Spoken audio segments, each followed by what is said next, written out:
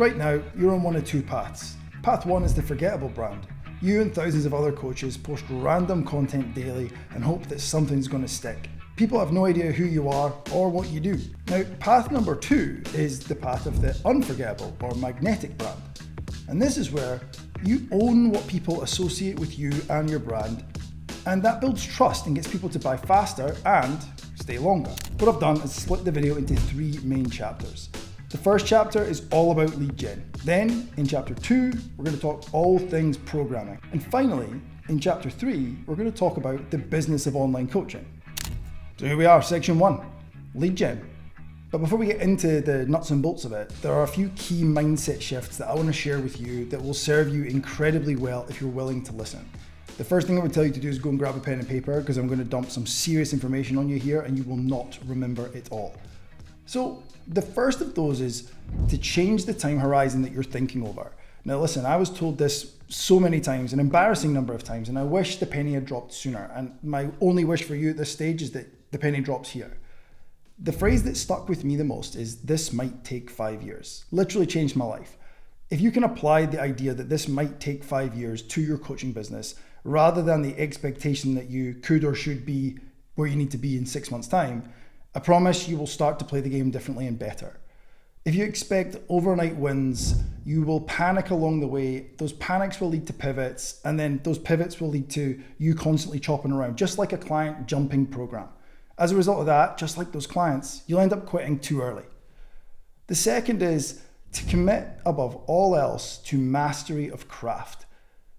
You can't market a product that's shite, and even if you can, you won't be able to sell it. You need to get good, but not just good, really fucking good, like world-class good.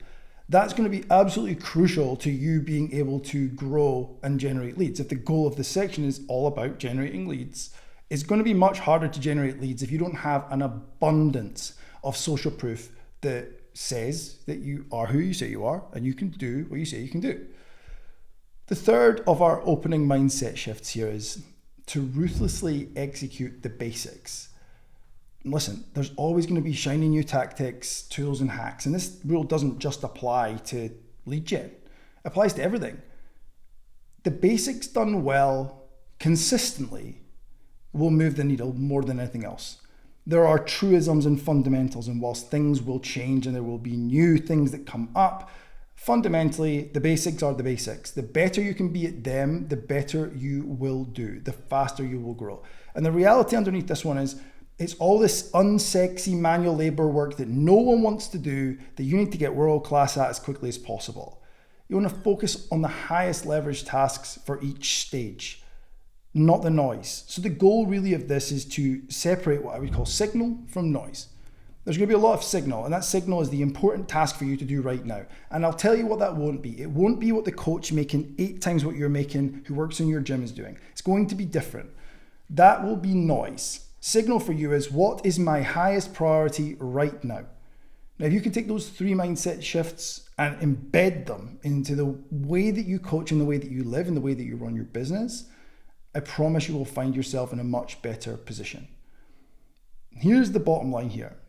No one owes you anything. No one owes you anything fast either. But mastery will pay out forever.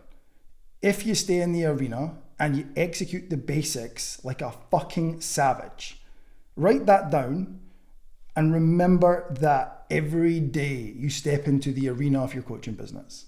Right, now we've got the mindset stuff covered, let's get into the actual lead gen meat and potatoes. The first thing that's going to happen is you're going to get your level 3 and you're stood there like, where the fuck is all the clients? The truth is you're going to have to work for them. If you have the idea that you're going to have this 50-person coaching business, that's a great stretch goal. But I want you to just remember that, like what we do with our clients, we want to break the goals down into manageable chunks. So the first chunk I want you to focus on is just getting to 10 clients. The big idea here really is your first 10 clients are already in your phone. I'm going to say that twice because it is so important and you will misunderstand. Your first 10 clients are already in your phone. You're just too busy trying to impress strangers. And I know that because I made that mistake myself. I was launching off into some big marketing campaign knowing nothing about marketing, when in actual fact, the first 10 clients came from people who already existed in my world. And what I've done to make this make sense is broken it down into 5 steps. The first of those 5 steps is understanding buying green lights. So I know you're waiting for me to drop some doozy on how you're going to generate your first lead. Before we do that, you need to understand, how do people even generate leads? Like, what are the underlying principles? Now, one thing I know you'll be sick of hearing by the time you get 10 years into the industry is people buy when they know you, like you, and trust you. Know, like, and trust. It's everywhere. You will hear that time and time again. You have to earn a yes on all 3 of those things before someone will buy. If they don't know you, they're not going to buy. Once they know you, they need to decide whether they like you. And as much as this might be a bitter pill to swallow, not everyone likes you, and you need to be okay with that. And once they like you, they need to trust you, and that's where a bunch of social proof and other things come in. Now, if we know we need a green light on all 3 of those, every move that you make should strengthen one of those things when it comes to lead gen. The second step is to leverage your warm network. I don't want you to touch logos or worry about branding or shiny distractions or Instagram pages or Facebook pages. I made this mistake and I don't want you to make it too. I launched off into creating an Instagram business profile for the company because I figured that's how the other guys generate leads. So I went and made the profile, and then I thought, oh shit, I'll add my logo. I don't have a logo. Fuck. And then I went on this side quest to go and find a graphic designer for a logo, and then I found out it was like $3,000. I'm like, well, I don't have $3,000.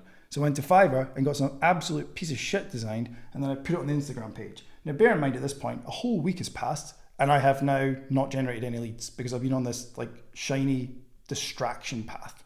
And then I started generating leads. Please don't do that. Not only that, but the logo I got wasn't even remotely representative of what I wanted my brand to represent. So here's what we're going to do. I'd like you to take a piece of paper, and I'd like you to write down the lists of places, not names, places where you already know people. But bear in mind, know, like, and trust. So that could be your phone contacts, could be your Instagram profile, your Facebook profile, old jobs, gyms, clubs, sports teams, you name it. There are people from all these places, could even be people from school or uni. Those places all have people who already know you. So we have one of the 3 green lights already. They are going to be the easiest people for you to sell to, because trust me, as much as I would love to tell you this wasn't true, the strangers on the internet do not know you at all, and it's going to take you a wee while to warm them up. So the first real client pool or prospect pool that we have aren't strangers on the internet. They are the people that already know you. Now, once we've got those places, now we need to start speaking to those people. So the third step is to start actual real life conversations. Now, I'm just going to cut to the chase. Across the course of your career, you're going to have to start loads of conversations. This isn't going to go away. This isn't a now and not later. It's a forever job. You want to DM those people or message or text or whatever. Get in touch with those people directly. You don't want to pitch them, and you're not going to pressure them. Let me tell you how we're going to run this. Let's just say we've got someone in our phone book called Steve that we used to work with in an old job. You're going to message Steve, and you can say, hey Steve, how you doing, bro? And make some sort of like small talk connection point. Just get in touch with Steve. Don't launch off into selling him something. Now, this is the power play. Once Steve has replied and you've had a couple of to and fro's, then you want to ask Steve if he knows anyone who might be a fit for your business. So what we're not doing, to be clear, is soliciting Steve's business. We're going to say, hey Steve, listen, while I've got you, I've just started a new coaching business. It does X, Y, and Z, and I'm looking for new clients. Do you know anyone who might be interested? So now, instead of soliciting him, he is disarmed in that we've not asked him for his business. We've asked who he knows. Steve may well be interested. I know many Steves have been interested in my life. What's going to happen is he's either going to say no, fine, move on to the next one. Do not let the rejection of that impact your next actions at all. Quick side quest. One of the things you need to get really good at is dealing with rejection across the course of your career. The more you can separate yourself from the daily rejection, the better you will do. So he's either going to say no, fine, or he's going to say, yeah, I know this other guy called John. He might be interested. Cool. Ask Steve to add you to a group chat with Steve and John. So you've got Steve, John, and you. At that point, you can then get Steve to introduce you to John, and then you can get on with your pitch. More on that later. The other option is option C. He's either said no or yes so far. And C is he says, yeah, I'm interested. Now Steve and you are having a conversation about him coaching because you didn't solicit him off the bat. Now what that does is it creates warm introductions to people that already know you. They probably like you and they probably trust you to a degree. I know for me, when I worked in the offices that I worked in my old career, feels like an old life to be honest, I was the fitness guy. Always. So when I did this, I put it on my Facebook and I messaged a few people, and all of a sudden it's like, oh, that fitness guy, I remember him. And as a result, they already knew me, they liked me, I hope, and they trusted me enough because I'd been the guy that had protein in his drawers rather than all the files that everyone else had. That's the play. Now that we've messaged those people, you can also do similar on your personal profiles. So go on your personal Instagram, go on your personal Facebook, anywhere that you have people, and you can just do a public post and say that you have started a new coaching business. Again, don't ask for leads. Ask, does anyone know anyone that would be interested? You'll find most people are more than happy to put their hand up as interested themselves when you don't actively solicit them. Now that we've done that, we get to step 4, which is focusing on delivery. That's going to be crucial throughout all of your career. We want to nail the experience for the first few clients. So, as I said, if you want to skip ahead and look at the sales call flow, please be my guest. But for now, if we've now generated some leads and Steve and John and all his pals, great. We've had some conversations and we've got some people in the business. Our first priority thereafter is to nail the experience for the first few clients. Don't worry in this case about perfect results. I know I did. And I see coaches get this twisted all the time because the PT over here is getting people fucking shredded out their mind or whatever, abs on their abs and veins on their veins. You probably aren't going to do that yet. You just want results from real people and case studies. The big shift here in your mind is that you're in apprenticeship mode. I want you to just focus on over-delivering and learning. You are in a season, this is a writer downer coach, if your pen is not out, now is the time to get it. You are currently in a season of learning. And that season of learning is your passport to your season of earning.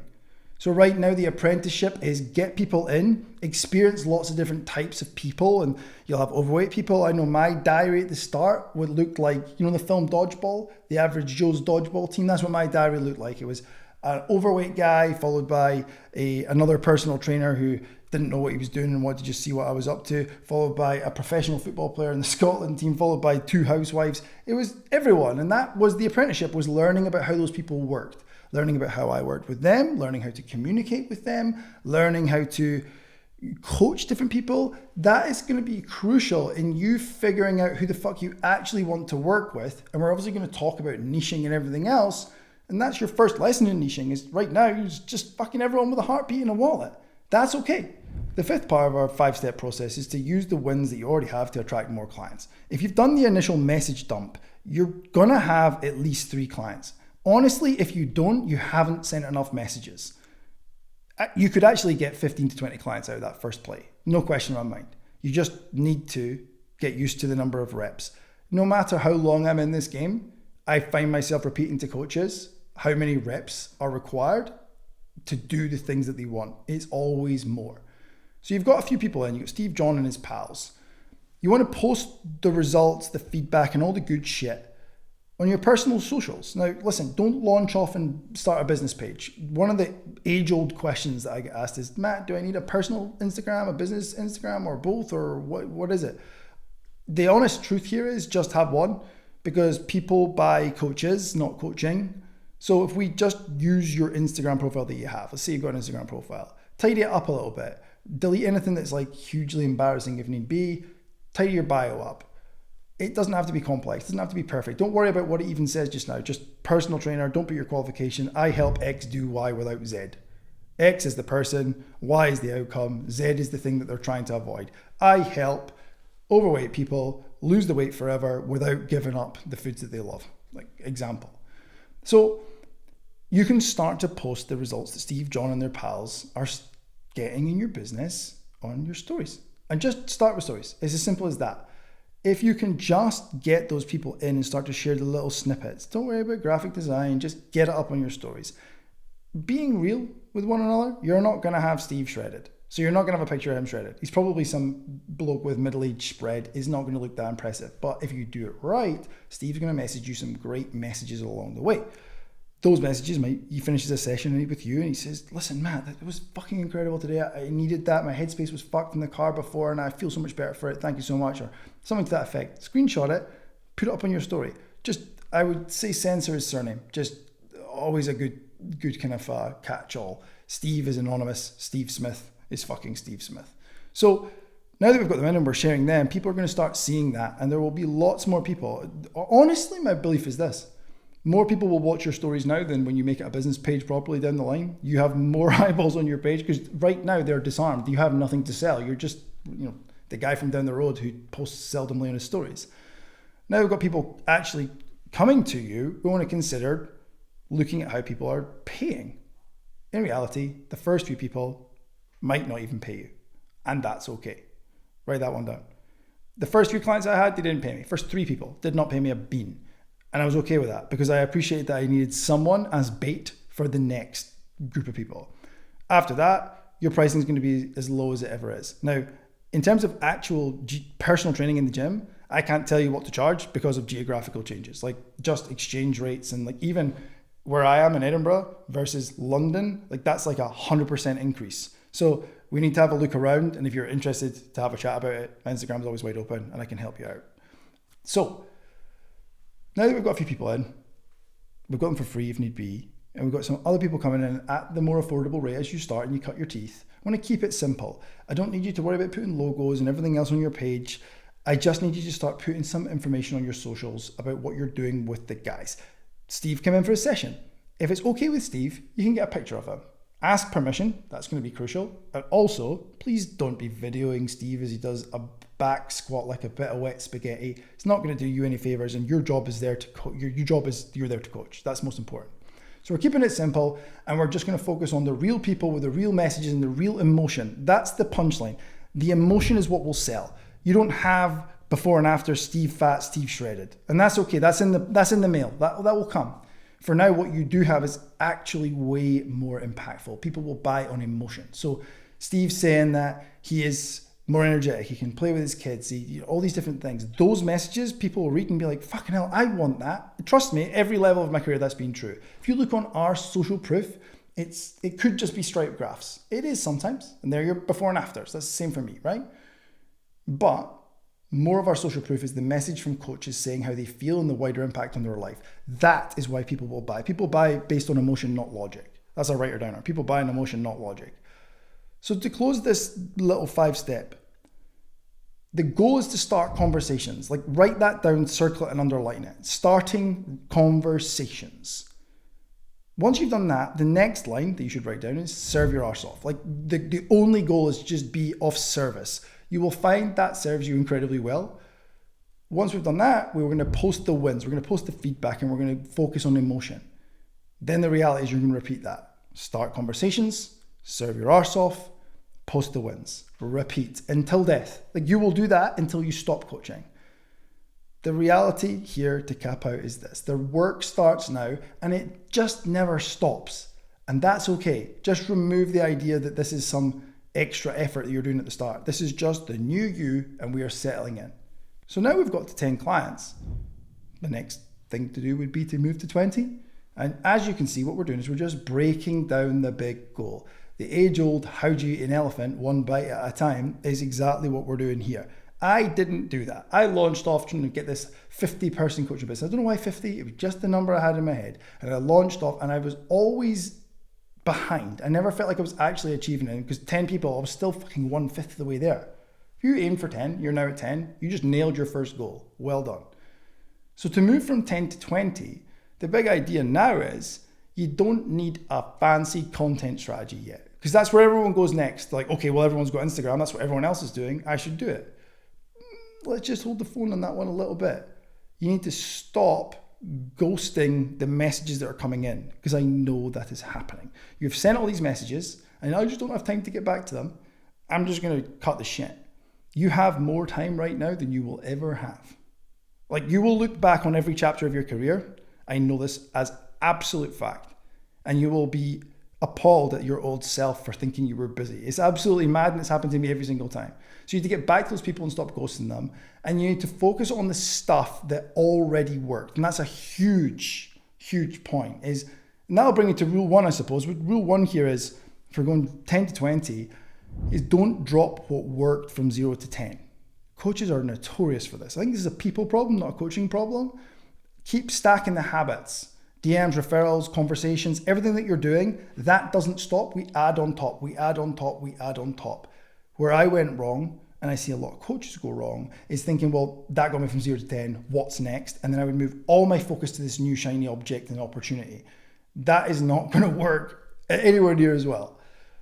If we can stack those habits, that will definitely get you another 1 to 3 if you stay consistent. Like, you can just keep doing that until death, and you could grow a coaching business just using what I've told you already. Like, a firm belief. If you did nothing else and you had all the time in the world, you could just do that and it will grow slowly, albeit, but it will grow. But you can get another 1 to 3 clients out of just doing what we did 0 to 10. Then it comes time, and you'll notice we are probably 13 to 15 clients in to update your personal profile. Don't create a new page. I've already said, let's just make your personal one the one. If it is private, rule number 1, please make it public. Impossible for you to market on a private page. Make it public.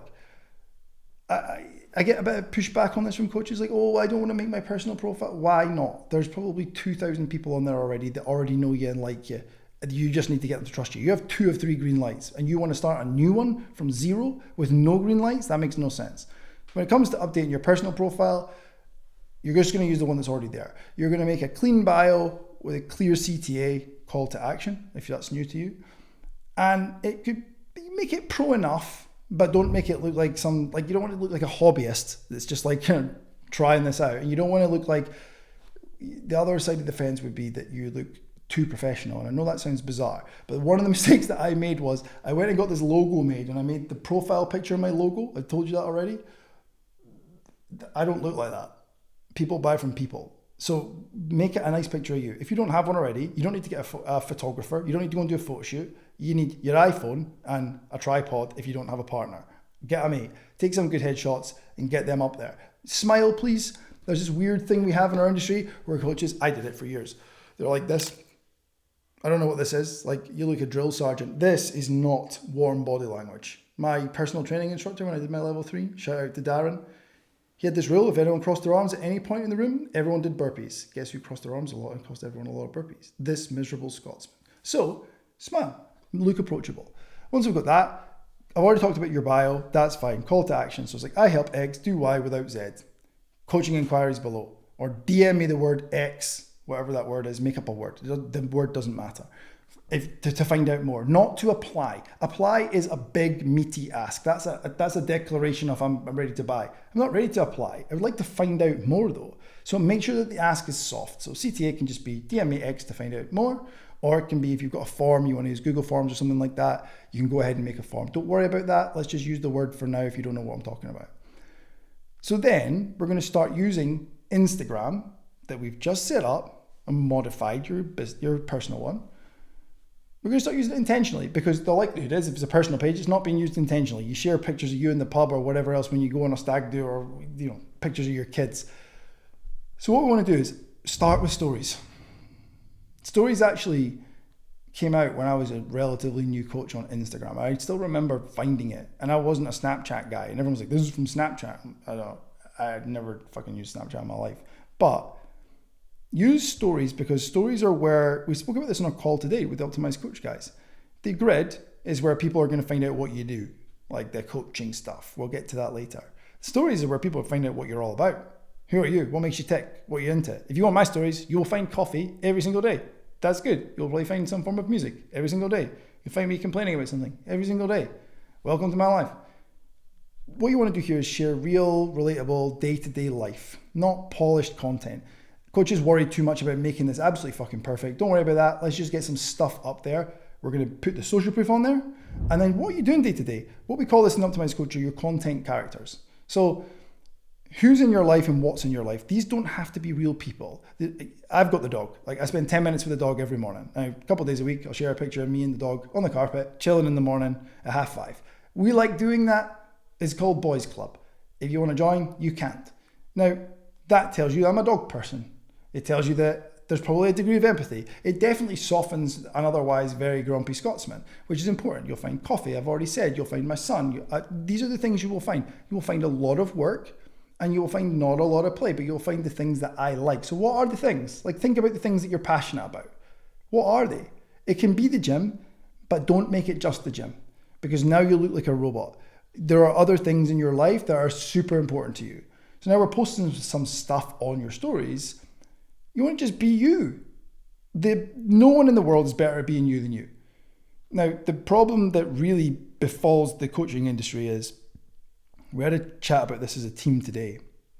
Coaches are so desperate to stand out. Like, everyone's saying I'm struggling to stand out, but they're also desperate to fit in. So what we do is we see, well, that influencer just posts pictures of him topless and does videos and time lapses of him training. Listen, I already know you train. I already know. What do I not already know that I need to know about you that will aggressively bring people towards you? If I'm a dog person, cat people, psychopaths, probably already distance themselves from me a bit. Tea drinkers, let's be real, straight to jail, are probably not as aggressively in as the coffee drinkers. And the coffee drinkers reply because they are as into it as me. Never offer me a cup of instant coffee if you ever meet me, please and thank you. Then what we want to do is sprinkle in the client wins, screenshots, and that's going to build trust. So what we're doing is we're building know and like, because I just know more about you by you sharing it. I either like you or dislike you at a micro level, and that's okay for the dogs, the coffee and everything else. And then the screenshots of the trust. And then we're going to use soft touch engagement things, right? So on Instagram, when you go on a story, you just click the sticker thing and you can add literally all types of stuff on there. There's stickers, there's polls, there's the slider scale. These are all engagement tools, I think is what Instagram would call them. Now, they're the best way for you to garner engagement from the people who are watching your story. Pro tip here, it's not buy my program. I fucked this so hard. I was like, I have 5 slots available. Click the sticker to sign up now. Like, sign up. Come on, Matt, you know better than that. To find out more, if you're going to do that, they're fine. And honestly, if you're going to do one of those more aggressive call to actions, like 1 a week is absolutely plenty. You will find the people that tap that are like your mum and your auntie, because they're trying to be nice and they thought it would help. It doesn't help. Thank you, mum. What we want to do is use the soft touch stuff. Think about the things that happen day to day that make you kind of laugh and giggle with someone. Maybe your partner, might be your mate, your housemate, might be other PTs in the gym. For example, my wife loads the dishwasher as if she has loaded every dirty dish into a cannon 3 miles away and fired them at the dishwasher. I stack the dishwasher like fucking Tetris. I am a dishwasher pro. Now, I am confident that we are not the only household that have that bugbear. So I share a picture of my wife having stacked the dishwasher. Now I'm going to take the picture of it. It looks like a car has crashed into it. And I ask, are you person A or person B? And maybe I put a split screen of 2 different ways. Now, you've probably started to lose me and think, what the fuck is he talking about dishwashers? Listen, here's the thing. I will not respond to what are you struggling more with? Fat loss or muscle gain? I know as a prospect what comes next, which is, would you like some help with that? No, you've just solicited me. If I see as a prospect, which way do you stack the dishwasher? I probably have a fucking opinion. Other examples. What do you wash first in the shower? Your hair is the correct answer to this. And you could even say that last bit. You could say, here's one that I did. This is my favorite one that I've used of all time. I said, took a picture of my feet with socks on, and clearly my legs were naked. You could almost see the tip of my penis. Now, I said, does anyone else notice that when you're just wearing socks, you feel more naked than when you're fully naked? And the answers were, yes, I do. I feel this too, or no, you fucking maniac. Everyone that responds gets a response from you. Hey, Stephen, thank you so much for responding to my poll, if you want to be formal, or yo, dude, the way I would do it. Yo, dude, listen, another guy that gets it. You stack the dishwasher like a fucking professional. Love to see that, man. He's more likely going to reply to that than like, hey, I see you're struggling with fat loss. What specifically are you struggling with? When he replies, we have a bit of banter. That banter will either lead us to the place where the conversation is flowing and you can be like, yo, I saw on your story, on your posts that you're just joined a CrossFit gym. Are you working towards something, or what's going on there? Then we start to move into triage, which we'll come to later. So the goal is always more conversations, not more likes and not more aggressive asks. So soft asks are going to work really, really well. Play around with all the tools. Use the slider, use the poll, use the question box, do quizzes if you want, but make the quizzes not about fitness. No one needs to know where the bicep inserts. Ask them about, which coffee has the highest fucking caffeine content or something. The bottom line here is this. Chats lead to triage, and triage leads to coaching. So the goal is to have more chats. Realistically, conversions, sales, happen in conversations. The more conversations you start, the more chance you have to actually get to the point of a sale. The next thing we can start to do on your page is to welcome new followers like you would in the gym. So when I worked in the gym, right, I would say to you, if you came in, I do this typical, I don't know what this is. I don't make the rules, right? This happens. You come in, I do this. What is that? I don't know, but I do it. And then you do it back.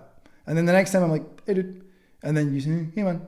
And then the third time I might go up and be like, hey, I'm Matt. Sorry, I've been really rude. I didn't get your name. He's like, oh, I'm Scott. Nice to meet you, Scott. Listen, I'm one of the PTs. Give me a shout if you need anything. I'll leave you alone. But if you ever need anything whilst you're in the gym, come grab me. Happy to help. That isn't weird, but coaches make DMing new people this fucking big, weird, awkward thing. It can be as simple as, now, there's a fucking rule here, so listen in carefully. Let's say someone called Scott just followed me. I'm going to send, hey Scott, and I'm going to send that. So the rule is to text like a 14-year-old girl. Don't send this massive chunk of, hey Scott, thanks for following, I've just started a new business, and you just send this huge chunk, because if you look at your requests folder, all the people soliciting you do that. So you're going to be tarred with the same brush. So, hey Scott, the reason we start, or better yet, just Scott, exclamation mark, send. Why? People's favorite word is their own name. So he's going to see that. And then it can be, appreciate the follow, dude, send. And then after that, this is the power question. Pen and paper ready? So we've said, Scott, exclamation mark, send. Appreciate the follow, send. Ready for it? Are you here for the content? Or are you on a fitness journey yourself, dude? Send.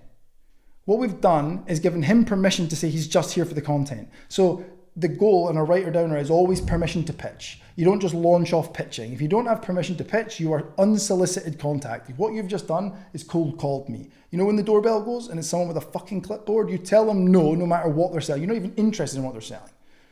If he says, oh, I'm just here for the content, that's absolutely fine. You just say to him, okay, dude, cool, listen, enjoy it. Meanwhile, my inbox is always open. If that changes, give me a shout, always happy to help. Leave the conversation. Fine. If they say, I'm on a fitness journey, then you can start asking questions and qualify those people naturally. Oh, that's interesting. Like, what's the journey? What's the goal, dude? I'm curious. Oh, I want to lose 5 kilos. Oh, epic. How long have you been at it for? Oh, I've just started. Oh, sweet. Tried this before, or is this your first time at it? Oh, no, I've tried it before. Oh, it's interesting. Well, what have you tried before? The more questions you ask, the more information you will have to qualify people. And that will bring us to the natural qualifying people next. To cap this little bit out, at 10 clients, you will have proof of concept. Like you can, for your own self, you know you can get clients. Fantastic. You can generate leads without the use of social media and you can get them into business. From there, the goal is to tidy your page up and talk to humans and then let your stories do the selling with soft, non-coaching related asks. Don't be launching off into big fucking sales pitches, all right? Okay, at this point, we've generated enough leads that we likely have a 20-person business. That's a fucking lot of clients, so well done. Like, give yourself a pat on the back. I'm going to add a random note in here for a book recommendation that, in my opinion, there are a few books that every coach should read, and this is one of them. It's called The Gap and the Gain. It will legitimately change your life. It's easy at 20 clients or 10 clients to think, oh, I don't have 50 yet. That is you in gap thinking. You are constantly not where you want to be. And the truth is, you're always not going to be where you want to be because you're always going to have big goals because you're aspirational. I know that because you're watching this. You've given this amount of time. The other option is to look at the gain, which is, here's the analogy. You know, you're walking up a mountain and it feels like the top's not getting any closer. And it's fucking hard slog and it's brutal and you're hating it. And then you stop and you turn around to catch your breath and you look down the hill and you think, oh, the car's fucking tiny. That's when you realize how far you've come. I want you to just take a minute at 10 and 20 clients to give yourself a big pat in the back. I know this sounds a bit woo-woo. I'm a firm believer that when you operate your business from a place of gratitude for the work that you've already done, you will grow much better as a result. So moving into, now you've got 20 clients, we need to start thinking about content strategy. Like now you've got some stories cooking, let's look at the grid. Let's get things cooking. Let's start doing the thing that you were probably going to do in the first place, but you didn't have to. So the big idea now is, if you disappear in terms of content, it's being consistent. So if you disappear, people will forget that you exist. And if they forget that you exist, they're definitely not going to buy. So the golden rule is that you stay front of mind. That means posting consistently. And honestly, that sentence is the one that's going to fuck you up. It fucks up coaches decades into this industry. Consistency is the fucking game. So if the goal is to stay front of mind and post consistently, That's important because if you, like I say, if you disappear, they forget that you exist entirely. And if they forget you exist, like I've already said, they're not going to buy from you. There is a worksheet that's going to help you with this. And you'll find that in the description below with the rest. The Content Strategy Playbook, which will help you unpack and unfuck what the hell you're going to do when it comes to building your own content strategy. However, as always, I've broken it down into a 5-step content framework just for you. The first step when it comes to building our content strategy is to understand that the rep is the mother variable. You will do nothing more important than just reps when it comes to content across your whole career. Reps, reps, reps. The number of reps that Chaz and I do on content, and even just for things like this, is incredible. The first target is to get your first 100 posts on your grid as fast as humanly possible. Now you might be thinking, fast? I thought surely it was to get good content. Listen, the first content you make is going to be absolute shit. Mine was, yours is. There's no skipping that stage. So we might as well expedite that whole process and go as fast as we can to get 100 pieces done. If the goal is to learn to swing a golf club, you can talk about swinging a golf club, read about swinging a golf club, watch YouTube videos on swinging a golf club, or you can just go and fucking swing a golf club and feel it out. And we know this from the gym. So I don't need you to worry about perfect. I just want you to get it live and running and on the internet. That is going to take a huge amount of mindset shift from you because you're going to be nervous. What if this? What if that? Who's judging me? Listen, you're going to be judged regardless, and people are going to think you're an idiot regardless. Let's just get it out there and move beyond the awkwardness, because the only way out of that is through. A right or downer. The only way out is through. You can't avoid the awkwardness. You just get to the point where you realize it doesn't care. You don't care. You can't improve content if you're not in motion. So the coaches that struggle with improving their content are the coaches that are not posting. I don't know how to make it better. Well, you can't fucking fix something you're not doing. So the phrase that comes up time and time again in our industry is it's easier to steer a moving ship. You can make adjustments on a moving ship much easier in direction than if you're standing still. So the first step is get your first 100 pieces of content out as fast as humanly possible. The second step is to pick a format you'll actually stick to. It can be videos, it can be photos, it can be carousels. At this stage, it really doesn't matter. Now, yes, down the line, there are going to be things that are trending. There's going to be things that the algorithm is favoring.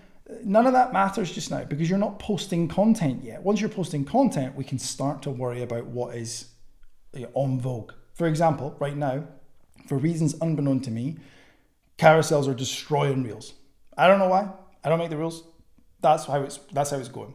Now, as a result, we're favoring carousels in our content and educating the coaches to do the same in the Optimized Coach. What matters here is to pick a format that you can stick to and do consistently without hating your life, because the more difficult you make this, the less likely you are to do it. So pick the format that works best for you. Most people, it's not going to be video. As much as I would love to tell you to make video, it's just not going to be that for most people because it's a huge skill curve. You're going to have to learn how to use your camera, how to put it on a tripod, how to connect mics, lighting. Oh my God, stress. Let's just make some static posts for most people. It's going to be the easiest. So the format for you is just whichever one tickles your pickle the most. Now that we've picked a format, which likely is static or carousels, so when I say static, photographs or carousels, using something like Canva. Canva's the GOAT here.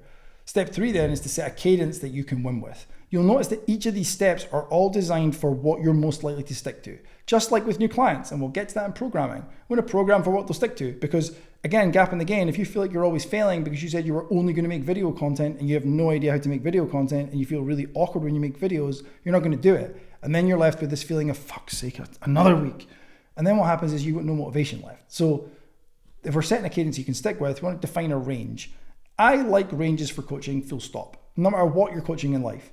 Rather than saying I will post 6 times a week, it could be something like 2 to 5 posts per week so that if you hit 2, you're still winning. That'll create long-term momentum. Same with clients. If you say 10,000 steps a day and they only get 9,000, they're going to feel like they're failing. If you say between 9 and 12, whatever that bracket is for them, we can create momentum. So once we've defined a cadence as a bracket, honestly, 3 to 6 would be a great place to start. Step 4 is to talk about what you know. Honestly, one of the most important things I can tell you. Teach what you know and nothing else. Stick to your zone of genius, health, fitness, nutrition, habits, something like that. You tell me, I don't know your qualification. A level 3, you only know so much. You need to stick to that. And where coaches get this wrong is they read a book on something particularly complex. I know, I'll be honest, I did this. I remember sitting on the train once and doing a post, probably one of my first posts as a coach on epoch, if you know what that is. None of my fucking clients or prospects at that moment in time give a single shit about what epoch is. I didn't even understand it properly, but I'd read about it, so I was making a post about it because I thought it would make me look good. It did the opposite. It distanced me from all of them. So we want to post about the stuff that you know, and we want to make it real, make it proof-based, so not your opinions are less important just now. You'll earn the right to have an opinion. Right now, what do you know? People will buy you, not coaching, so we want to try and make this whole thing, in your words, but ultimately we're going to stick to fundamental principles. So stick in your lane, health, fitness. So that's largely going to be this. Okay, let me give you an extra bonus step. It's going to be one of three categories. It's going to be exercise, nutrition, or lifestyle for most coaches. Stay in those. Don't wander off into a book that you read or mindset or journaling or breath work. Listen, if you're a breath work coach, fucking knock yourself out. But if you're not, stay away from all of that because it's a distraction and people are going to get confused as to what you actually sell. I can tell you that with confidence because I fucked that. Basically, this whole video is a series of my mistakes that if I can share with you and you don't make, then I win and you win. So basically, in the fifth step here is to balance your buckets. Each week, I want you to aim for, here's a framework that we'll give you. 2 social proof posts. That is like the most important rule of content. Like I say this to coaches until I'm blue in the face. If you put a gun to my family's head and said, we're going to shoot them all, I'd say shoot them. I wouldn't. I would say, what do you need? You got to pick one type of content and you can only do one for the rest of your life. Snap decision, social proof, no question. I'm in. That can be DM screenshots, it can be results. You already know the drill. We've spoken about it.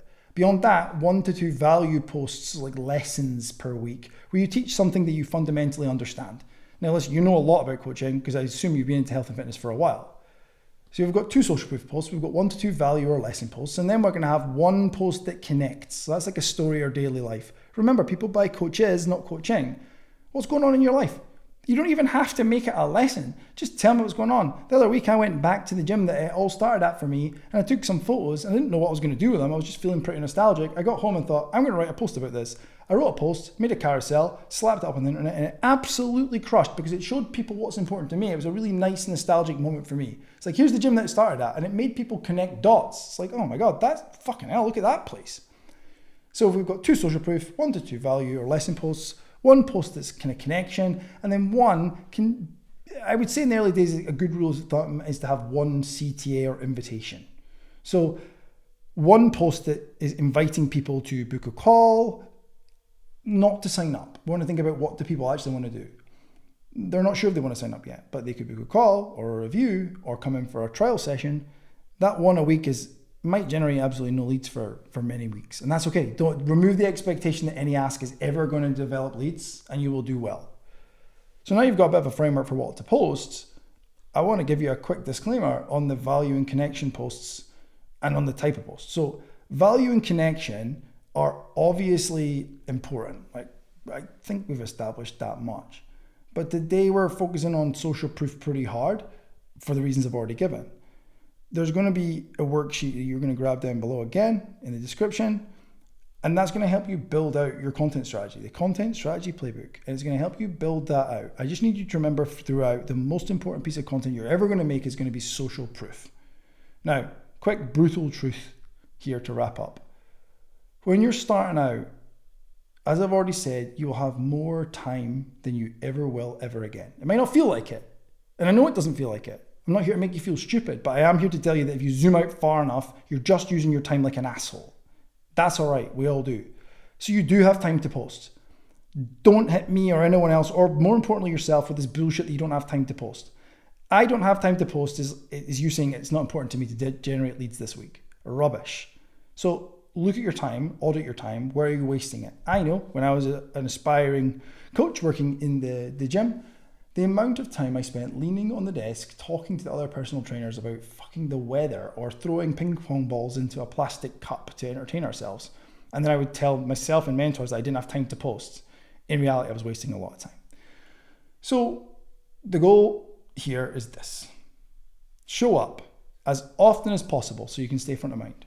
Stay visible and be the obvious choice when the pain hits. That pain might not be now, but the more you post, the more you show you know, the more know, like, and trust you're building. When that person invariably arrives at the point where they're like, I do have a problem that I would like some help with, they're going to think of you first. That's going to be absolutely crucial. Now remember, your content is not for you. That's the final point I'll make on this. The goal isn't to make stuff that you find interesting. The goal isn't to find stuff that you need right now. The goal is to make stuff that those people need right now. So making stuff, thinking about your clients that you currently have, the problems and the questions that they're asking you, that is going to be your biggest pool for teach posts that you'll ever make. If Steve and John are struggling with X and Y, chances are there are other Steve and Johns out there struggling with exactly the same fucking thing. Write down the questions right after every session and capture that and turn them into posts. The posts you're making are for future clients who are currently watching quietly, waiting to need your help. One of the trickiest things that coaches find when they're starting out is dealing with limited transformations. So the big idea here is you don't need shredded clients to show social proof. Remove that expectation because most coaches come in with that. You need relatable ones. That's it. Relatable stories, relatable clients. So the place you can start is with your own story. The first piece of social proof you will ever have, like you are case study number one, is you. I want you to use it. If you're a health and fitness professional, you're probably healthy and fit. You probably got there by doing a lot of work. Let's talk about that. Like, you are the best social proof you will ever have.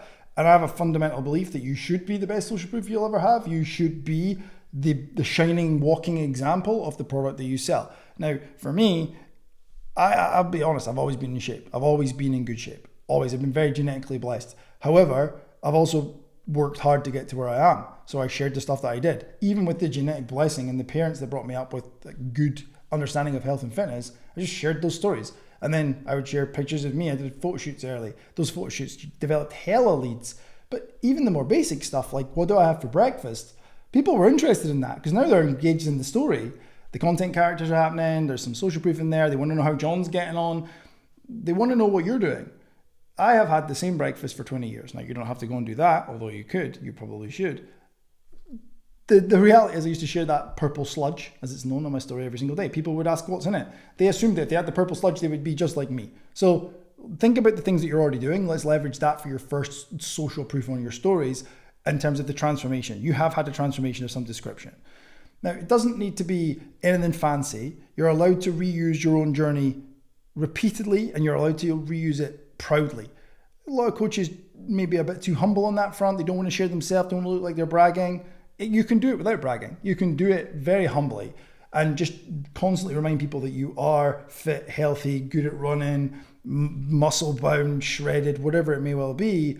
That's the thing that's going to drive a lot of your early leads. So when it comes to dealing with the lack of transformations at the start, I want to shift your mindset about small wins. For me, I was really freaked out that no one was shredded yet. And honestly, let's level with each other. The first few clients are the most difficult clients you will ever work with, and that is a great thing. But none of them got shredded for a long, long time. The first person I ever got in really good shape, there's a couple of them, Craig and Tenny, shout out to those guys. I remember putting those pictures up and I got fucking hella leads off the back of it. But it took me like years to get to that point. Progress is the underlying point here. Not everyone needs to have a 6-pack reveal on a social proof for it to generate leads. You're not here to impress other coaches. You're here to impress the right people and help clients. You're not even here to impress anyone. Where this goes wrong is you got Steve to lose 5 kilograms. Steve still looks like a sock of custard, but a smaller one. Now, you don't want to post that because the judgment of other coaches is on your mind. Well, the other guy that works in the gym will think I'm fucking useless. If the other guy's not an asshole, the other guy started exactly where you are. He definitely did, but he can respect that. Also, the other guy in the gym is not paying you and he's not a prospect, so his opinion doesn't fucking matter. You need to get out of the way of worrying about the judgment of other coaches. The thing with this is tiny wins can be more relatable and more powerful anyway, because if you show me Steve shredded out his fucking mind, I'm now terrified of that because that seems like a lot of work. But if you show me Steve that lost 5 kilos, I'm like, I could probably fucking do that. Now, that's one of the underlying points in getting the transformations early is making sure that you share the little bits. Now, there's a worksheet that will help you with all of this. And it's called the Social Proof Playbook. Now, the Social Proof Playbook is going to help you take, say you have Steve and John got a semi-decent result. Now, you've got your classic before and after, and where most coaches fuck this up is that they don't understand how to turn that into more posts. So you don't want to just share John one week and then Steve the next, and then John the next week and Steve the next, because again, judgment of other coaches, and also it does get a bit boring. But using the Social Proof Playbook, you will literally turn one transformation into 7 different posts. 7. Incredible. And by doing that, you can show the before and after, you can show the real life context, you can show the kids the job and the time frame, and you can show all the details in different ways that make it the readers can read, the watchers can watch, the listeners can listen, and you're going to cater to all different types of prospect. Now, I've just touched on it there, and I'm going to circle back on it, is when you're putting together social proof, especially when you have limited social proof, the goal is A, to milk each one for as much as you possibly can, which is where the Social Proof Playbook is going to help.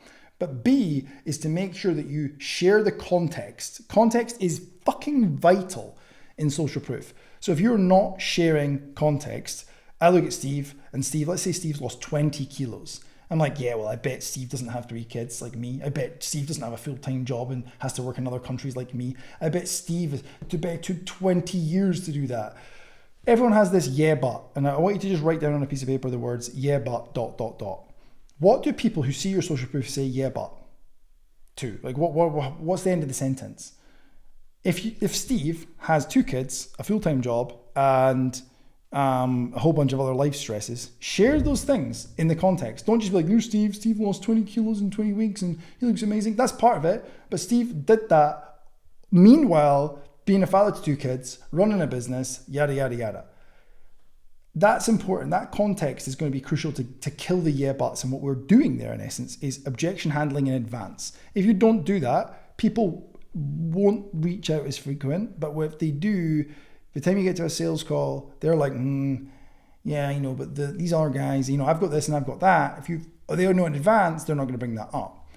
The last part there is to then share the struggle, not just the shiny, nice parts. I know I was guilty of this. Here's Chaz. Chaz got shredded in this period of time. Ta-da! In reality, though, there's more to it. Almost every client transformation has this big, nasty bit in the middle, which I call the messy middle, where someone breaks their hand or they have to go on a work trip and they gain a few kilos back. And what we do as coaches is we try and hide that because we're embarrassed about it and we think it makes us look not as good. But in reality, that's the stuff that people think, right, fucking hell, these people have real lives. And it wasn't all sunshine and rainbows. I know it sounds really weird advice. I don't even need you to trust me or believe me. I just need you to try that and watch the magic work. So now that we're done that, you've used the Social Proof Playbook, you're going to start putting together these posts. And in reality, unless you are already predisposed to being good at graphic design, you're fucking awful at graphic design. And that's all right. We're health and fitness professionals. We're not fucking artists. So we're going to think about the design being simple and to speak clearly. People's reading level is fucking atrocious. So if you use big fancy words or industry jargon like epoch, or like we've worked on his VO₂ Max or his anaerobic capacity threshold workouts, people have no idea what that means, so they switch off. If they're confused, they don't keep reading. So we want to use clear language and we want to keep the design as simple as possible. The best tool for this is Canva, no question. You don't want clutter. The problem with Canva and a new person using Canva is there's a lot of buttons. And I can add this and I can add that and I can add effects. And oh my God, I can curve the text and I can add stickers. And before you know it, it looks like a 5-year-old threw up on it. We want to be really careful that we don't do that. Clear and simple is the fucking modus operandi here. So we want to label the posts that you're making with what changed as well and how long it took and other context and stuff that matters. So if it's a picture of Steve fat and Steve shredded, we want to make sure that we add some context. How much did he weigh in the first picture? How much did he weigh in the second? How big was his waist? How small was his waist? That information is going to make this whole thing much more tangible. Again, we're just looking for clarity. We also want to think that the goal here is that when someone as a prospect is looking at this piece of content, they'd be thinking, that could be me. Not, oh wow, that's fucking insane. Now, as you progress through this, you'll be able to do both of those. You'll be able to be like, wow, that's insane. That could be me. That's not going to happen right now. So the more human you can make Steve, Chaz, whoever it may well be, the more likely someone else is to see themselves in the story. That is the goal of social proof. Can the prospect put themselves in those shoes? They can't do that if it's cluttered. They can't do that if there's too many words. We've already talked about killing the yeah but objections. just make sure that you take care of them somewhere in the post or in the caption. She has the same, she won't have the same job as me. He's got 2 kids. I bet he doesn't have kids rather, or any of that bullshit. We want to kill that in advance so that you don't have to deal with it down the line. Now, to close out here, I want you to stop chasing 6-packs just now, if that's the thing. Whatever the 6-pack is for you, like it might be marathon times or whatever, depending on the type of coach you are. But 6-packs is the easiest one for the midline. That's what I did. Stop chasing 6-packs and start sharing actual real life stories. They're the things that will sell. Stories, the better you can get at writing stories, the better you will generate leads, full stop. The right clients don't need perfect results. They just need to believe that they could do it too. And that is a writer downer. The right clients don't need perfect results. They don't need to see you getting people like fucking cover model shape. They just need to think, I could do that. That seems achievable to me. And they will never be able to do that without you sharing the context of what went into it. Another big thing that comes up in the early days of coaching is the idea of niching and getting really bogged down in, do I need a niche? Do I not need a niche? How do I even work out my niche? And then getting really stressed out about it. Listen, I'm going to break this down as simply as I possibly can for you. The big idea when it comes to niching is you don't need to pick your niche yet. If you're a brand spanking new, you've only been in the industry a few years, a niche is something that you earn later on. You earn it by coaching real people. There's no way you can pick a niche with the information that you have at the start. And I'll tell you why. When I started coaching in the gym associated with the rugby club that I played at as a kid. And I was like, these young lads, they're fucking testosterone machines. I want to work with them, like 18 to 21. Let's get them in and just get them jacked. The problem was, those guys didn't want to spend money on coaching. Even if they did, they couldn't afford it. So I had to work with a range of people to figure out who I liked and who I didn't, who I worked with well and who I didn't, find out where the education deficit was for the people that I really enjoyed, which turned out to be men. Then I need to figure out, well, what do I need to know more about those people in order to coach them well? And as I earned the right and the experience and mastered my craft, I ended up getting clearer on the niche. So the first rule is you earn the right to niche down. In the beginning, I want you to forget laser focus. Don't worry about, well, so-and-so has a niche, so-and-so works with X, Y, and Z. Don't worry about so-and-so. Doesn't matter. You're not them yet, and that's okay. You're going to work with a big, broad list of people. Now, if we think about niching really simply as like a giant funnel like this. So when you start, we've got time. This is you at the start of your career, and this is you later on in your career. Nice and broad at the top. Anyone with a heartbeat and a wallet is a niche, and it will do for now. As we work down that over time, you're going to get more specific by a process of elimination, if anything. You're going to think, well, for me, I remember very clearly working with a few people that were very overweight. I could not empathize with those people. I didn't understand how it was to be fully like that obese, and that's okay. And as a result, I didn't get great results with them. I really struggled with coaching those people, but I had to do it to know that. And then we extract and remove people such that you're left with the people that you are best at coaching. So if we forget laser focus, you want to work with anyone you can at the start. The heartbeat in a wallet test is absolutely fine. And then you want to use the early phases of your coaching to learn what lights you up. That is vital. If you don't enjoy working with a certain type of people, you're never going to grow a business in it, because the phrase here is you won't grow into pain. That's going to be vital in every step of your career, and I need you to enjoy what you're doing if you're going to stick with it. I don't need you to enjoy every day or every task. I just need you to enjoy the people you work with. Now, when it comes to the niching, your lived experience is going to be your guide. The more people you can coach, the clearer it will get. So by living the experience of coaching a broad range of people with heartbeats and wallets, then the beauty of that is you're able to find out, like I did with overweight people, that I didn't really want to do that. And then down the line, no offense, ladies, I struggled coaching ladies because it's 2025, maybe I have to point out, I'm not a lady. So I didn't understand a lot of the stuff that was going on for them. And I found it very difficult to get it, if I'm honest. And then I arrived at the question is like, do I want to get it? Like, do I want to be that guy? So then I decided I didn't. And it wasn't, I just said, you're a lady, you can't work with me. It was a case of being like, I'll market male and I will generate 80% male and 20% female leads. I still took them on. I could still coach them. I just didn't love it. So that's the point, is I need you to work with the people that you enjoy working with, but I need you to be okay with the fact that in the early days and for a long time after, you're going to have to work with people that aren't your absolute fucking dream client. That's all right. That's how you're going to get better. And we just need to make peace with that. 3 filters though that you can use when you start to think about being more specific with niching a little bit later on. There's no time frame for this either. I can't give you that. But once you've worked with a big, broad range of people, you've started figuring out where you enjoy, where you're effective, fantastic. You've removed some people from the process. You're going to then find a few niches, like I did with young rugby players, that you might want to work with. There are 3 filters you can run these people through: passion, results, and profit. Let me break that down.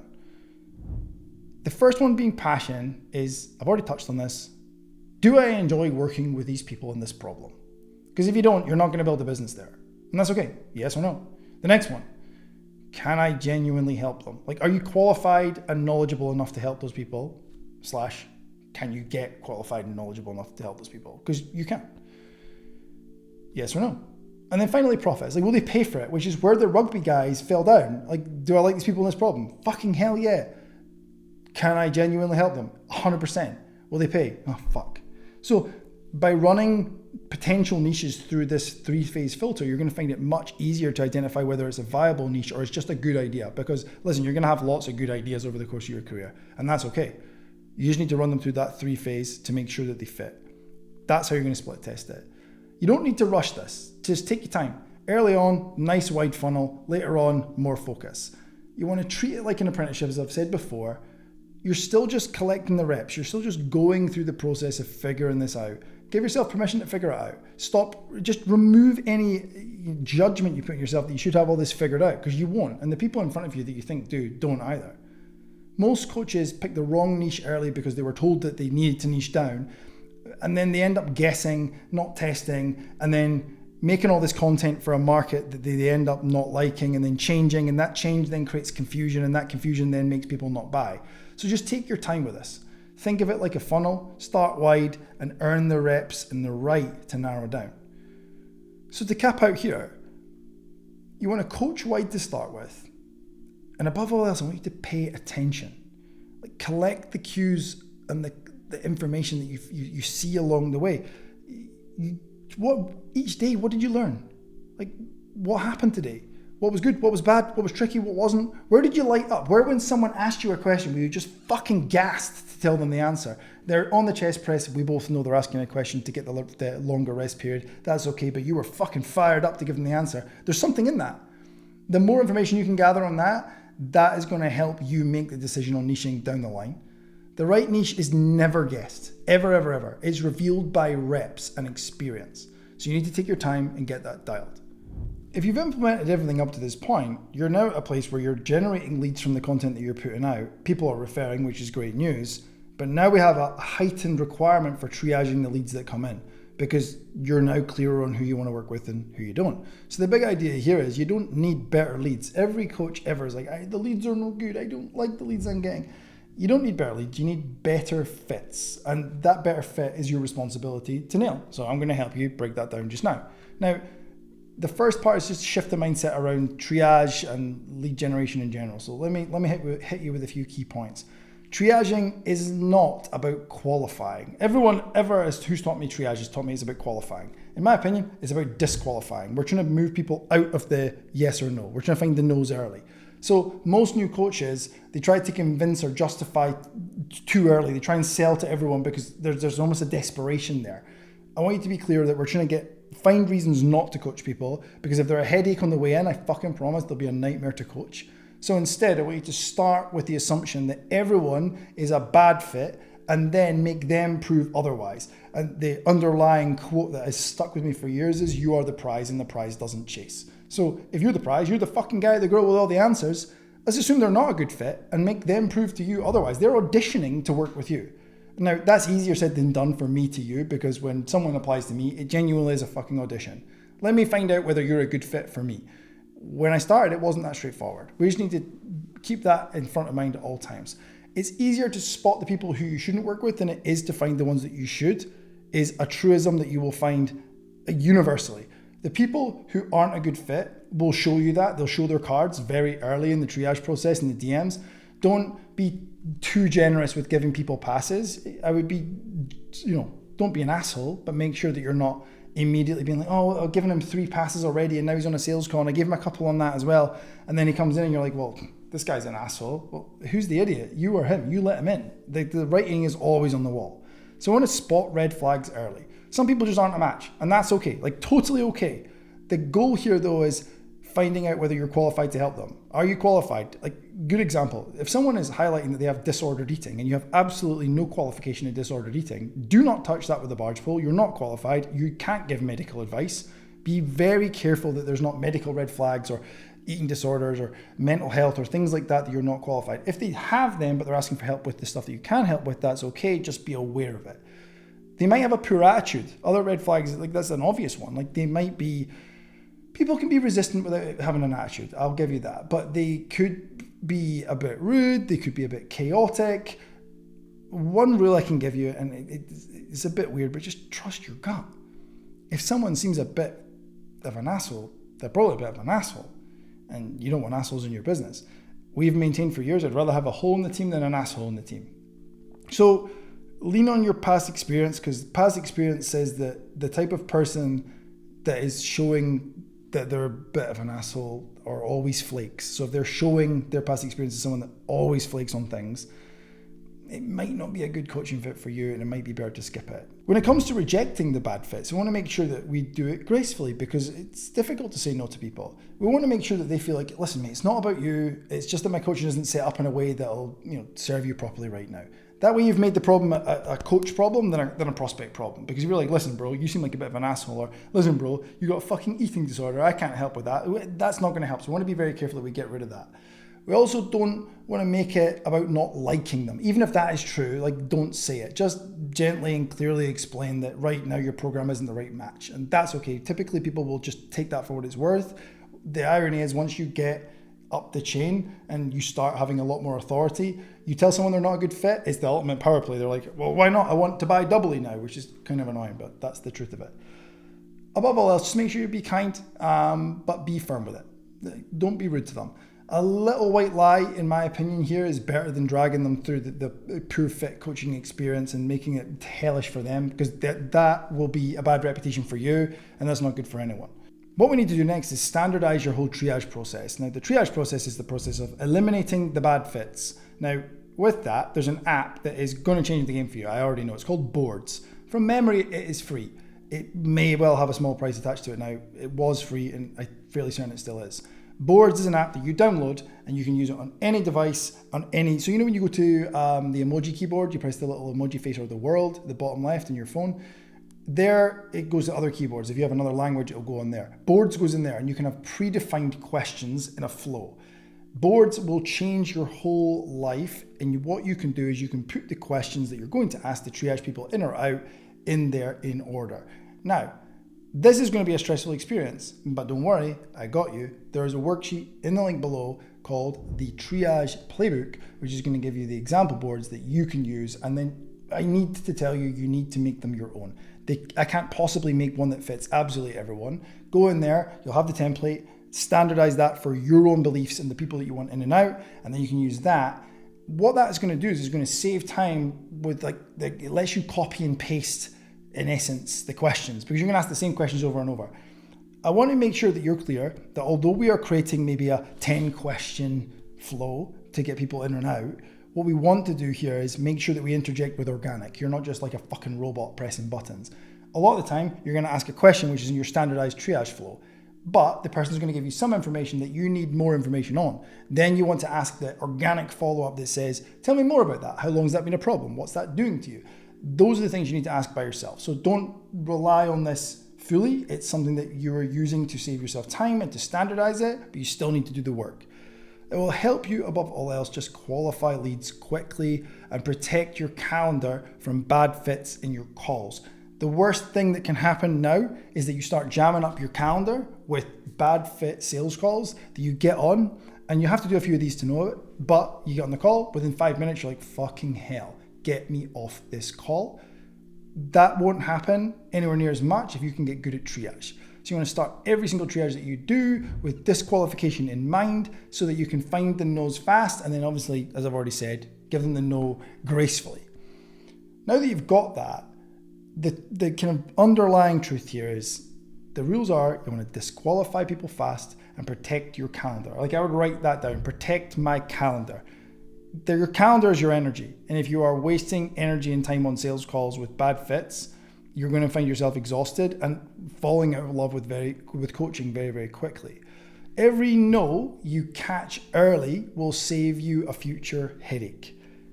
If they're a red flag on the way in, I promise they're going to be an absolute nightmare to coach, and the line in the Optimized coach is the headache is never worth the cash. So now that we've triaged everyone up and we've know the no's and we've got the yeses, we've only got one more bit to go in chapter 1, which is the importance of retention versus acquisition. Now, they might be big words. Let me break them down. Retention is keeping a client. Acquisition is gaining a new client. The big idea here is super simple. Clients don't leave because they're bored. They leave because they ran out of future. I'll say it twice. Clients don't leave because they're bored. They leave because they ran out of future. A client that has a clear, compelling future with you in it will stay and pay for much, much longer. When it comes to retention versus acquisition, retention is the fucking GOAT.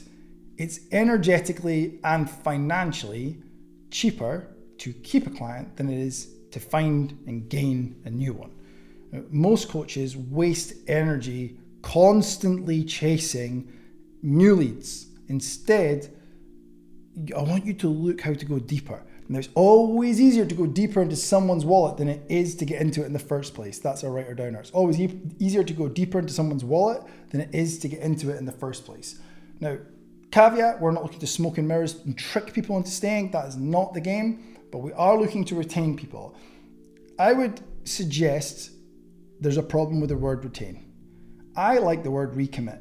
Now, you don't want them to recommit to you. You don't want them to recommit to your coaching. You want them to recommit to the future them that they are here to build. So if retention is always the play over acquisition, it's like frighteningly cheaper. 25 times is the stat. Retention is 25 times cheaper than acquisition. That's like a global business stat, no matter where you look. I want you to think that clients leave when they run out of future, and then break that down. You need to always show each client what's next. That's going to look like clear client phases that help them feel progression. If they have clear phases, they know what's now and what's next. The writer downer, which we'll get to check-ins later on, is what's now and what's next. If they don't know what's next, they just feel like they're stuck in this ongoing cycle of PT session or check-in, and round they go. Now, if they're always clear on what's next and there's progression laid out in front of them, they feel like they're getting better and evolving as a human, they're going to stay. Your service, your systems, and your delivery should make retention the obvious path. They should feel like they know what's coming next, and it seems like the logical, I should fucking absolutely do that because everything else has been great so far. So you want to deliver ongoing value, not manipulation or anything like that. And trust me, there's enough information on the internet to teach you how to do all the mind fucks to get people to stay.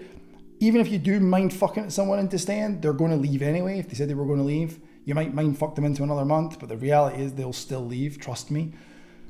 There is no need to smoke and mirror people to keep them. You just need to make the offer so fucking great that it seems like the most obvious choice or the only choice. If you always know what's happening and they always know what's happening next, they will stay. That is an absolute certainty. Now, red flag clients are obvious. So I've covered this a couple of times, but I'm going to hit it one more time. We're going to stop tolerating those people. Most red flags show up super duper early. Most, not all, but most. The problem isn't spotting them, it's ignoring the red flags because you feel like you need the client. Even in my early days as PT, there would be some people, I would look at my diary in the morning and I'd be like, oh, you know that feeling? Everyone knows that feeling as a coach. That fucks your energy for all the other clients that are coming in that day. And that is a bad thing for everyone else. So we want to make sure that we're clear on the headache never being worth the cash. And we want to set expectations early. If there's still a drain after that, you need to cut them. So the first headache thing is maybe they're not being compliant. I would always assume that the client just doesn't understand how to be compliant or why to be compliant. So you need to give them the benefit of the doubt there. Once they are clear and they've confirmed they're clear and you've had a conversation with them, if they're still not doing it, honestly, coach, in most cases, it's probably better to cut them politely because you can try so many times to explain why this is important. Some people just aren't going to do the work, and that's true of everything in life. To cap out, retention itself is absolutely never about tricks. In reality, it's about trust at the bottom line. If someone trusts you, they'll choose to stay. Beyond trust is about clarity. Are they clear on what's next? if you keep the right ones close, they will refer. The people that are clear on what's next and the people that trust you, they're the people that are telling their mates. If you can also concurrently ditch the energy drainers, you're going to find yourself in a much better energetic place. And it seems like a nice place to cap out this whole section, which is ultimately your energy is the most important resource in your coaching business. If that energy is being fucked because Sandra's coming in at 6 a.m. and Sandra isn't doing anything you ask her and it's being a pain in the arse, listen, some of that might be that you need to be a better coach, but a lot of that is Sandra's just not the one for you. That's not just a Sandra problem, that's a you problem, because you will accept what you tolerate. So you don't have to go away and be the Gestapo. You just need to be clear on what you tolerate, what your standards are, and what you expect from your clients. Make sure that you are being empathetic and dealing with it. And then make sure that if they are still not fixing the problems, you cut those people and refer them to someone else. You can just refer them to a coach you don't like. Follow for more tips. I will see you in a second for section 2, my friend. Welcome to section 2, coach. I'm going to be up front here. All the lead gen in the world won't save your business if you don't already know how to deliver and program a world-class coaching service, which when you start, you don't. So that's what we're going to do here. Let's dive into programming. The very first part of this process is onboarding. Now, the big idea here is your prospect just became a client. And this moment, the onboarding, is the very first experience that someone has as a paying client, not an interested prospect. So this transition moment is so important. And honestly, it doesn't get the focus it deserves. I've never been taught onboarding by anyone other than Luke. And you can only get one shot at getting this right. It's like when you meet someone for the first time. You get to meet them once. And whatever they judge you, whatever they decide of you, that is there and very hard to fix. If you want to get some worksheet help with this, you're going to find a worksheet down below in the link as usual called the Onboarding Playbook that you can run through to help systemize everything that you do to onboard new clients. So what we've done is broken this down into a 4-step onboarding strategy to make your life easier. Now, the very first step is removing buyer's remorse. Like, why are we even bothering with an onboarding? Most coaches assume it's so they can gather information for the client. That makes it a benefit for you and not a benefit for them. And that's a fucking massive problem because, as I just said, it's the first experience. So this is their first experience. How do we make it world class? And how do we remove the buyer's remorse that they invariably will have? They've just paid you a lot of money. And I know when I've bought coaching services, I've parted with a lot of cash and I've suddenly thought, oh fuck, because I've been left quiet. Like I've not had anything yet. And was this a good decision? And then I speak to my wife and I'm like, oh, I don't really know if this was good. And then I start like questioning all this stuff. So your job in the onboarding primarily is to reaffirm the decision that they just made as the correct decision. No one ever told me that. And it's the most important thing I can tell you right here. You want to give them in the onboarding, this is a writer downer, everything that they need and nothing that they don't. Where coaches fuck this up is they lean one way or the other. And more often than not, it's a fucking barrage of information. I got this wrong and I used to have this huge PDF which I would send to people to fill out. Now the problem with that PDF was it was massive. It was like 70 pages.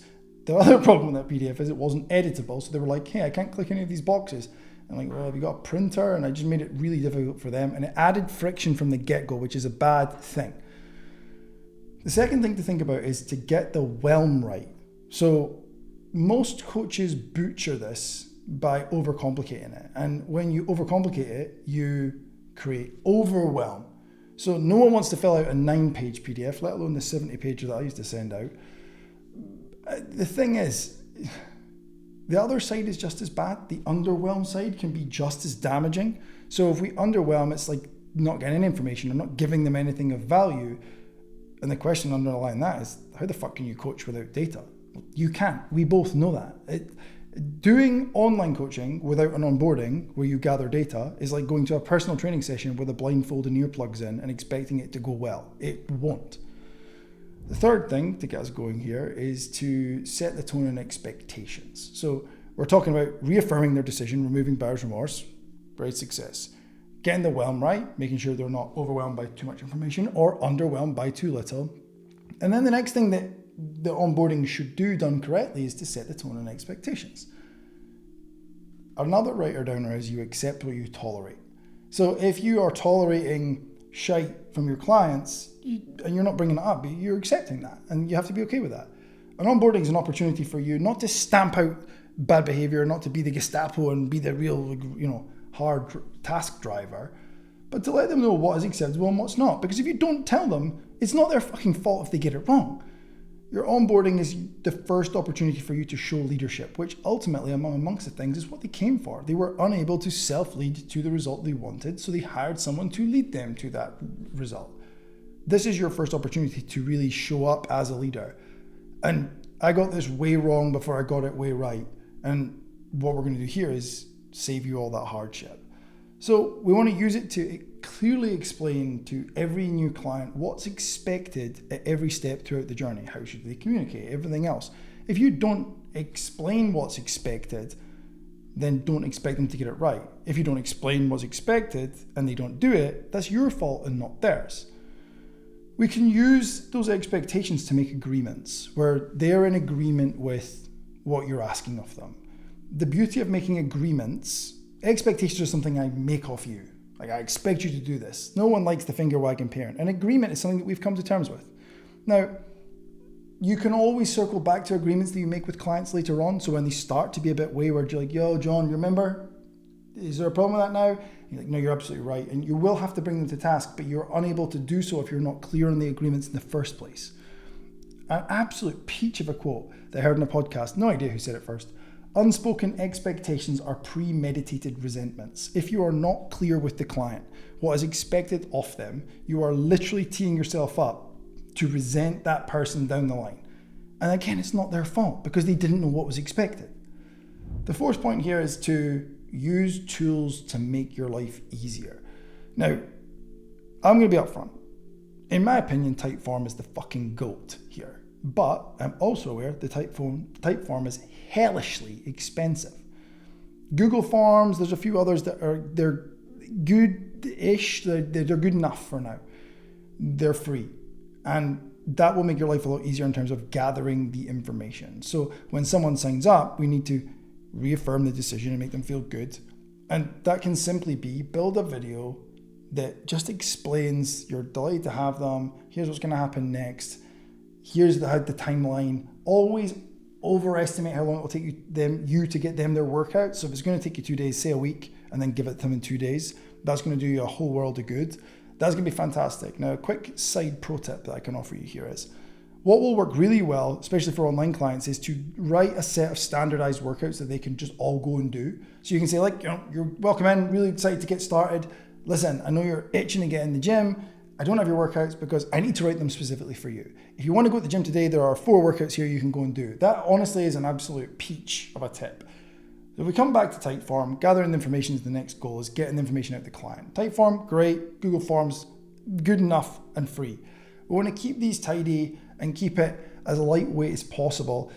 The goal here is to ditch scraps of paper. I used to have paper fucking everywhere when it came to onboarding clients. I could never find anything when it came back to it.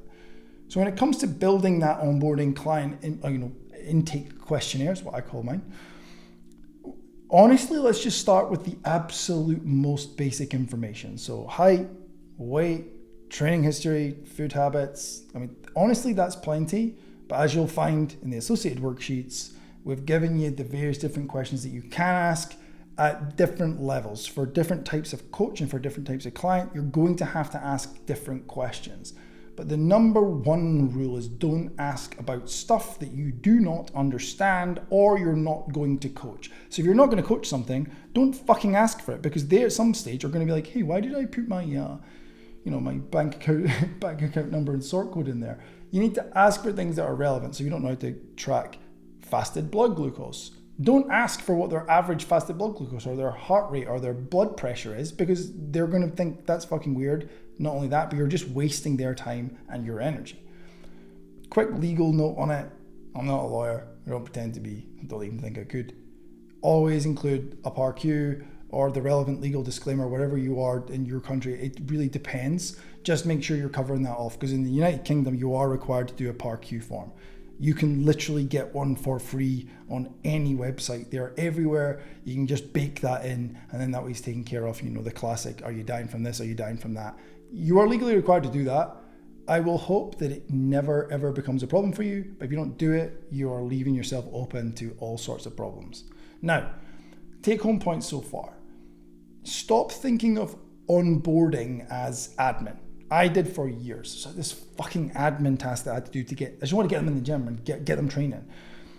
We want to think of it as an opportunity to set the tone early, an opportunity to lead with clarity, which is our job as leaders, and also to ask for the data that you're going to use, and most importantly, not to ask for the data that right now you're too junior to use. You need to understand the limitation of your own knowledge. I let my ego get the better of me. I'm not proud to tell you that, but I'm willing to tell you it anyway, which is I used to include all this information that Luke had showed me his onboarding form, and I thought, holy shit, this is absolutely epic. I'm going to take them all. And then I was asking all sorts of shit about mindset and communication and blood glucose and blood pressure, and I had no idea how to coach it. So once we've got the form made, you can use the worksheet, you can get that built out. Once you've got your form made, you're going to send them that over. So they've got a nice welcome video, they've got some workouts, and now they have a form to fill out. So you get the data back. The next part of the process then is to start to build the program for the client. Now, for the client, that's important. The big idea here is though, coaches waste years trying to look clever in this area, trying to look smart, trying to make themselves look impressive as a coach. What actually works when it comes to building a program is simple programs that the client can stick to. I'm going to say that twice. Simple programs that the clients can stick to.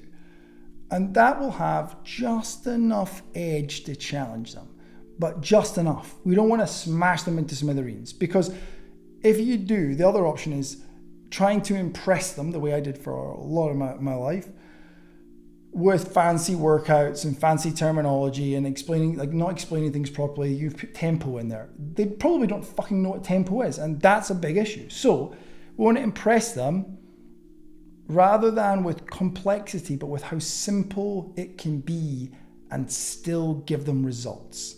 I will always be impressed by something that's super simple but gets results every single time.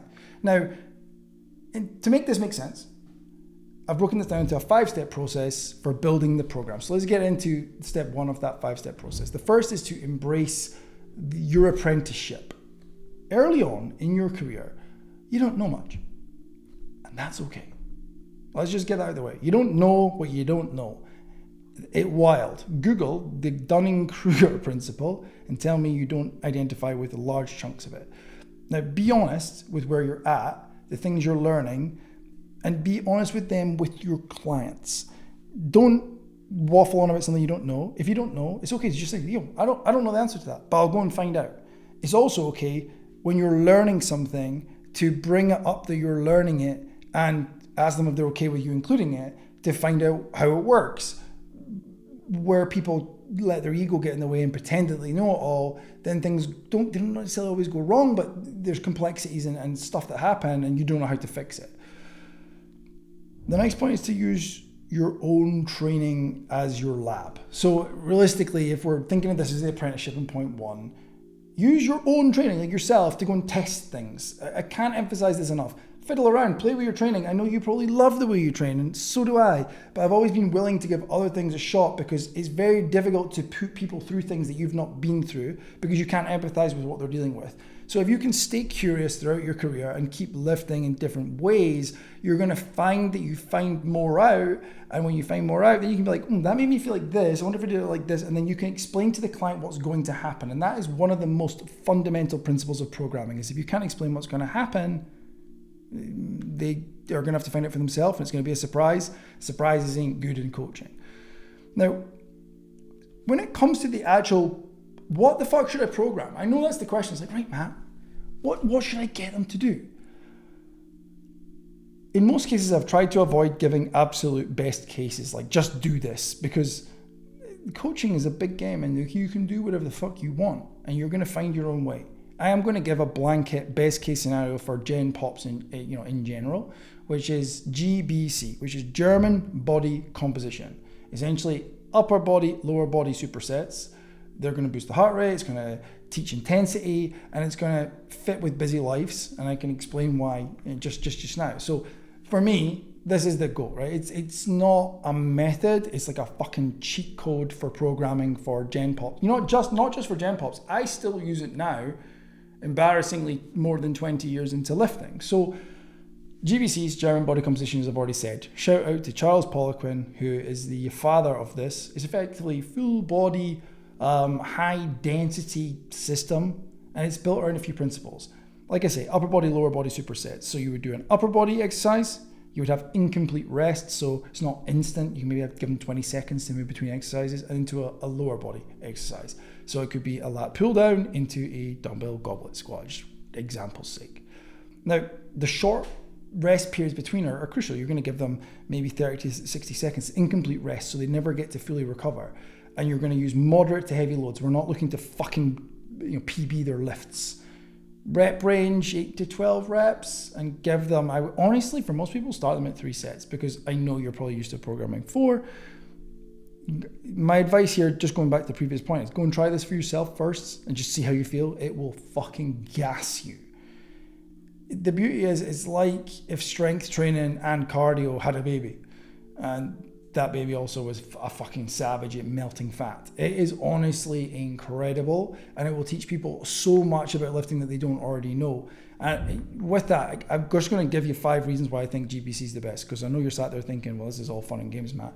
Let me explain why I think this is the best. Number one is it burns fat arguably better than the cardio that they're currently doing. Like the short rest that is involved, the compound movements that are involved, that's going to spike EPOC, so excess post-exercise oxygen consumption, which I told you I made a post about when I had no business doing that earlier on in my career, which in layperson terms, if you're not familiar, just means you keep burning fat for hours post-workout, which for me would be a very good thing for most Gen Pops who have too much body fat. So GBC can lead to more fat loss, which would always be a good thing. Now, it also is going to be responsible for increasing strength in Gen Pops and leanness, as I've already discussed, and you're going to get the cardio effects all in one go, which is a great thing. The second reason why I think this is the fucking goat is it's also a hormonal trigger. So GBC, the kind of protocol of GBC, is going to stimulate growth hormone. That which is going to drive fat loss. It's going to uncover increased recovery, easy for me to say. It's also going to improve insulin sensitivity, which is crucial for weight loss, if you don't already know, and ideally avoiding type 2 diabetes, which might not be a problem for you and me, coach, but is a fucking huge problem for the general population. And there was one study which admittedly was by Poliquin. He invented it. So we could probably do it with a slight teaspoon of salt, but that study showed that there was a 5x increase in growth hormone after GBC when compared to traditional weightlifting. I don't know if it's 5x, but if we just can at least agree that it is an increased growth hormone release compared to normal weightlifting, this would be a good thing for them. So what that means is that clients literally become fat burning machines and they feel it. That's a fucking great thing. Now, always remember feelings. Like, we want to remember what people feel. Now, point number 3 of my 5 arguments for GBC is that it also can be used to build muscle. It might not be the most efficient thing for building muscle, but most Gen Pop clients don't want to be the fucking Hulk. So GBC builds lean tissue, even for the ones that are like, I don't want to get too big, bro. Don't worry about it, dude. You ain't going to get too big. But they say it, and that's fine. We've got to meet them where they're at. It also doesn't involve split routines. So there's no fanning about with bicep curls for 20 minutes, which a lot of them are doing. They're just using the machines that are free. Or like me, when I first started training, it was just arms and chest, fuck the rest. There wasn't much benefit to that other than I have a decent chest now.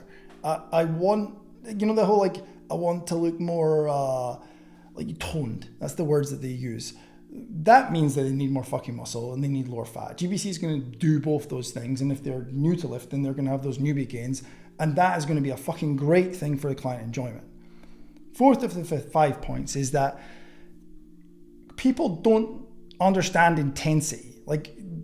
Intensity is one of the absolute misunderstood variables when it comes to programming for the general population. Gen Pop clients, they want to feel like they're trained, but they don't want to feel like they've fucking annihilated themselves. So GBC will leave them sweaty. Now, I'm not saying sweaty is the marker for a good workout, but most people will perceive that when they start. It'll leave them breathing heavy, which again, they're going to experience, this must be good for me because I'm breathing heavy. It's going to leave them feeling accomplished as well, as long as you get the weights right and the sets right. That's a good thing. But again, it's not going to leave them wrecked for 3 days. Now, I know because I did it. I used to take clients through other workouts that were far too advanced for where they were at. I remember one guy, Davey, I ran him through a leg session. He was like, I want you to just fucking destroy me. I'm like, all right, like you fucking asked for it. And I ran him through it, and he had to take 2 days off work because he couldn't fucking walk because his calves were so fucked from training. Now, that might be funny, but it's also a disaster for, he came back because he was a friend. Mary Muffin Top wouldn't have come back. If we can get the balance of like intensity, heavy breathing, sweatiness, and generally feeling like they can do it, that will build adherence because it builds self-belief that they can actually do it. With that, they're also, as I've already said, going to get visible results fast, and they're going to feel those results. So we've got like what's actually happening and what are they feeling. What are we thinking about both those things? That's fucking gold for a new client. Now, my fifth case, Your Honor, is this. It's time efficient as fuck. The number one most limiting factor in a normal person when they come to the gym is time. Like they're not personal trainers. They don't have all fucking day to train like you and I. That would be great, but they don't. A full GBC session can literally take you 35 to 45 minutes. Like there's fuck all wasted time. It also means because of that, there's less need for like cardio extras, which we always have to do with clients to try and get them burning enough or like, expending enough output. So it can also be done with limited equipment. You can probably get away with, I don't know, dumbbells, a bench, maybe a TRX. Like you can genuinely annihilate to the degree that they need annihilated. You can annihilate yourself with that much equipment on GBC. It's perfect for all the busy people that will come and work with you, busy parents, stressed execs, anyone really, literally yourself. And if you take nothing from this section, I would like you to go and try a GBC workout so that you can feel exactly what that feels like to run people through. Now, the bottom line here is GBC hits everything that Gen Pop clients need in the first 12 weeks, in my opinion. Fat loss, yes. Muscle gain, yes. Cardio fitness, yes. Confidence, yes. High output and low time cost, yes. That seems like a pretty fucking good deal to me, coach. So now that we can cap out my sales pitch for GBC, we move to the second point in this process, which is using templates and not fearing them. One of the common touted kind of cliches in our industry is that templates are bad. Like, don't be a cookie cutter coach. I heard that and I ran with it for a long time, and I felt like there was some sort of valor to me writing every workout from scratch every single time. I don't dispute that for sure. Like, well done you, but I mean, you're going to run out of time very quickly, and that's going to be a big problem for your business. You're going to have a bottleneck. I want you to think about building a library of winning workouts over time. So when you write a workout that seems to just bang for some reason or another, just get a library of these saved so you can use them as starting points to program for the next person. So I have a spreadsheet which has all the template workouts I ever wrote. And I still have people now ask me for workouts. I'm like, sure thing. And I find it and then I'll explain to you how I use it. But having those templates is something to be way more proud of than, just the kind of, I write every workout every single time by myself. I don't think that's a smart move. So if we got those templates, what we're going to do is start with a template, and then we're going to tweak for the individual body, the history, the goals.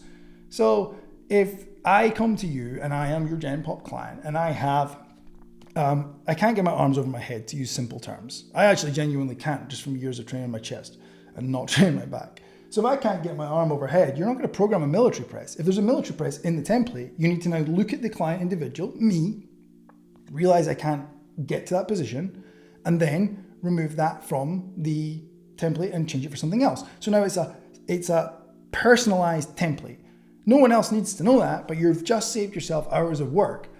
The faster you can get over your ego, the faster your systems will scale. It's that straightforward. Like, you will nail the programming, but the coaches that stick to this ego belief that they write everything and they're super proud of it are the ones that come to me and say, I just can't get past this programming hurdle. I don't know how to grow any further. I use GBC for nearly every new client for years in my business, and I had 4 base templates, GBC 1, 2, 3, and 4. And then I would pick the one that was most appropriate for the client, and then I would look at their intake form and their PAR-Q, find out any injuries and limitations that they had, and then I would remove and change and tweak the things that needed tweaked as they needed tweaked. There was always a lot of stuff in the first instance. So a guy's got a bad hip. Well, we need to look at the leg exercises for that. The third part is to focus on adherence. I've already said before, adherence is going to be the absolute most crucial thing in any coaching. No matter what you're coaching someone in, if they don't adhere, like, nothing is happening. So we want to focus on adherence, not optimization. The number one goal in the first 4 to 6 weeks of any new client is just to build consistency. Because if they had consistency, they do have consistency. Consistency in being inconsistent. We want to give them consistency in something that's reliable.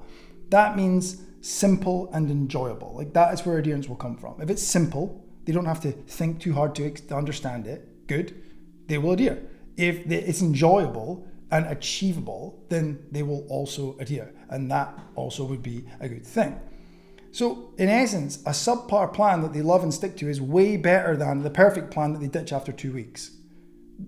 That is just a full stop, end of story. You can write the best workout on paper, but if Mary Muffin Top won't do it, it's a waste of fucking time. Now, I looked at a lot of workouts over the years and thought, this workout ain't that great, but it's what Mary would stick to. And if I can get Mary just to stick to it, I can increase her incrementally towards the optimal version. She may never get there, but whose goal was that? Mine or hers? You need to be very careful not to pass your goals on to clients without them asking for it. Keynote here is, you're not here to impress ever, full stop. You're here to have them retain stuff and do stuff and adhere to stuff. So the first 30 days with any new client are everything.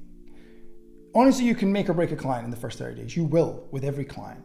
You've got your first impression in your onboarding, and then you have your first impression of coaching, which is the 30 days. You need to get an emotional win as early as possible. And if you do, they will stay for months. That can be as simple as, Mary didn't enjoy training. Mary found everything really hard, and now she's enjoying it, and she's not finding it as difficult anymore. Great. It's going to be different for every client, but the question I have for you for your notepad just now is, what's the big win I can get inside 30 days for my clients? Now, little big, I would say. What's the little big win? I'm not asking you to make them drop 40 kilos. I'm just asking you to think about, what can you get them that would really just solidify their decision? I will go one further and say, in the onboarding process, ask, what would a huge win inside 30 days look like for you? You'll be surprised how mediocre the things that they would be delighted with are. And this is where, as fitness professionals, we project our expectations onto Mary. And that is not true, because she is not where we are, and we have to meet her where she's at. The fourth point here is to kill the need to look smart. We've kind of touched it already, but let's just hammer it with a few quick points. Fancy doesn't equal effective in workouts. Almost never. Like the guy, I trained with Luke, and we did an arm workout that probably took 20 minutes. It was 3 exercises, and my arms didn't work. I honestly had disabled arms for the next 3 days. With that, most clients don't care about tempo codes or neurotyping or all this fancy shit. Just stay away from it. Just stick with simple. They'll be blown away by how good they feel from a plan that's simple and consistent and results driven, not with something that they feel like they need a fucking degree to read what's on the paper. The fifth point here is programming is about emotion just as much as it is about mechanics. That's a big one, and it took me a while to grasp this concept, but clients don't remember what they lifted. I know that's fucking mental, right? Mental. And I know if I ask you right now, what was your last bench or squat? You can tell me, what was your biggest one? They remember how it made them feel. And the feel is the thing that will bring them back for more or otherwise drive them away. I have had clients come, I have put them through workouts that were way too fancy and, if anything, way too hard. And they hadn't come back for sessions in the gym and online. Not, again, proud of it, but it helps you to hear it. When each client finishes a session, whatever it is, sweaty, pumped, and above all else, proud that they managed to do it, they will keep coming back. So great programming then is about, it's not about getting fancy first things first. It's about creating emotionally sticky wins that makes them feel good. It's about factoring in enjoyability, momentum, and achievement. So the ingredients so far for your notepad are emotional wins, enjoyability, momentum, and achievement. If we can create that recipe in workouts for every single client, you're going to find that you have an army of clients that adhere. And if they adhere and they enjoy and they feel like they've got momentum, I'll tell you what happens to your lead gen from the previous section. Mary's in the coffee shop telling everyone she fucking can about how good she feels. And then when they say, oh my God, what are you doing? They're like, I'm working with you. And then you get more leads. And that is a huge win. A client with momentum is a winning client, and a winning client is a client that's willing to talk about you. The unfortunate truth here is the real losing clients are also willing to talk about you, not in the way you might like. So to cap out, the best coaches in programming senses don't show off. The best coaches build programs that clients can stick to. And my one ask of you is that you try to be one of those coaches. Move your ego out the way and focus on, are my clients adhering? Because the fancy pants coaches, most of them who don't have advanced lifting clients, they don't have an adherent market. And therefore they have clients that are churning, and therefore they have more dependence on lead gen, which is a huge problem. The next part is to look at, now that we've got a baseline template, and we're going to use GBC or not, you should use GBC, and you're tailoring the templates to the individuals, is to look at, well, how do we look at volume and progression? And the big idea on this bit is to think of it like this. Most coaches confuse hard with helpful. That's a fucking banger. Most coaches confuse hard with helpful. Writing hard workouts isn't hard. It's easy for me to write a hard workout. Just write anything and write 100 reps and it'll be fucking grim. You're not here to bury your clients. You're here to build them. And that is a taker-homer. Take that one to the fucking bank. You are not here to bury your clients. You are here to build them. So looking at programming progression, here's the 4-step play. First, don't impress them. That's never the goal. Don't destroy them. So there are our first kind of rules. Don't impress them and don't destroy them. Overloading clients too fast is a rookie mistake. I've already touched it. After that, if they're limping around for 6 days like Davey was, they probably won't come back, which is bad for business. You need to meet each client where they're at, and the comma, not where you're at. That's really fucking hard, coach, really hard, because you'll constantly get confused with like what you're doing now. You just assume that's what you've always done, but if you look at your first training sessions, they were probably appalling. And they were probably a lot more simple, and they were definitely lighter, and you definitely had longer rest periods. Okay, so the rule that I would like you to take home and write down is stimulate, don't annihilate. That's the golden rule. It'll change your life. Stimulate, don't annihilate. And you can apply that to your own training sessions as well. If you can get that far, you've come a huge way in becoming a better programmer. We need to begin the entire process though from one key place, which is asking the client about their current training. If Mary isn't asked what she currently does, you are going to make assumptions, and assumptions are dangerous in coaching. And once you find out where she's at, you're then going to ramp gradually. When I signed up with Callum, who was the first coach I ever hired, he asked me about my training program. He's like, can you send me your training? Now bear in mind, I've been training probably 10 years at that point. He said, send me your training program. I'm like, what do you mean? It's like, the program you follow. So I don't have anything. He's like, well, write down what you do then, you madman. I wrote it down, and he was like, holy shit. This is the most volume I have ever seen in a training program. Like, what are you doing? Now, I didn't know that was wrong, and he didn't know I was doing that. And based on his response, there is no way in hell he would have assumed that I was there. So he would have got it wrong. So ask the clients where they're at, find out what they're doing just now, and ramp from there. If it is fuck all, you're going to start with the most pathetic looking workout on paper, and you're going to build, because achievement is absolutely crucial here. Right. The second part is to think about what type of split you're going to run. Now, I'll be the first to tell you, I am a fan of a bro split. I like a bro split, right? You can shit all over a bro split if you like, but most Gen Pop clients are too inconsistent for that. Simple as that. Like if you're training chest on a Monday, because that's how it works, I don't make the rules, then if you fuck up Monday, it's 14 days until you train your fucking chest again. That's not ideal for a client. So them missing a session is an absolute disaster in a bro split. Full body sessions are going to trump that, and genuinely for almost every Gen Pop client, full body sessions are going to offer more flexibility, they're going to offer better recovery, they're going to offer more wins, and as we know, more wins equals more enjoyability and adherence with that. So we can focus on full body and even just 3 good sets per exercise. That's a great place to start. The next point is just slow everything down. slowing everything down, excuse me. I was told repeatedly to slow everything down with my clients, and I repeatedly, I don't know if I ignored it. I probably ignored it. I don't know why, but I would ask you not to. Honestly, slowing clients down is going to be your fastest path to getting them able to do the movements and feel the movements. So in the early days, we're going to aim for a few things. Form, always, over everything else. Execution of the actual movement. So the form is like, can they do it really slowly and do they know what they're doing? Execution is, can they do it repeatedly? Stability is going to be a massive factor.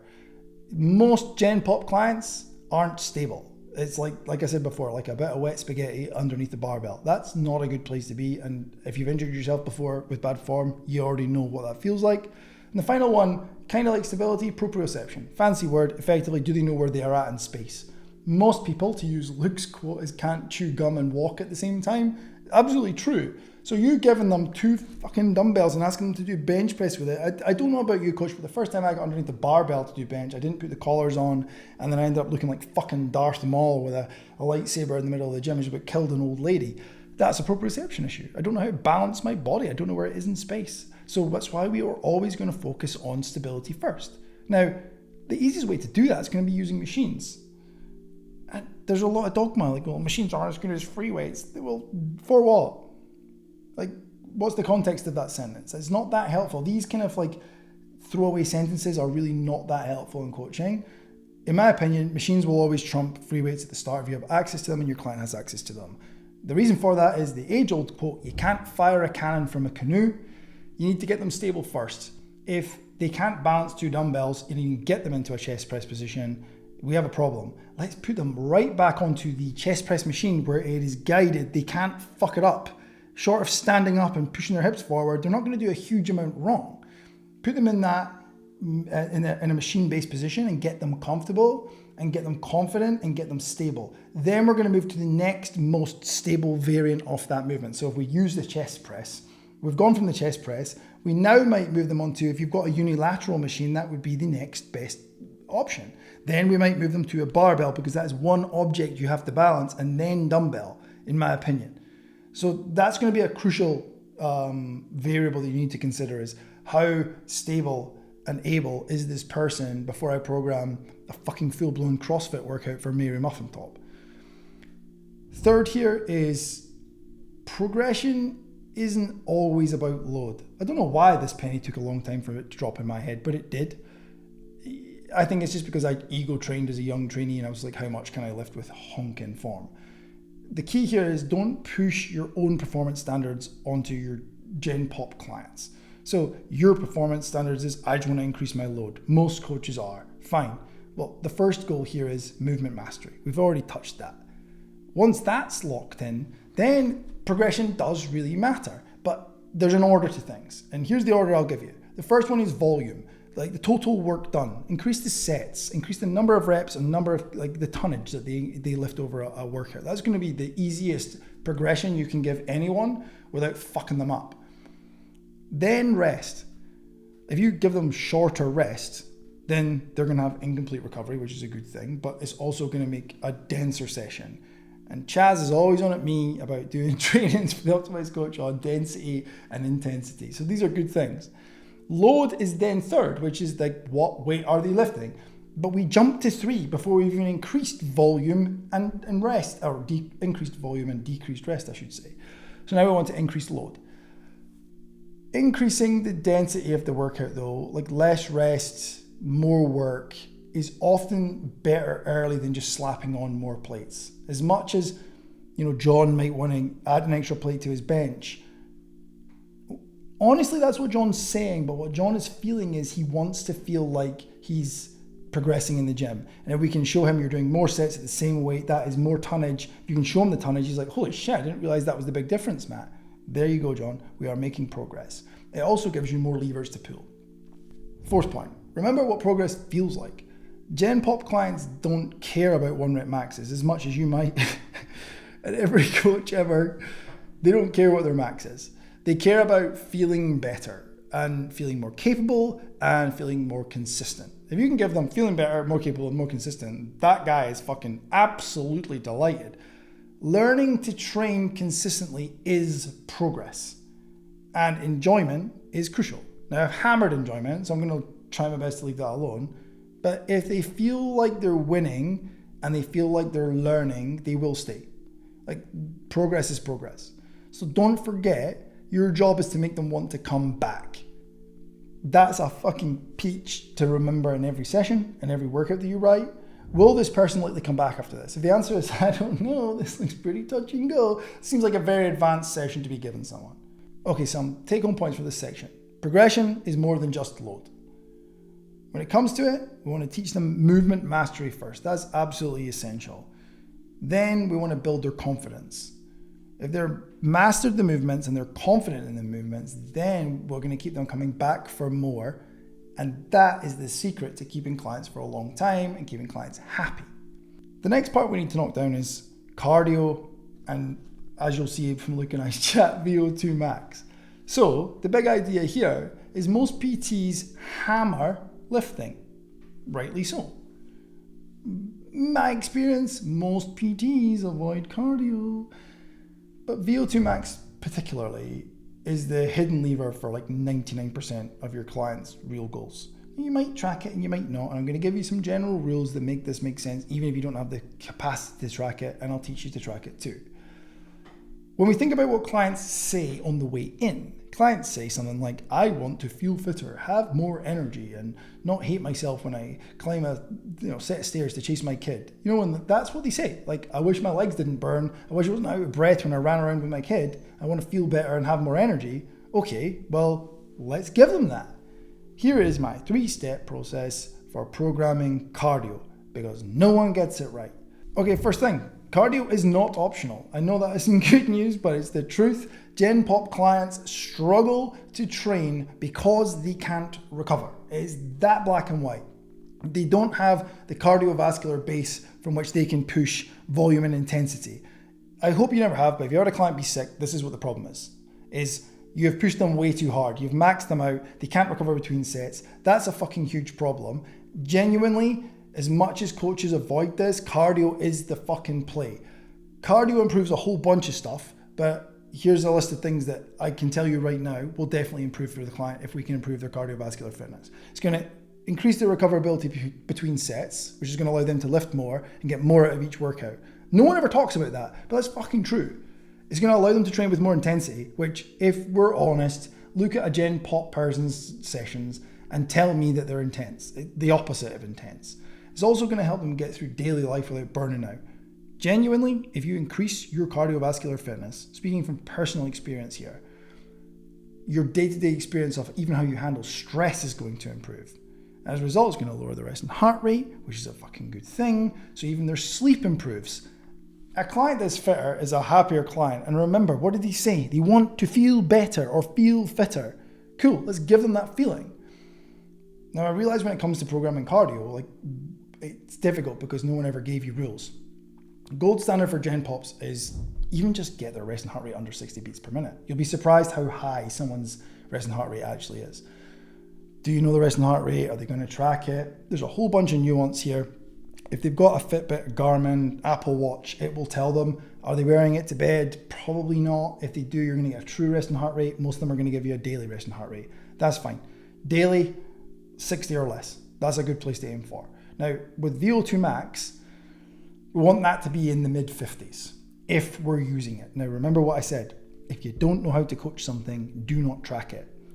I've just told you about the resting heart rate thing, and we can go into more detail in future conversations, coach. But VO₂ Max is a big alien thing. Let's not track it. I'm going to try and break it down for you in the best way I can so that you can coach it with the information I'm about to hit you with. So far, what you need to know, VO₂ Max is the single biggest limiter in most client transformations, like fitness, cardiovascular base, VO₂ Max, call it what you want. That's going to be the biggest limiter in most clients. So we want to hide the vegetables in the fucking sauce. Just like when I've got to feed my son when he was wee, he didn't want to have vegetables. Fine, just blended it into the fucking spaghetti sauce and gave it to him. He didn't know. Fantastic. If we can do the same with cardio, we're on for a win here, coach. Most clients hate cardio. Most people hate cardio. That's fine. They just haven't learned to enjoy it yet. It's going to take you a while to teach them to enjoy it. And like everything, when you suck at something, it's not fun. So no wonder they don't like it. They're unfit as fuck.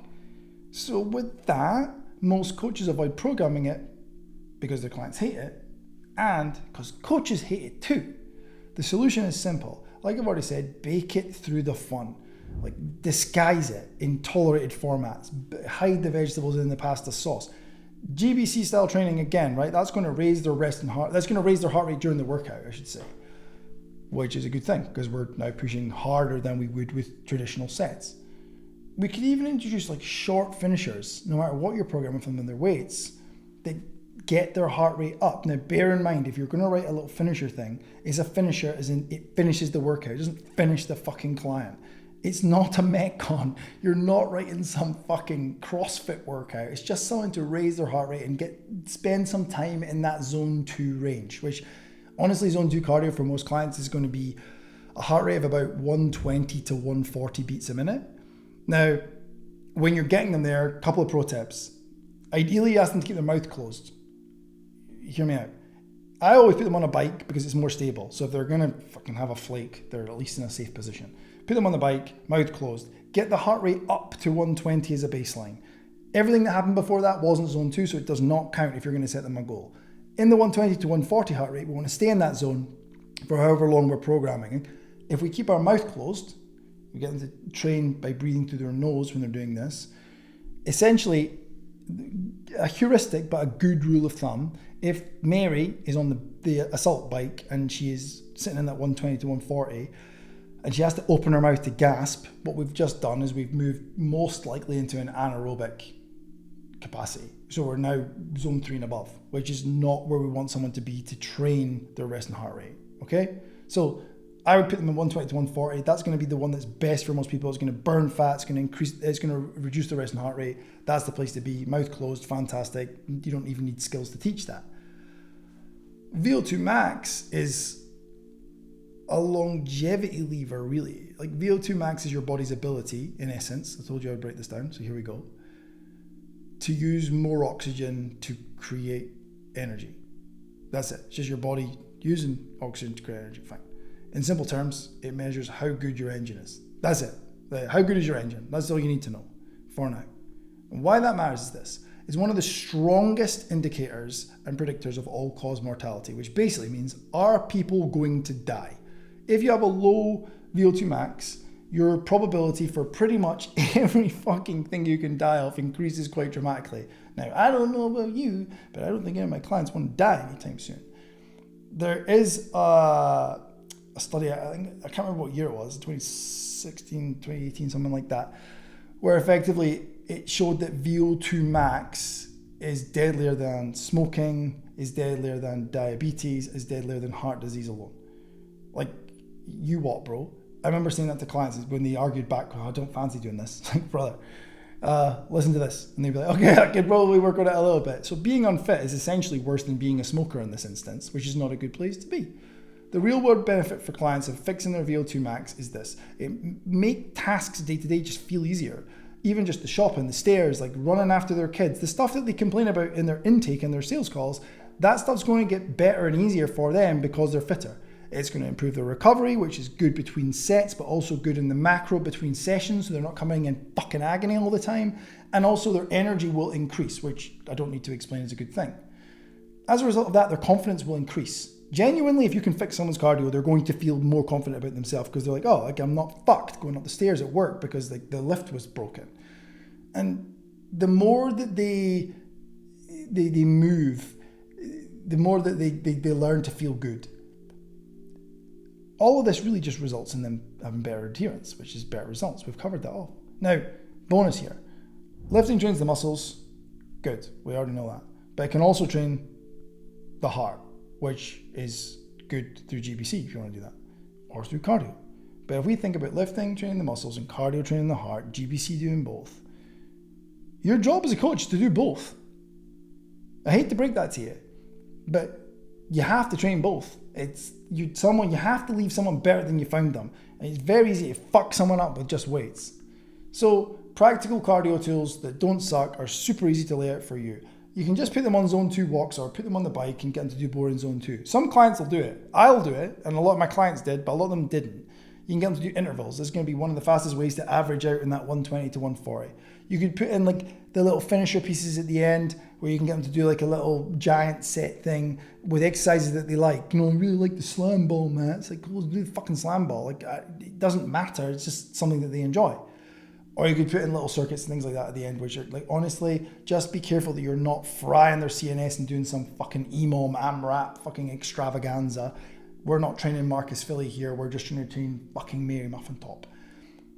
If you want to track someone's VO₂ max, put them on the assault bike for 12 minutes. Ask them to max out, okay? Then what you're going to do, the equation is this. Maximum heart rate minus the resting heart rate times 15.3. To close this little section out, cardio isn't just a fat loss tool. Can't tell you how hard that whole paradigm has been for me to break as a bodybuilder. It's like when I do cardio, I must be losing fat, therefore I must go into a deficit. It's honestly wild. It's a life gain tool, not a fat loss tool. That's a writer downer.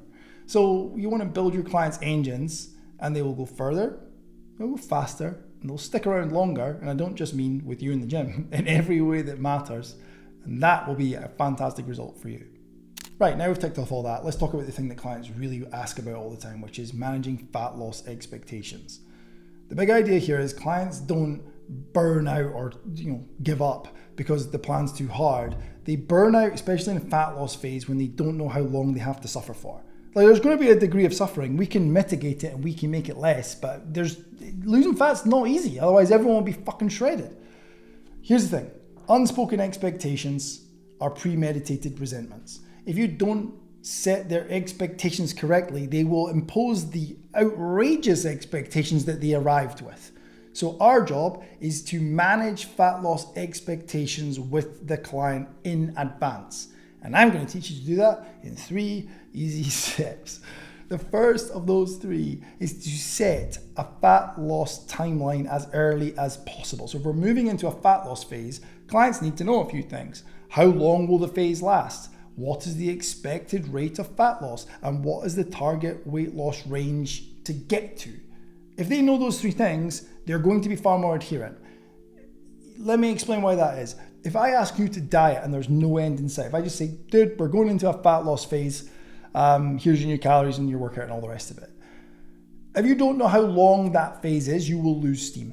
I've been in that boat and I've seen clients in that boat hundreds of times. But if you say, or I say to you, right, dude, we're going to go into a fat loss phase. It's 4 weeks long. Suddenly you can get your head in the game because there's a light at the end of the tunnel and you can break it down. You know when you're doing cardio and you're doing 30 minutes and you're like, fucking hell. But you break it down into 5-minute intervals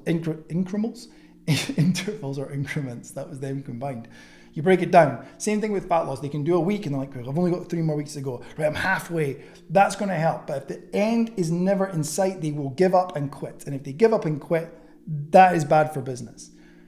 So in terms of giving them expected rates of fat loss, 0.5 to 1% body weight per week is going to be a good rule of thumb. Rules of thumb will really help you in terms of setting people's expectations.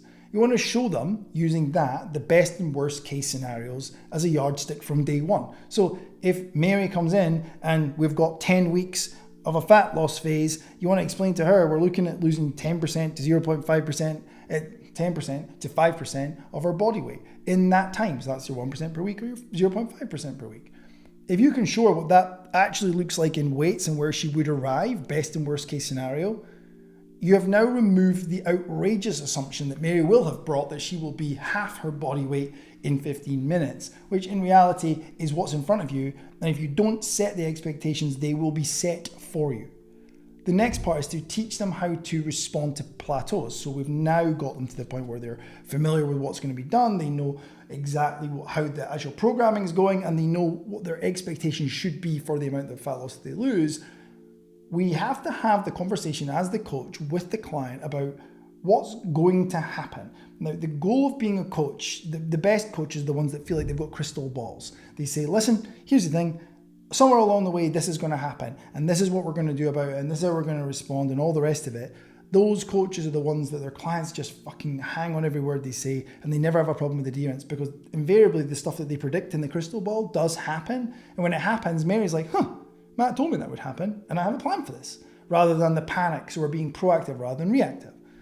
Ultimately, plateaus are going to be part of the game. If you tell them that in advance. Again, we have set an expectation rather than a premeditated resentment, but Mary's like, well, Matt never told me this would happen. When those things, the plateaus or the weight spikes, they do happen, because they do. You need to remind them a few things. Weight loss is not linear. Most spikes in a weight loss phase are water, not fat. Maybe they had a high sodium meal the night before. Maybe they slept like shit. Maybe they've had a particularly stressful week and therefore inflammation is up. All of these things are common causes for weight loss spikes. Maybe they just ate like a fucking asshole one day. Listen, all these things are going to happen. If you can lay them out in advance, they're not going to feel as fucked off when it happens, and they're certainly not going to feel helpless because they know you said it was going to happen and they know you have a plan.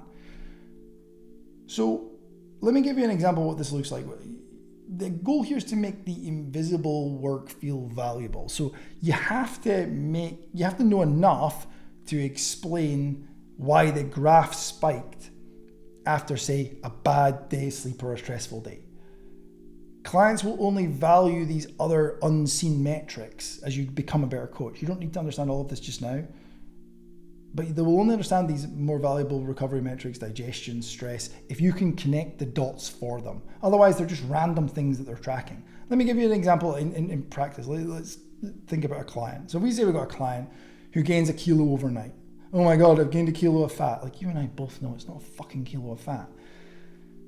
But if you can show them on their tracker, so listen, Mary, here's the thing. You had a poor night's sleep on Tuesday, and as you can see in your form, you woke up tired and impulsive on Wednesday.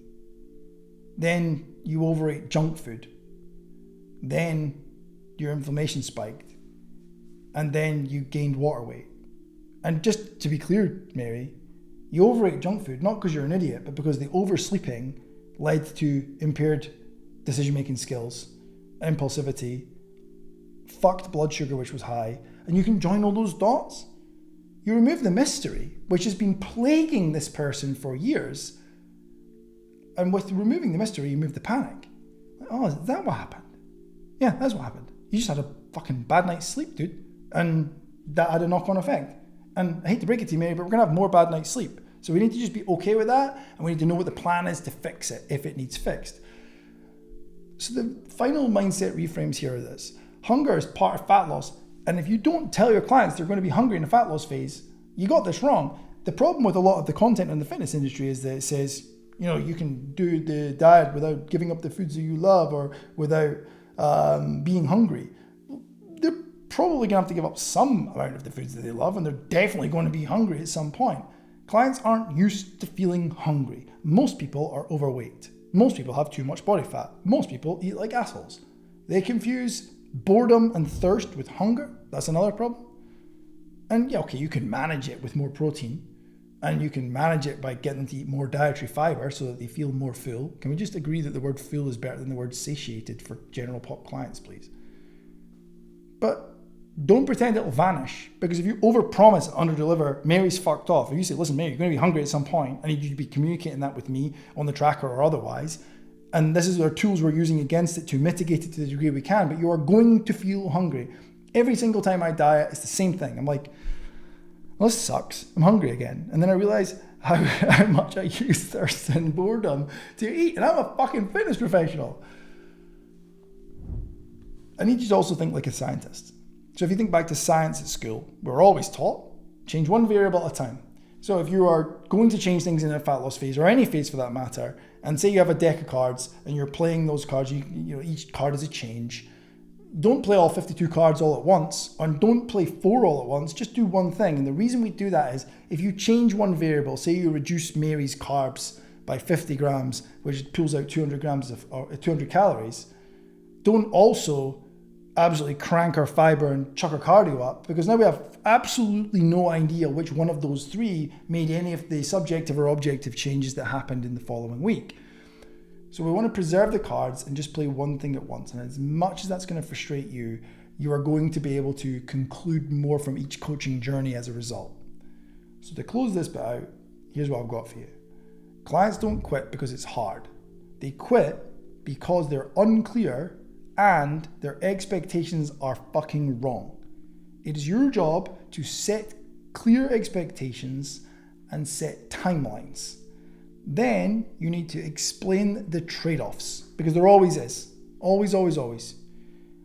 Beyond that, if you can make the invisible work feel powerful, like the sleep, like the managing their blood sugar, even if they're not tracking it, everyone knows what it feels like to have low blood sugar. So they can start to think about processed versus unprocessed food, and do we need carbs around the workout window and all that jazz. That is the fucking take home for this section. So the next bit we need to move into is, we're taking care of how we're going to manage the fat loss phase, but how the fuck are we going to get the check-ins and the tracking? That's presumably pretty fucking important for us, coach. So the big idea here is, Mary has never checked in for fucking anything except for a flight. We need to be very careful with our industry jargon and giving that to the Gen Pops and expecting them to know what the fuck we are talking about. So call it what it is. It's an accountability call or accountability touch point with feedback, data, and a plan. You have to use their language. If you go to a foreign country and you just speak in English, they probably don't have a fucking clue what you're saying, and so they do nothing with your request. You need to speak in their language and meet them where they're at. Right now, we have yet another playbook for you. So head down to the usual link. You will find the client tracker playbook right there.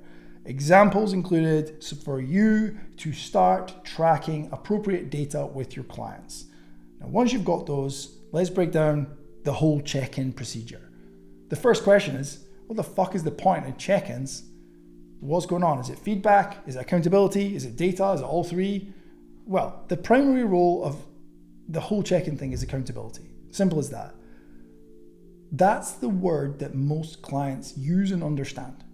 There are a number of clients that will ask you for accountability, whether or not it's what they've heard and what they've been given or whether they mean it, doesn't matter. That's what they say. They say accountability. We say check-in. Well, we need to flip over to what they mean. And we need to use the accountability word. Now, the reframe here is, call them accountability check-ins, not just check-ins. Accountability check-in is the best of both worlds. That's what they're looking for. Let's break down the recipe for a good check-in. The first thing it does is it holds them accountable. We have just discussed that. The second thing it does is it gathers both objective and subjective data. I will break them down shortly if you don't know what the fuck I'm talking about. And finally, it offers clarity and direction. Now, when it comes to the actual feedback, I've given you the worksheet for tracking. You're now gathering the data from the client. Your job is now to dissect, disseminate, and then feedback what's useful, but not everything. The easiest playbook I can give you for giving good feedback. And before I give you this, I'm going to tell you this. One of the best insights I can share from you inside the Optimized Coach is this. Almost every coach is fucking up their check-ins. They're taking way too long and feeding all the information back to clients. We're back to whelm over and underwhelm. Some clients of ours are absolutely nuking when they come to us, their clients, with data. Others are giving them like a fucking 2-second voice note and they're not clear. So we've got the over underwhelm thing. The 3-step looks like this. Questions you need to ask yourself. What were this week's outcomes? Did Mary lose weight? How much? Has her waist got smaller? Her neck got smaller? All these different things. What were the outcomes? What changed? Not why, but what? Then, what is the current phase objective? It's absolutely vital that you remind yourself and the client what the current phase objective is, because you may well be in some pre-fat loss phase, priming them for the fat loss phase. They assume, rightly or wrongly, that we have, because you haven't told them that we've moved into a fat loss phase, because you're not reiterating it over and over and over. They change their micro behaviors to suit the phase they think they're in. So if you're always telling them every single week, here are the outcomes. This is what changed. No feelings attached. Here's the current phase objective. Mary, this week you lost 1 kilo. Your waist dropped this much. Your resting heart rate's this. Your sleep was better. Blah, blah, blah, blah, blah. Mary, we're also currently in a fat loss phase. And the goal is to lose X% per week, ultimately giving us this bracket that we're going to arrive in 3 weeks' time. Then the third part is, what is the 1 to 3, or what are the 1 to 3 focus points for the next 6 days? Because there's obviously 6 full days between check-ins if you're doing them weekly. So what's the outcomes? What's the current phase objective? And what are the focus points? 1 to 3 of them. Finally, I would just add in a little extra bit, which is, why do they matter? Like, don't skip that. Because if you don't give them rationale for the changes, they just think you're just making changes for the sake of it. And if someone doesn't understand the reason for something, they are not motivated to change it. When we then give that feedback, I need you to be very careful to remember that we're not here to just tweak things to earn the coach's hat. I was guilty of that for years, thinking, well, Chaz has just checked in, and in reality, we're cooking. He's losing 1% per week. Everything's looking good. There are no problem metrics on this sheet.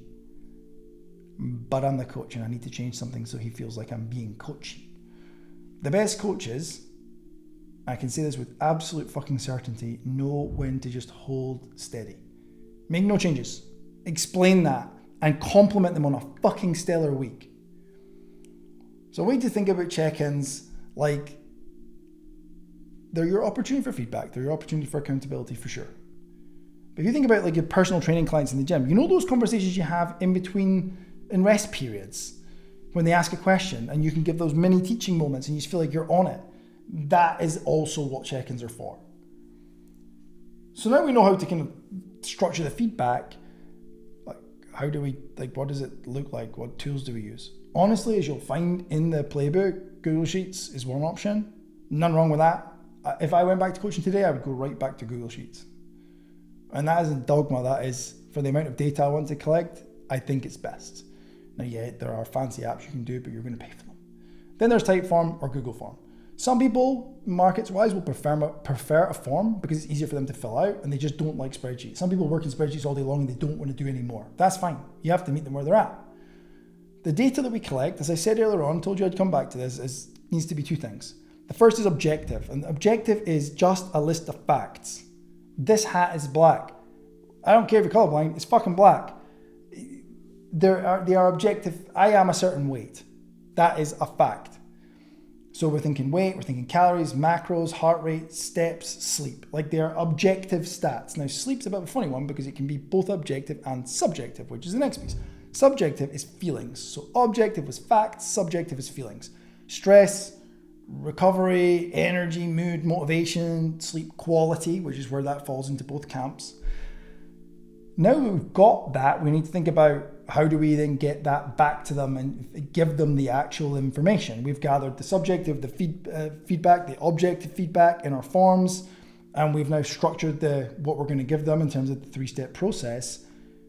Honestly, for feedback, video replies are going to be gold for most coaches.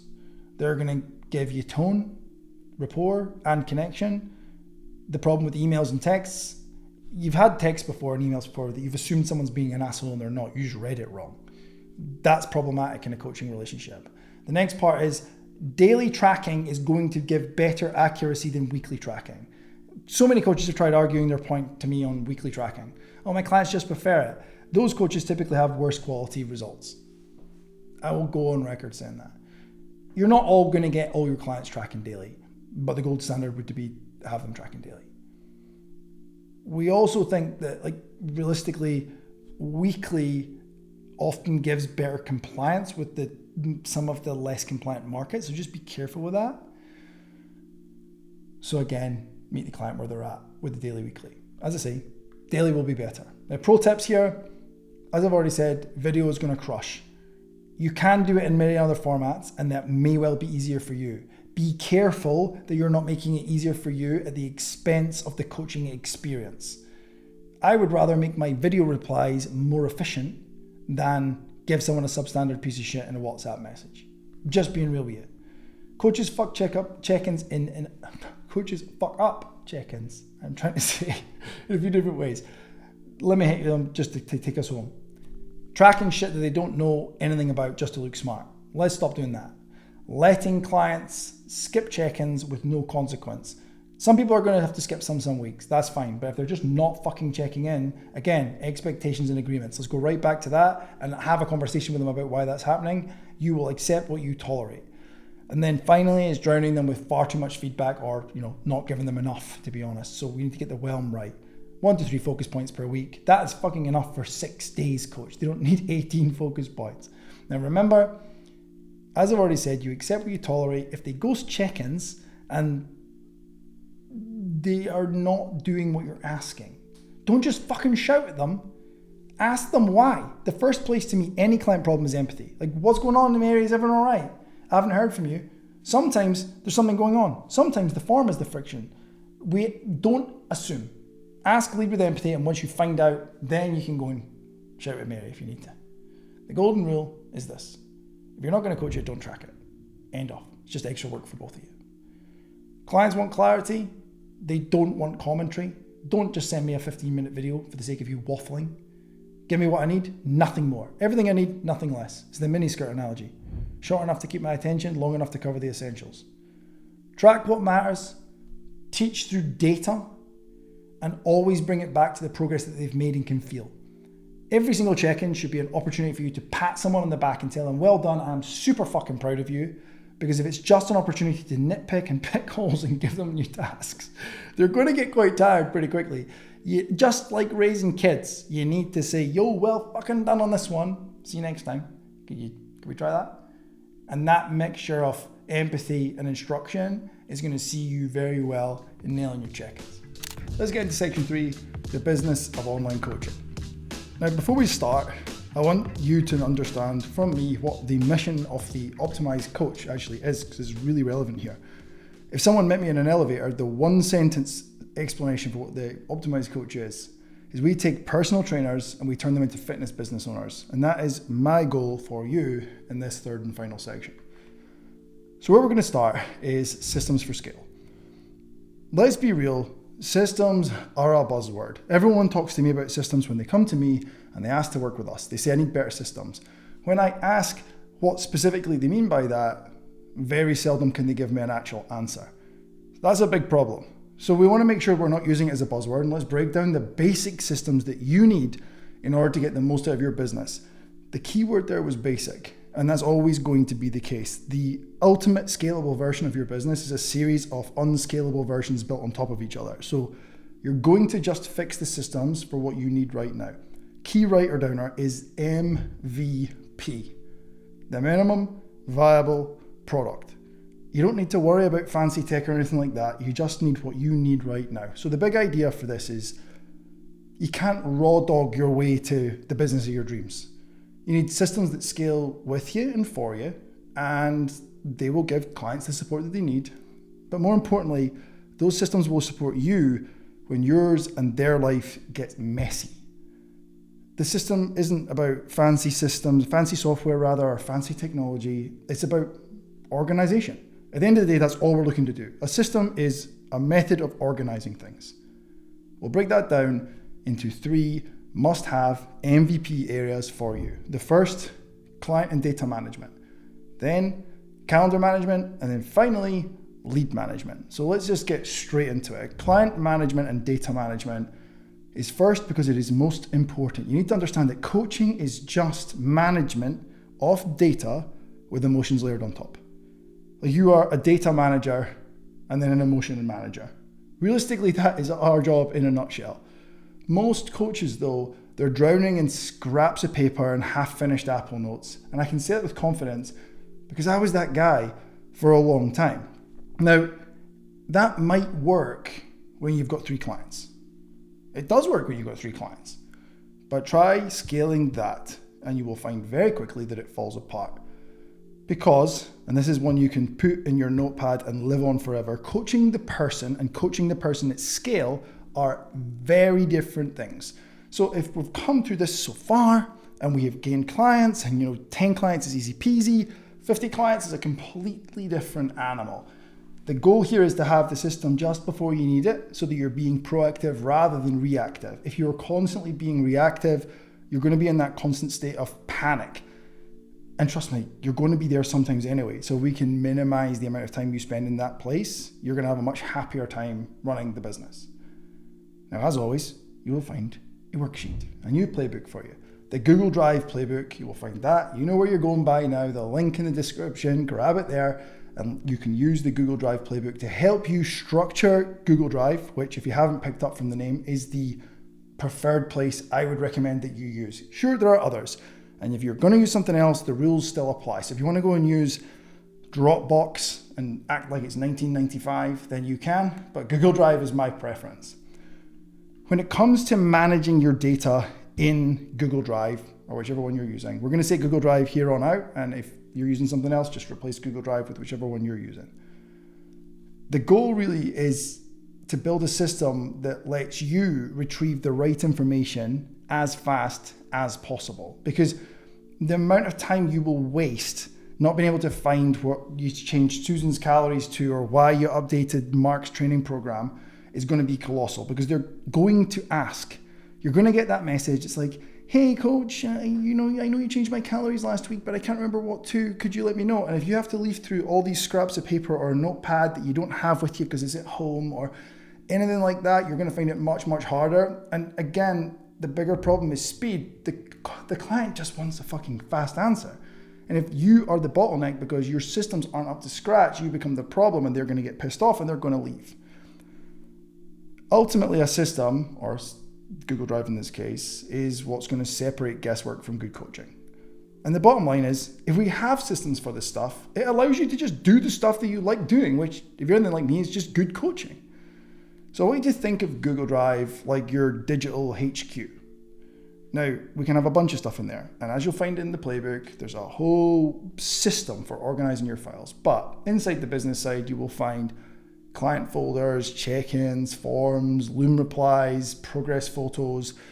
All of that just ends up one click away. And when you can just find it fast, you will find the experience of running your business much less stressful. Now, bonus tip, as and when, if you scale to have a team, if you have the ability to tell them clearly where something is, you will find the process much easier. Now, I realize starting a team might seem miles away. I accidentally fell on this. Now, all of this came from my background in engineering, managing thousands of drawings a week. I had to really be on top of my file management. And I know I built it because that was hammered into me in my apprenticeship. Now, I also know the team, when I had them, thought I was fucking mental. I know Chaz did. When I first brought him in, I showed him the filing system and he just thought I was insane. Now he sees the benefit to it. So you're going to build something that has scale baked in here. All that will allow you to spend less mental energy and time running around trying to find things, and more time doing the things that you love, being a great coach, good coaching. And a good coaching business runs on data, but a great one runs on fast access to that good data. And that is what we're trying to separate here. So once you've got your Google Drive set up as per the playbook, you now have somewhere for everything. That somewhere is super easy to find, super easy to explain, and we're saving a whole bunch of time. Now, the kind of analogy for that first section is you're using less RAM. So if RAM is, when you've got loads of different softwares open on your MacBook and you've got 25 different Chrome tabs and it starts going really slowly. The same thing happens to your brain when you're trying to remember all this stuff. So by knowing it's safely filed in the correct and easy to find place, that part of the back of your brain that's trying to hold on to all that information can just switch off and you can use it for other things. So once we've got your Google Drive dialed in, the second part of the three-part play here is to nail your calendar management. Someone once said to me, show me your calendar and I'll show you what matters to you. Now, having looked at hundreds of coaches' calendars, I can tell you it doesn't look from a snapshot of their calendar like that is growing a business at all. It doesn't look like that's managing a business at all. Because their calendars oftentimes are completely empty. And that's a problem. I once had a coach say to me that he didn't need a calendar because he didn't like having one. And then he ran into a bunch of problems when he was working with us. And I said, how is that calendar? He said, I don't have one still.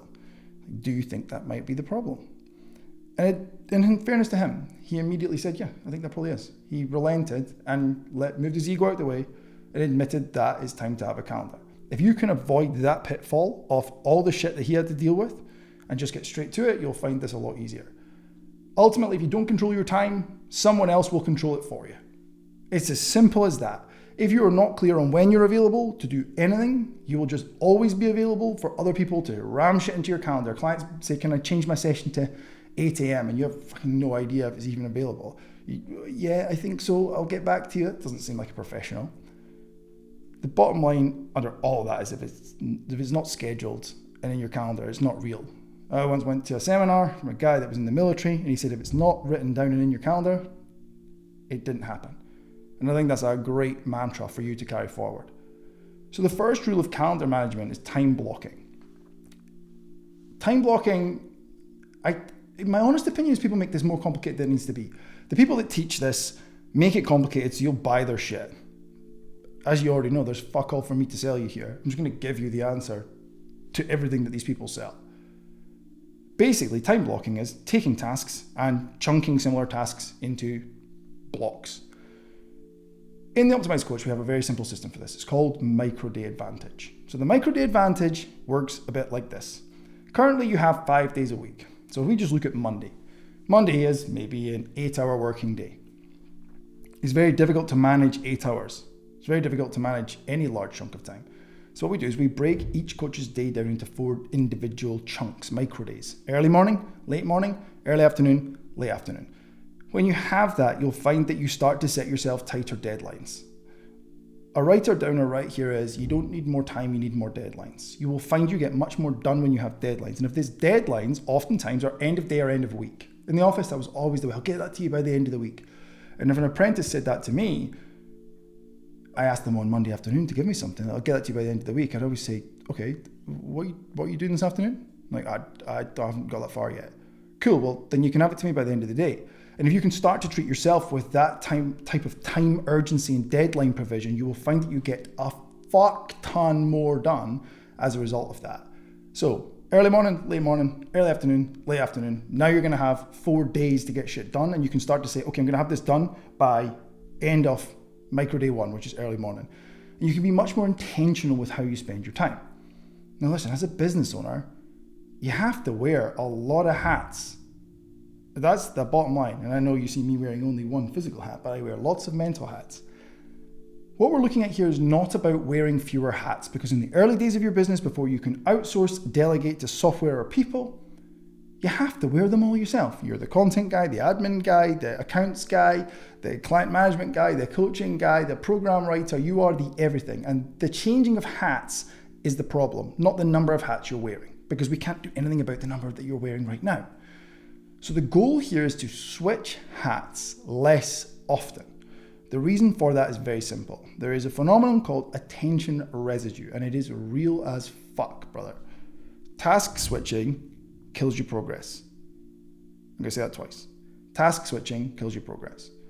You need clear windows where you work on one thing. So the analogy that I like to use with coaching clients is, if you think about a barcode, every black line is a task and every white gap is a switch. If your current calendar or agenda looks like a barcode on the back of something, you're switching way too many times. And where attention residue comes in is every switch you leave X% on the previous task. So if you start the day with 100% focus and attention after a good night's sleep, you start a task and then you get interrupted. The interruption causes you to change task. If you had 100% of focus on the first task and attention, when you move to the next task, you maybe leave 5% behind. So you're now at 95. And if you're changing every half hour, you're going to run out of attention very quickly. So if you feel like you have, as most of the industry have, it's very popular to say, I have ADHD when you don't actually have a diagnosis. It feels like you have ADHD because you have too much switching going on in your day. So to cap out there, the goal is to switch less, not to wear less hats.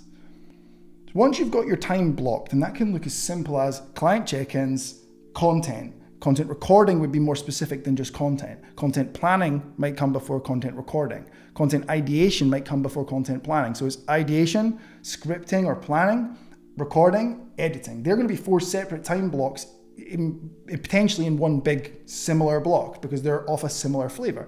Programming. I know for the early days, I used to do client check-in, and then Susan would say that something wasn't working or a machine was broken, and I would need to tweak that in her program. I would then stop the check-in process that was in and tweak her program.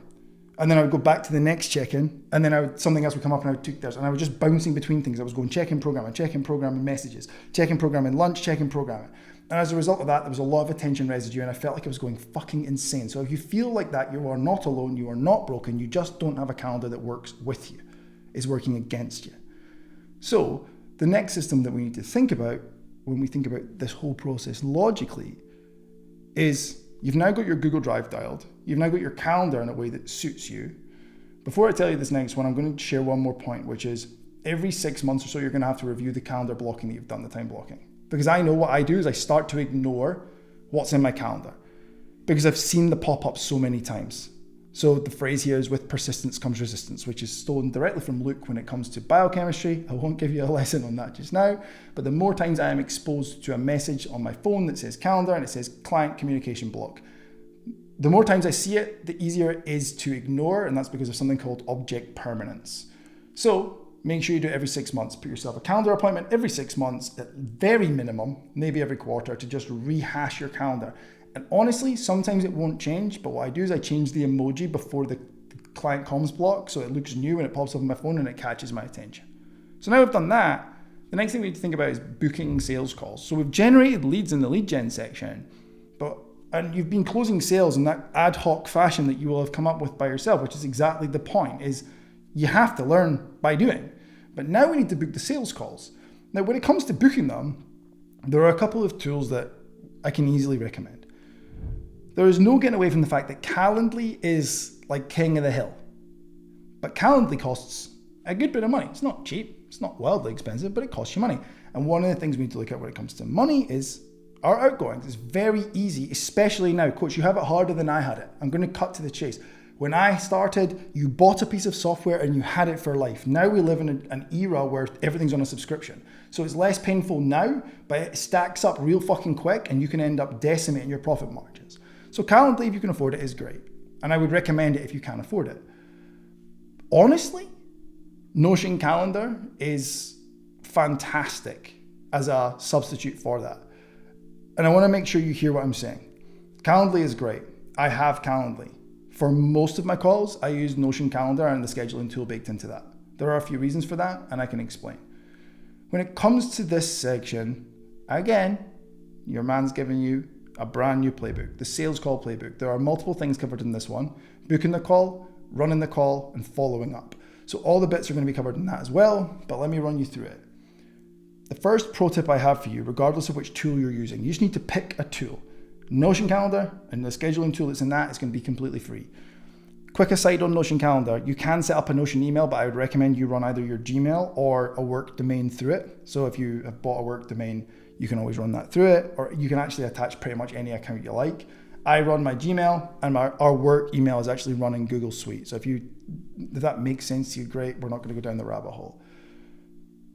So, pro tip here, you want to tailor the availability of the call bookings when you send the link. So what happens with Calendly is you set your availability for the week, and then Mark in your DMs, your triaging, says he's keen, and then you send him the link, and the link's just got like fucking times everywhere.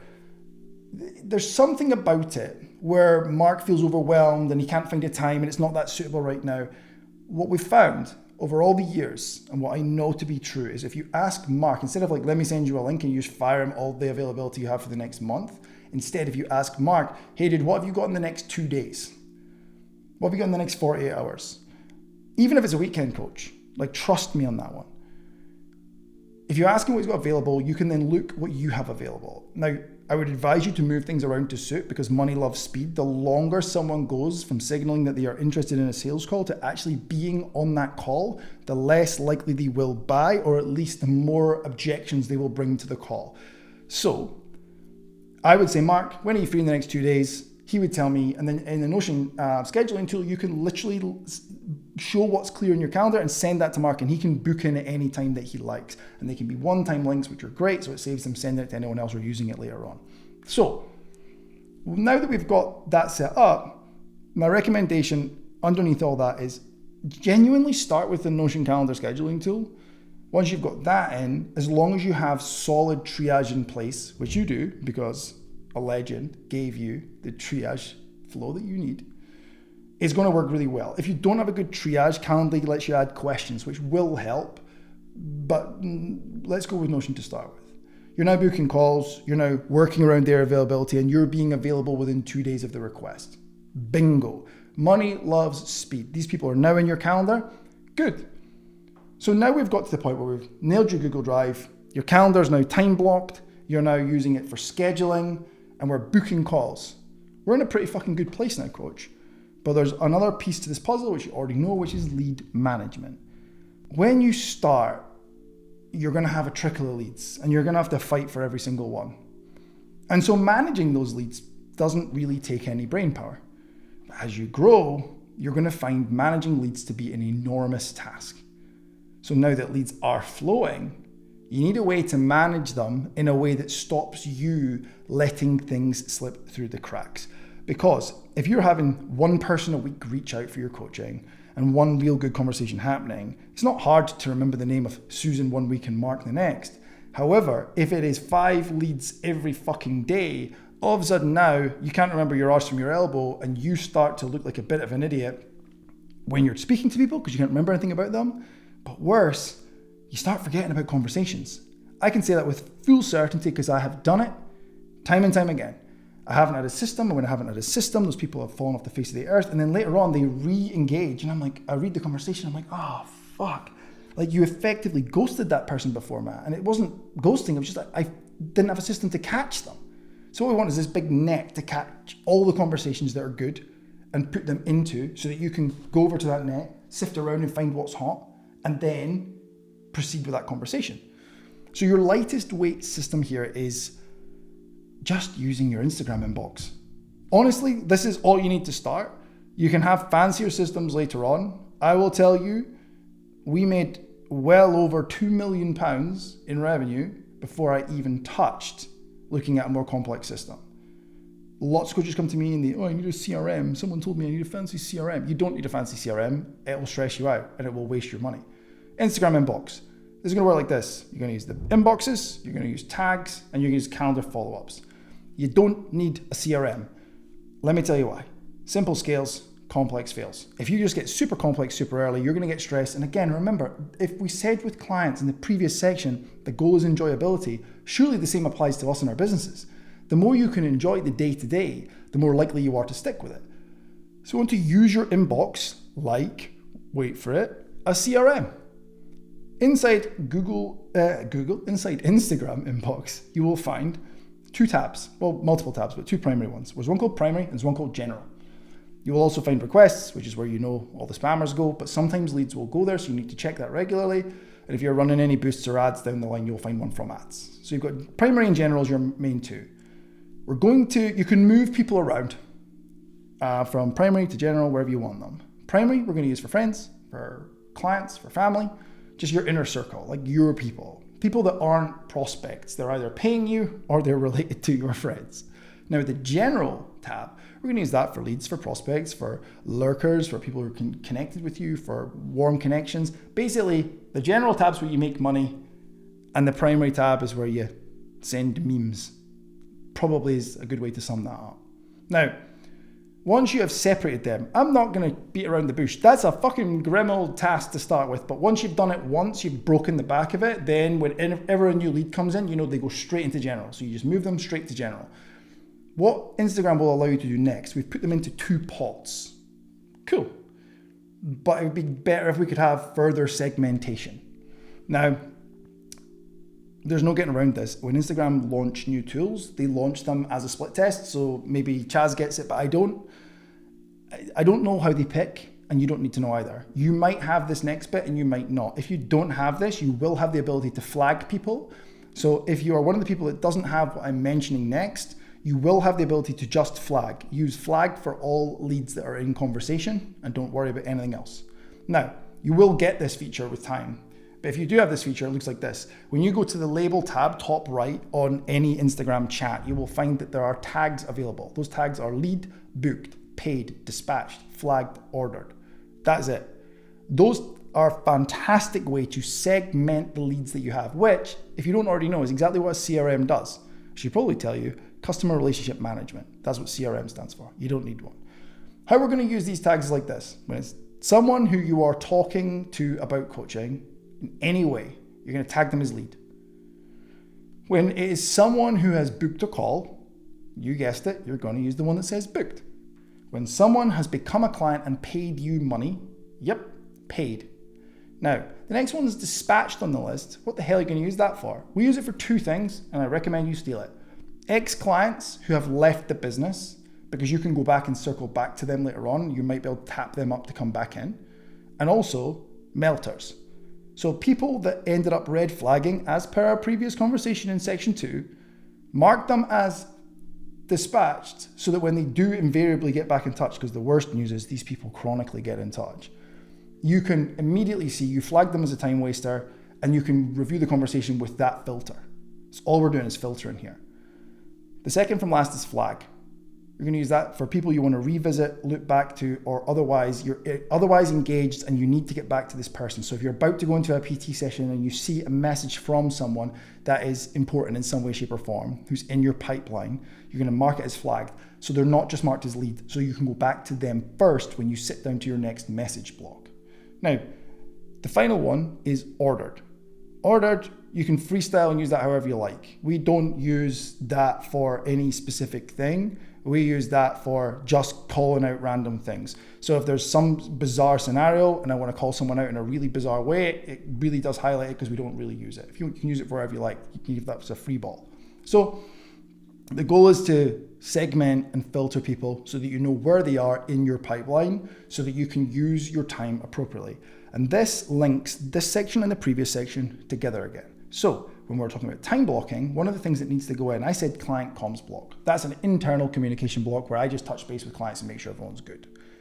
We have another comms block, which is outreach. That right there is going to be one of the single biggest plays in your business. We started with it right back at the start of this mega video. We spoke about messaging people.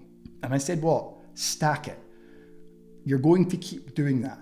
That outreach needs to be in your calendar as a time block, and it needs to be daily, forever till death do us part. So you need to keep that in, and that outreach block is going to be made 100 times more efficient for the use of this tagging system. Now that we've got them set into two pots and then segmented or filtered by the various different lead, book, paid, dispatch, flag, and order, then the next step after segmenting them is to keep high quality notes on the people that you're speaking to. That is challenging.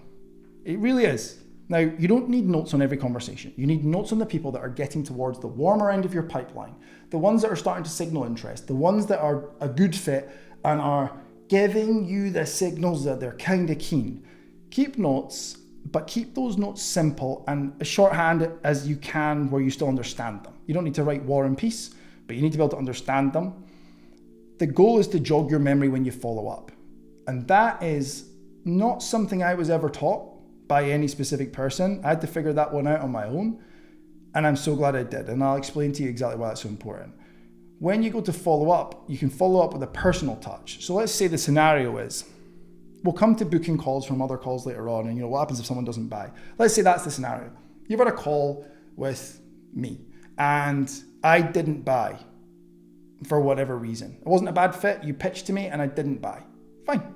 Well, what happens next is coaches then forget about that person, then something jogs their memory to go back to that person, and then they message me and be like, hey Matt, are you ready to get started? Would now be a better time? It's a very forward question, and it's also very impersonal. But if you say, hey mate, and then you send that, remember, we text like a 14-year-old girl, just saw your story, how was the wedding, or whatever had happened, right? Do you know what I mean? Like, ask something personal. That is right back to the very first section when we were going to your warm network and we were saying like, hey John, how are you? And you ask something personal and you get the small talk. That shows me that you have come with the intent of care, not the intent of filling your bank account. Then you can move into, hey dude, that sounds great, wedding sounds amazing, that must have been class. Dude, where are you at with insert the goal or the problem he was facing before? How are you at with that now? How's the fat loss journey going? You'll find, coach, that most 80+% are actually in a worse position than you left them. That's good news for you, bad news for them. Okay, what have you tried? And then you can get them back into another call. So that's just a quick pro tip for you. So they're segmented. You're able to follow up with a personal touch because you're taking good notes. But the follow up and the good notes, well, they're only going to happen if you have the follow up calendarized. Like I've said already, if it's not in your calendar, it's not going to fucking happen. I fucking promise you. And that won't drop for some of you watching. And it will drop later on when it hurts. I'd rather it drop now and you just did it before it was a big problem. But if someone needs a follow-up, so You're speaking to John, and let's say in this scenario, John is speaking to you and he has a warm lead, but he's going on holiday next week. So he says, I'll speak to you when I get back. I fucking promise you will forget about John in the next week. Instead, quick calendar appointment to yourself a week and a half from now, because if you message him the minute he gets back, he is unpacking and he's stressed. A couple of days after he gets back, you follow up with John or whatever his name is. That's the calendar invite. That's all it says to you. Follow up with John or Nick or whoever you want to call him. In there, what you want to do is in the notes, and you can do this in calendar and Notion calendar, I should say. There will be a description section. Most calendars have it. Google does as well. You can add notes. Just add what you discussed, as much detail as you need to be able to make it personal. Remember the problems, because if you have to rehash things with them, they will get frustrated. Because imagine dealing with someone, when you speak to someone that's clearly not listening and you haven't repeat yourself, it's fucking annoying. Put those notes in, so when you reach out, you've got the notes you need, you don't have to go raking to find it. That is worth the time in advance. That is a proactive rather than reactive system. So to cap out this section, systems don't restrict you. A lot of coaches feel like the system is like some horrible set of rules that they have to they're forced into and they don't like. They replace stress with structure though. And here is a fucking doozy that I laid on the Optimized Coach the other week. The best version of you isn't the I can do anything version of you. The best version of you is the version of you with parameters. Systems are just parameters. In strict terms, that's all it is. You know how you do this, and you know how you don't do this, and you know how you do that and how you don't do that. They are going to reduce your stress. Yeah, they restrict you, but they restrict you into the lane. Imagine, here's the analogy. When you do bowling, 10-pin bowling, my son always puts the bumpers up. He's a major cheat, and he just fucking sends it. Well, the parameters are it can't go out. That's what the systems are doing for you. They're keeping the ball in play, so that you at least hit one fucking pin every single time. But if you don't have systems, don't be surprised if you're throwing gutter balls all day long. Because when you run the back end of your business like a pro, you get to coach like one too because you have the fucking headspace to do it. So as much as that might feel quite light, that is us done on systems. And I want you to take that home as a take-home point, is that we can overcomplicate systems to the nth degree. You don't need to overcomplicate it any further for now. You will add as you go. They are your MVP. Next up, we're going to look into money mindset and the importance of impact. So the big idea here is you will never earn more than your beliefs allow. I'm going to say it again. You will never earn more than your beliefs allow. I have had this conversation with friends, with clients, with team members, no matter who they are. Until you are exposed to numbers bigger than yours, to growth bigger than yours, you will just believe it's impossible. I remember hearing for the very first time, I don't remember exactly where it was, but I remember the feeling of someone making 10 grand a month as a coach. I was like, there's no fucking way that that is possible. Not at all. So my belief was that that wasn't possible. So I had capped myself in what was even possible for me. Now, once I started to know people that were doing that, my belief changed. So I'm going to quote a couple of times today, one of our team members and one of my best mates in the whole world, Sean. So Sean, none of his quotes are his, he always says. He just steals them from other people. But for me, he was the person that said to me, all beliefs are limiting. There's one to sit with. How much do you believe you can earn per month, per year? Write it down. Genuinely, don't lie to yourself. No one's looking. How much do you believe you can earn?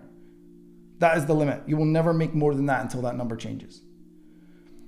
So in this little section, we're going to cover off 5 big money mindset shifts that you need to go through in order for your business to thrive. The first of those is to ditch the I'm not motivated by money narrative, which is everywhere in our industry. Let me tell you right now, that is a shield for fear. I also think there is an attachment to virtue that is not healthy. I've seen it in so many coaches. I know that to be true, where coaches come to me on a sales call, and I'm not motivated by money. It's funny because when we spoke, you said that you wanted to make more money. So yeah, but I'm not motivated by that. And more often than not, under scrutiny, it comes to light that they are motivated by money, but they feel like a bad person for admitting that they are. Here's what I know.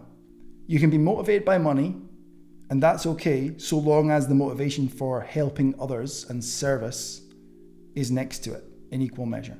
If you're just motivated by making money, this isn't the industry for you. And you might as well just quit now, because you can go and get a sales job and make more money without all the shit that you clearly don't like, which is the helping people. But people are like, well, I just like helping people. Well, listen, you would be in some war-torn country digging people out of rubble right now if it was just helping people and not being paid for it. But you started a business which was capitalist in its nature, not a charity. It's okay to be motivated by money. And until you shift the mindset of, I'm not motivated by money, you will always cap your own financial capacity. The second is, and this is the biggest mantra of the Optimized Coach, is income follows impact. Put another way, revenue will follow results. If your focus is, like this is, we're just going right back to the previous point, which is if you're just motivated by money, income or revenue, then you've got a big problem because you're chasing the wrong metric. If you ditch chasing, not your motivation, but ditch the approach, so that income and revenue become an outcome as opposed to the goal. Income is an outcome or function of impact, and revenue is an outcome or function of results. So we are right back to the previous section talking about client results, and that being the absolute king of the hill here.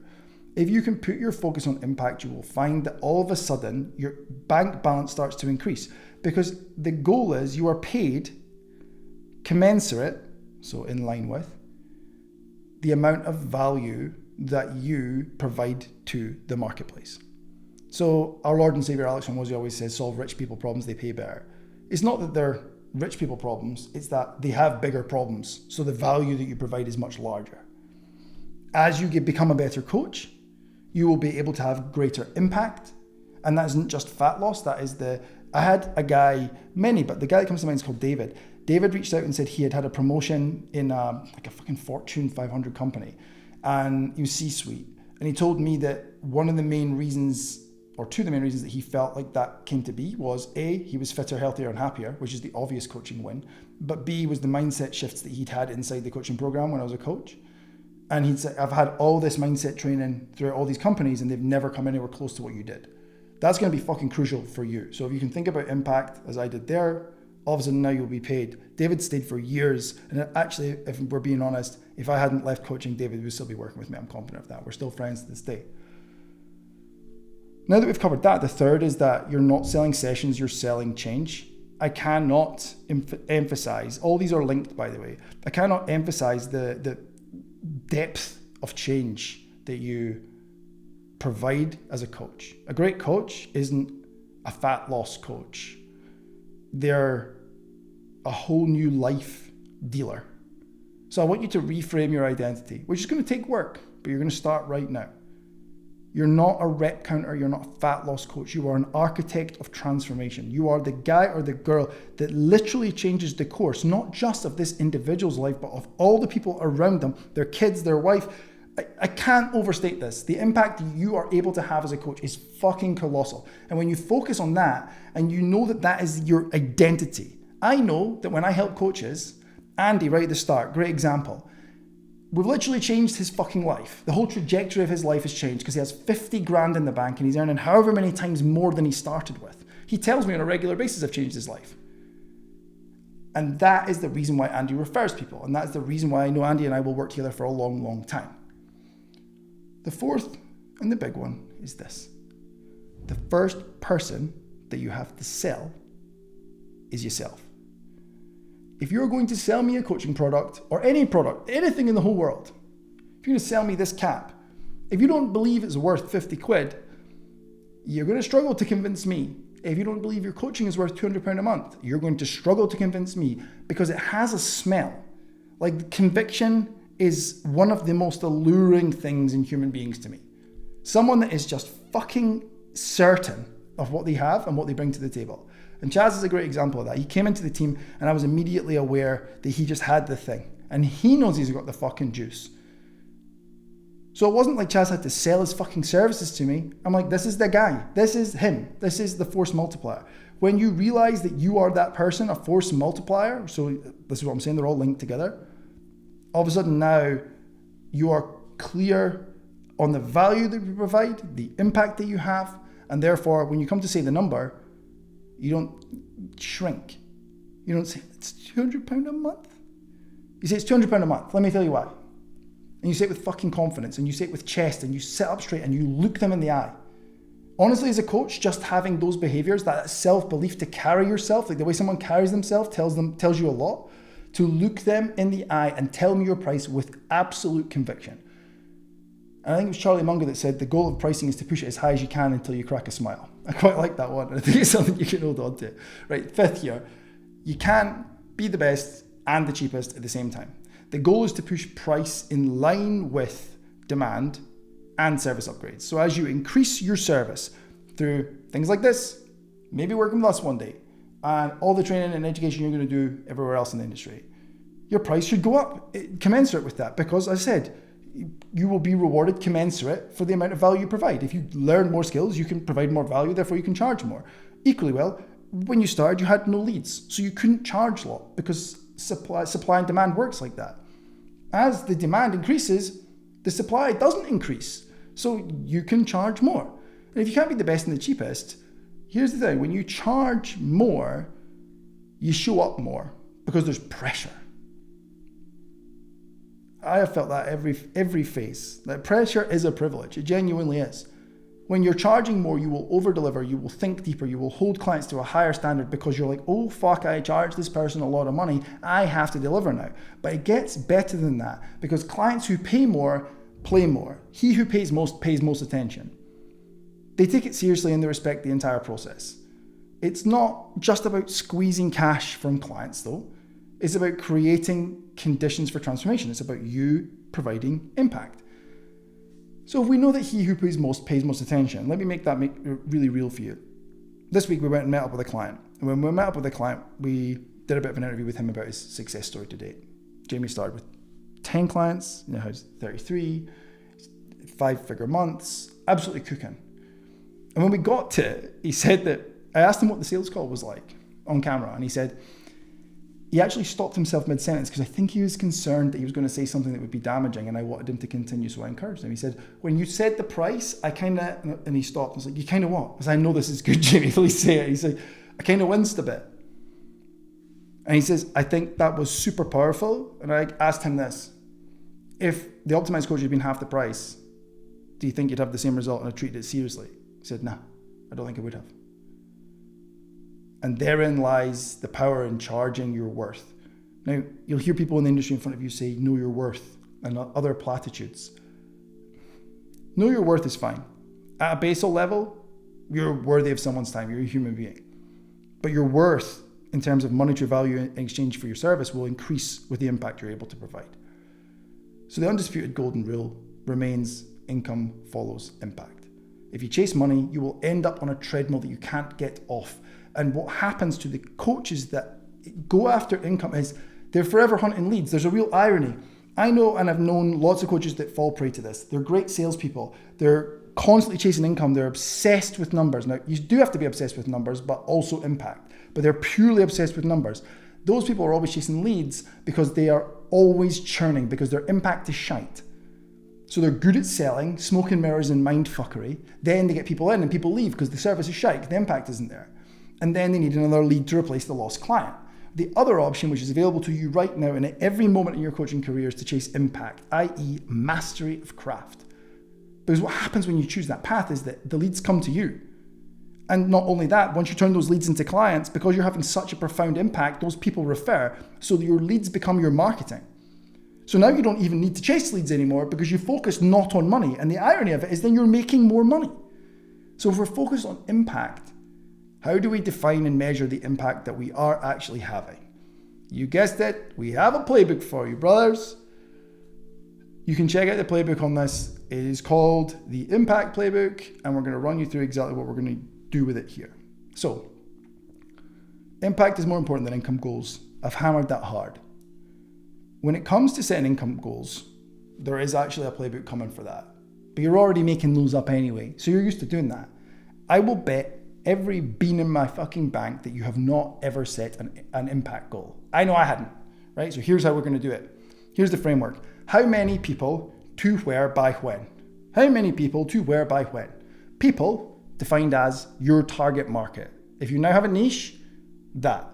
How many men in their 30s to where? Where defined as the outcome that you sell.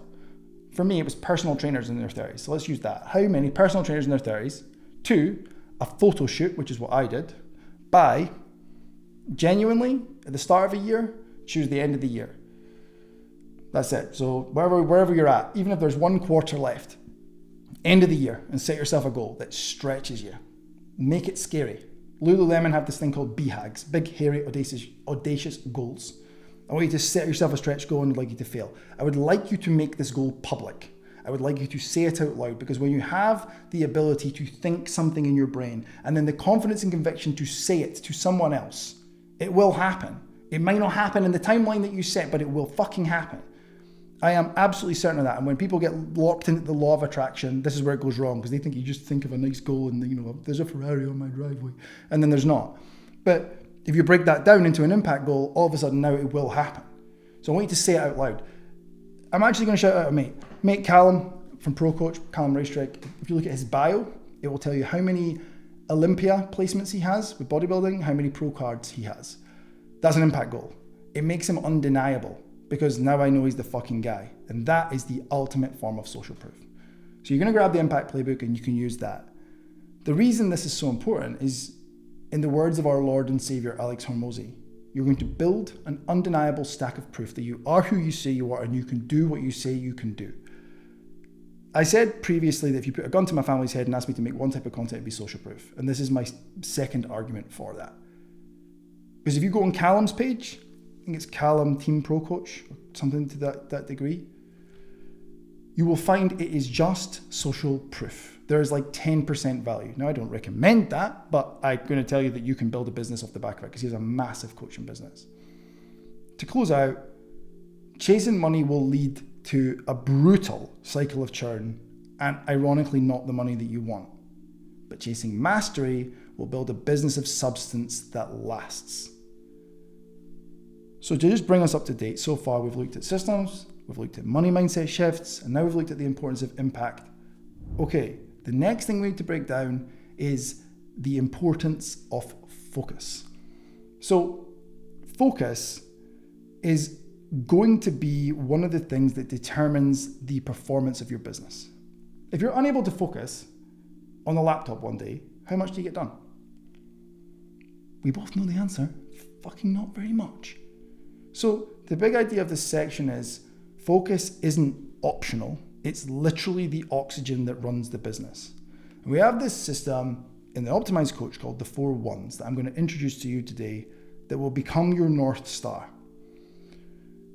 Before I tell you what they are, the fastest way to build a real business, like a business of substance, is to stop changing the fucking plan every 10 minutes. Coaches are notorious. You have already done it in multiple different ways. So why the fuck should you even care about these 4 1s? And what are they? Well, let me start by saying this. The best version of you, what is the answer here, coach? Isn't the I can do anything version. It is the version of you with parameters, because parameters give you focus. And sustained focus gives you momentum. Now, I know with certainty, anyone in the Optimized Coach will be able to tell me, back to me, that momentum is like the fucking juice. If you have momentum, you're very hard to stop. So if we throw a bowling ball out of a plane over a field, it has not just momentum, but what's called inertia. Now I'm going to nerd out because obviously my background is physics. When you drop a bowling ball out of a plane over a field of grass, does it stop when it hits the ground or does it plug? It plugs, right? Even if the ground is hard, that bowling ball is moving at fucking speed, bro. It plugs. And that is because it has inertia, similar to momentum here. And inertia is essentially something wants to keep doing what it's already doing. So if you have focus, and then that gains you inertia, momentum, which is forward movement, positive forward movement, you are going to fucking blast through walls when it comes to difficult spells. Here's the thing. The 4 1s are super straightforward. The first is this. 1 product. Not 7 offers, not 9 pricing tiers. Coaches, fuck this. And I know because I do calls every single week of every single month with coaches who I say, what is your current pricing? And I have to write down War and Peace as they offload small group PT, 2-to-1 PT, group class, spin class, 1-to-1 PT, online PT, nutrition only, training only, programming, like fuck me. No wonder no one's buying. You know, when you go to one of those restaurants, I don't know if anyone else is like me and they've got the big menu that's already on the table and it's like enormous. I can't take it all in. I don't know what to choose. But if I go to a menu with like 4 mains, it's very easy to make a decision. So one product, if that makes it easier, 4 products in that menu make it easier for me to make a decision. One product is going to make it much easier for your prospects to make a decision. The strap line on this one is this: a confused mind doesn't buy. If you confuse a prospect with the number of, like you've got a 3-month, a 6-month, a 12-month thing, and then you've got like a month-to-month thing, there's 5 options, and those 5 options all have a split pay and an upfront price. All of a sudden now you've given them 10 numbers, and then make it worse by saying, I've also got this back-end price and programming only and nutrition only. You've given them about 12 different numbers. What they now need to do is go and think about it, which is like the death of a lot of sales calls for coaches. So if the confused mind doesn't buy, the goal is the opposite of confusion, which is clarity. And that's going to come from simplicity. So one product. The second one is one traffic source. We're going to pick one channel. This is going to be difficult for a lot of coaches, and dominate the fuck out of it. Stop fucking around with every social platform that you've ever come across. And the problem that underlies this is what's called uninformed optimism. So another coach tells you that they're crushing on TikTok. You're already on Instagram and that's been your platform that you chose, but the so-and-so in the gym says TikTok's crushing. That's uninformed optimism. You think, well, he's crushing, so I'm going to launch off and do that too. Now you've got distraction. You've not got the focus thing going on. You're over there. Then you realize once you get into it, that it's actually a lot harder than you anticipated. So now you have informed pessimism. So you're now informed that it's very difficult. And then you have to go through this whole fucking cycle of grief. Instead, just pick one and dominate it. I have built a business that has made multiple £1 million. I mean this sincerely, on 90% Instagram and 10% email. Maybe 95.5. So if I got rid of email, I'd still have made multiple £1 million just using one platform.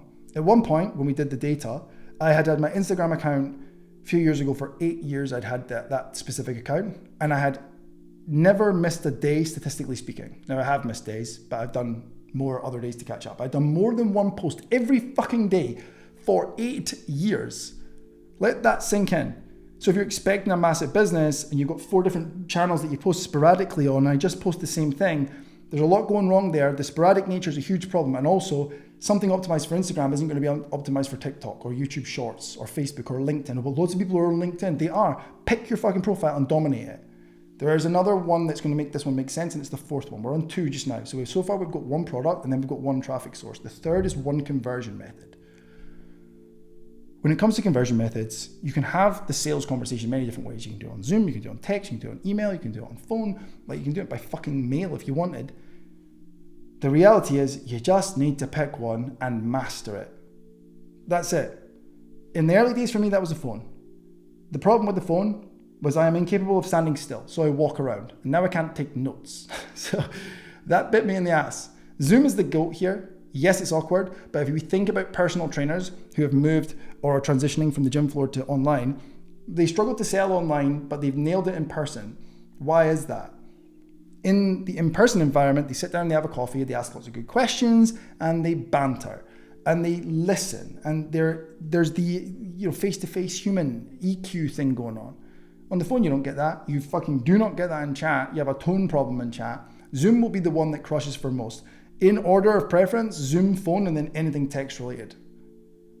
So if you want one, just start with Zoom. It doesn't have to be any more complicated than that.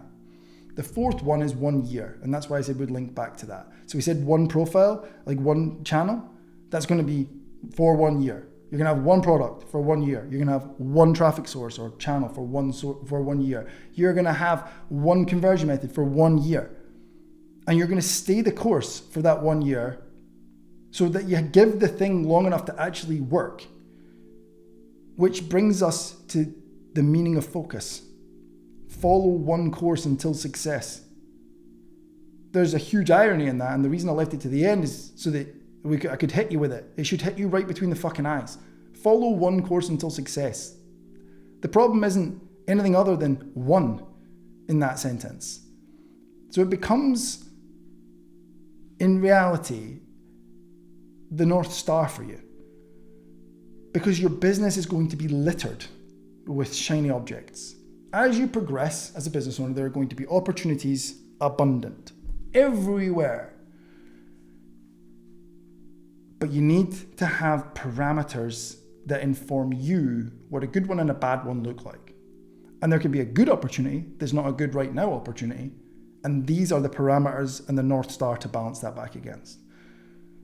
The reality is coaches whinge about clients program hopping. I think most coaches have made a post about this. I certainly have. You know, the reason you're not getting the results is because one week you're doing CrossFit, the next you're doing Zumba, the next you're running. They're not giving it time to actually see any progress. There's no progressive overload in anything. We know that as coaches. But the irony is those same coaches do the same thing in their business. That's not going to work. So to recap the 4 ones for you: 1 product, 1 traffic source, 1 conversion method for 1 year.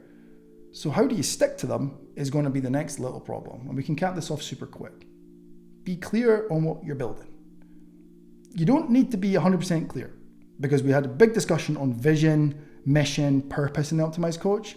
And a few of the guys got pretty bogged down, and I'm not crystal clear on what that looks like. Who the fuck said it was crystal clear? And who the fuck are you to assume that you will ever have that? You won't. You genuinely won't. Clearer. If you are clearer on what you're building, you know which direction you're taking it. There's growing, you know where niche you want to work with, etc. And you use the impact goal as your kind of guiding light, then you're building a system. You're not building the fucking dopamine machine that is the opposite. And that's why the shiny objects are so problematic, is that it feels good to go chasing this uninformed optimism in every area of your life. I have a good friend, Ben, he told me about crypto when crypto was kind of, not in its infancy, but it'd been around for a while. Uninformed optimism, launched in, chucked thousands of pounds into it, have absolutely nothing to show for that now.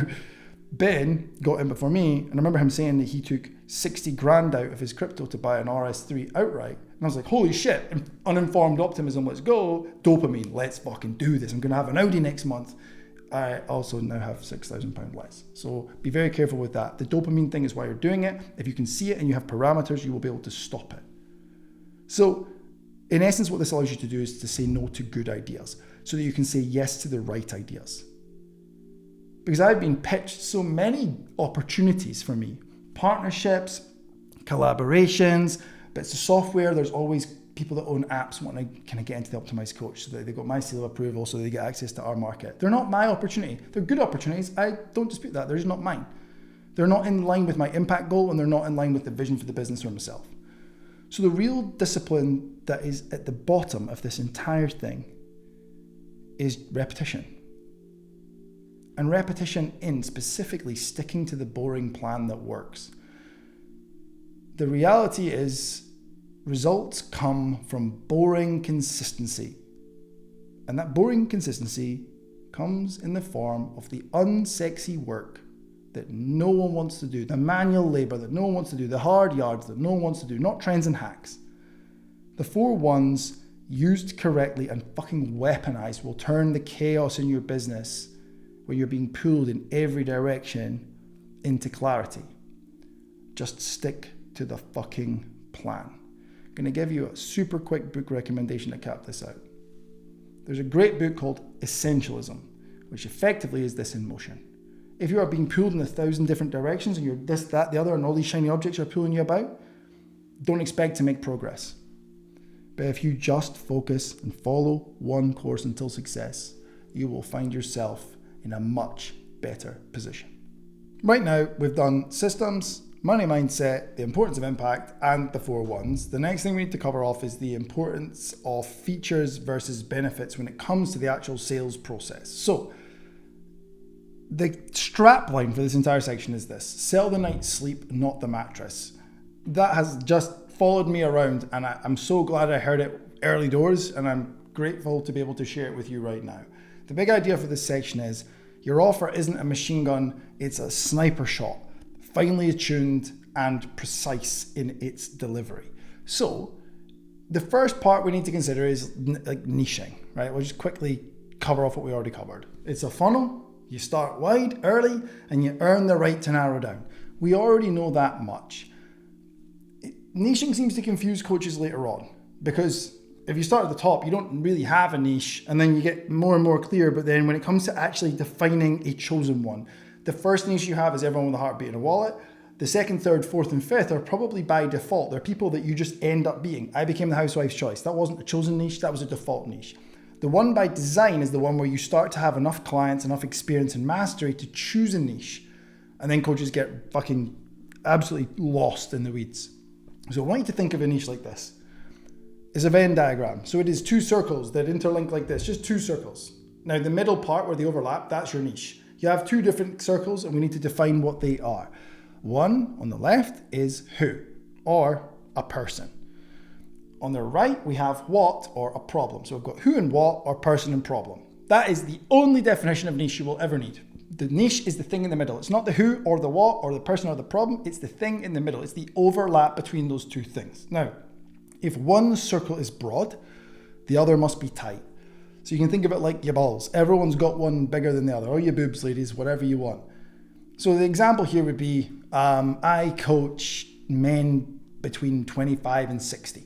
That's broad. That's a fucking enormous section of the population. So therefore the what, if the person or the who is men between 55 and 50, the problem or the what is got to be small and be good at one thing, be the something guy. So you can be, I help them to lose fat. So you've got a super specific area of expertise and a nice broad who. Now, another example could be, I coach men and women in their 30s who run their own business. That's fairly tight, right? We've got both genders, we've got 30s, so we've only got a 10-year age gap, and we've got run their own business, which is even more specific. So we've got quite a tight who. Then the what becomes something broader. It can be you help them with fat loss and fitness and running and muscle gain, and that's okay. Where I got this wrong early was I believed that it had to be both super tight, like men in their 25 to 26 and just super specific, and fat loss and photo shoots. It doesn't have to be that precise. It's one tight, one broad. And if you can do that, you will have nailed niching forever. So some take homes on niching, having covered it earlier on and just quickly again just now, is it's a funnel. It starts broad. Then you move down to a person and a problem when you get to the point where you have a designed niche. It's a niche by design. At the top of the funnel, it's by default. And as we get down, the person and the problem comes in, or the who and the what comes in when you are at the point of designing and choosing. That is really it. Those circles, one big, one tight.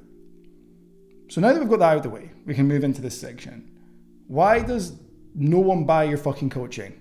Even if it is great, because I know lots of good coaches and I've met thousands of good coaches over the years who are great coaches, but they're, I don't have any leads. Like, no one's buying. What the fuck's going on? If you've ever wondered why people don't buy, even when your program is solid, it's probably because you're talking about features and you're not talking about benefits. So let me show you the difference between those things to make that real. Features might look like 3 sessions a week, Friday check-ins, custom meal plan, WhatsApp group, or 24/7, don't do that please, WhatsApp support, Zoom calls. These are features, these are things. If you're buying a car, it's like steering wheel, gear stick, seats. I would fucking hope so, right? They're not, I don't buy a car because it has a fucking steering wheel. I don't buy a car because it has a bonnet. They were, for granted, they were features. Most coaches do that. They sell the features. They're listing things off like a fucking Tesco receipt.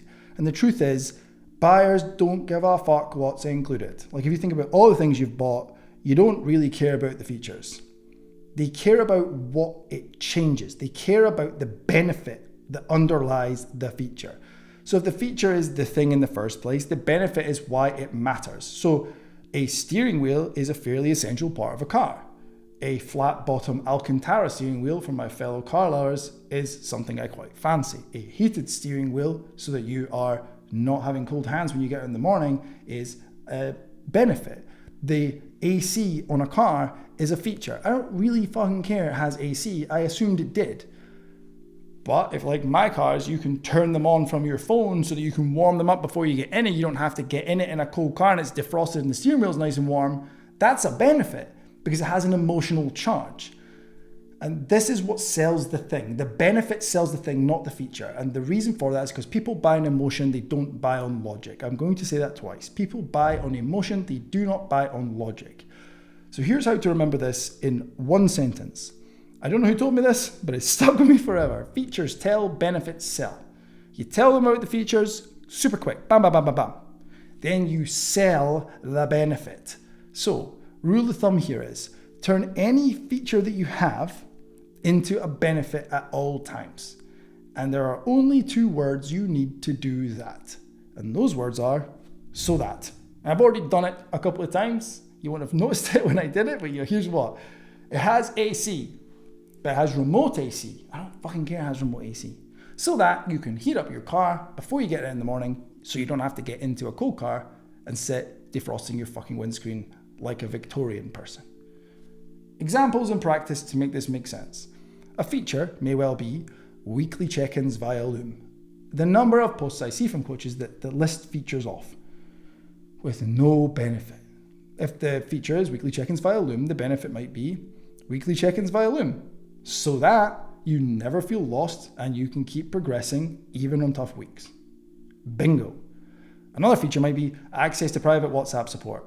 The benefit might be stuck or stressed at any time, message me, so that you've got backup when life throws you curveballs.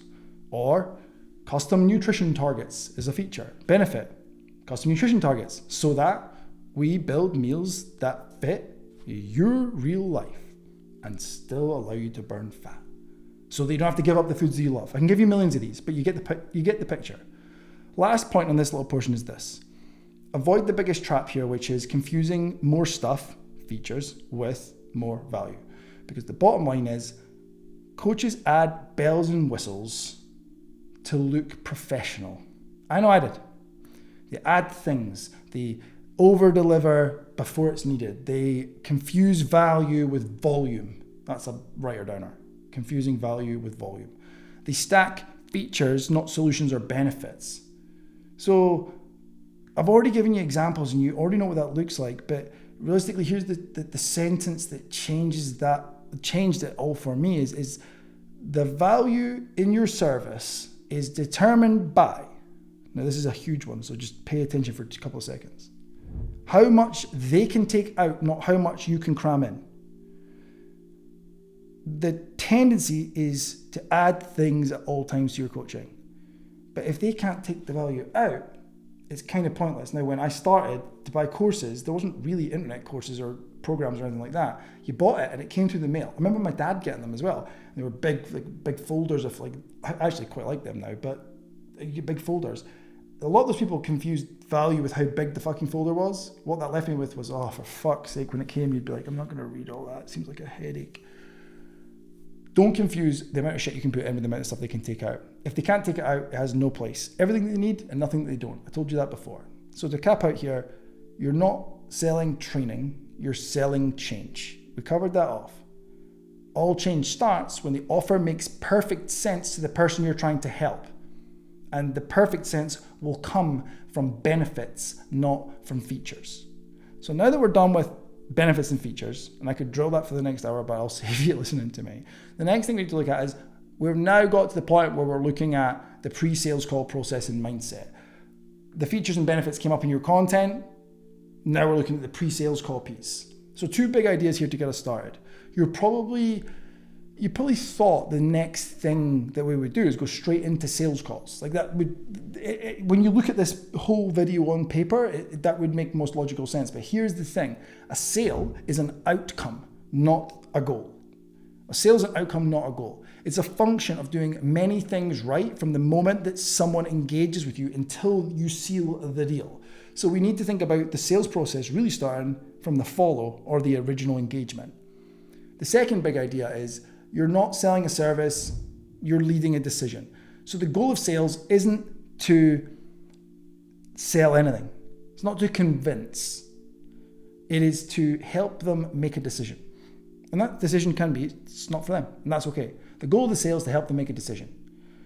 So when we get into the sales mindset, the default mindset around sales is usually I have to sell and I don't like it, or I need this money, or I hope they say yes. And there's this real desperation that underlies everything that you're doing, this desperate energy that clients can feel. It's another one of those feels. There's a lot of feelings in coaching. And this is one of those. If you come and you try and sell me your coaching and you fucking need me to sign up, whether that's true or not, and I can feel that, I have you by the short and curlies. I have the upper hand. Sales is just who has the upper hand. So if I can feel that, I'm probably not going to buy. And if I do, I'm going to bargain with you. I'm going to quote Sean again, who is absolute fucking diamond of a guy. That's why he's part of the Optimized Coach team. Yes lives in the land of no. So in order for that to happen, you need to get okay with hearing more no's. You might need to hear no on sales calls 4 times before you hear a yes. And that's going to be very tricky for you to sustain, because every no is another fucking bullet you're taking. Book recommendation, second one for the section, is this, The Alter Ego Effect by Todd Herman. Excellent book. If you can sit down, I'll tell you about me. When I go to my desk, I am the Optimized Coach. I'm not Matt Peacock. Because the Optimized Coach, the guy sitting at that desk, I hear no. I need you to know that. Like, I hear no from people. Way less than I used to, but at the start I heard it all the fucking time. And if I was Matt Peacock, then I'm taking all the hits and I'm carrying that into my life. And if you can separate yourself from the business, all of a sudden now you will take it less personally. All of a sudden now when you go home to your wife, partner, kids and whatever else, you're not a miserable sack of shit because you don't feel like the rejection is personal. So 4 big shifts that you need to make are this. The goal isn't to sell, it's to get hired. That's enormous, absolutely enormous. If you go in to sell, the problem is you go in with the intent not to listen. You go in with the intent to just get this person over the line. If you go in with the intent to be hired, you go in with the mindset of service. And that's one of the fundamental principles in the Optimized Coach.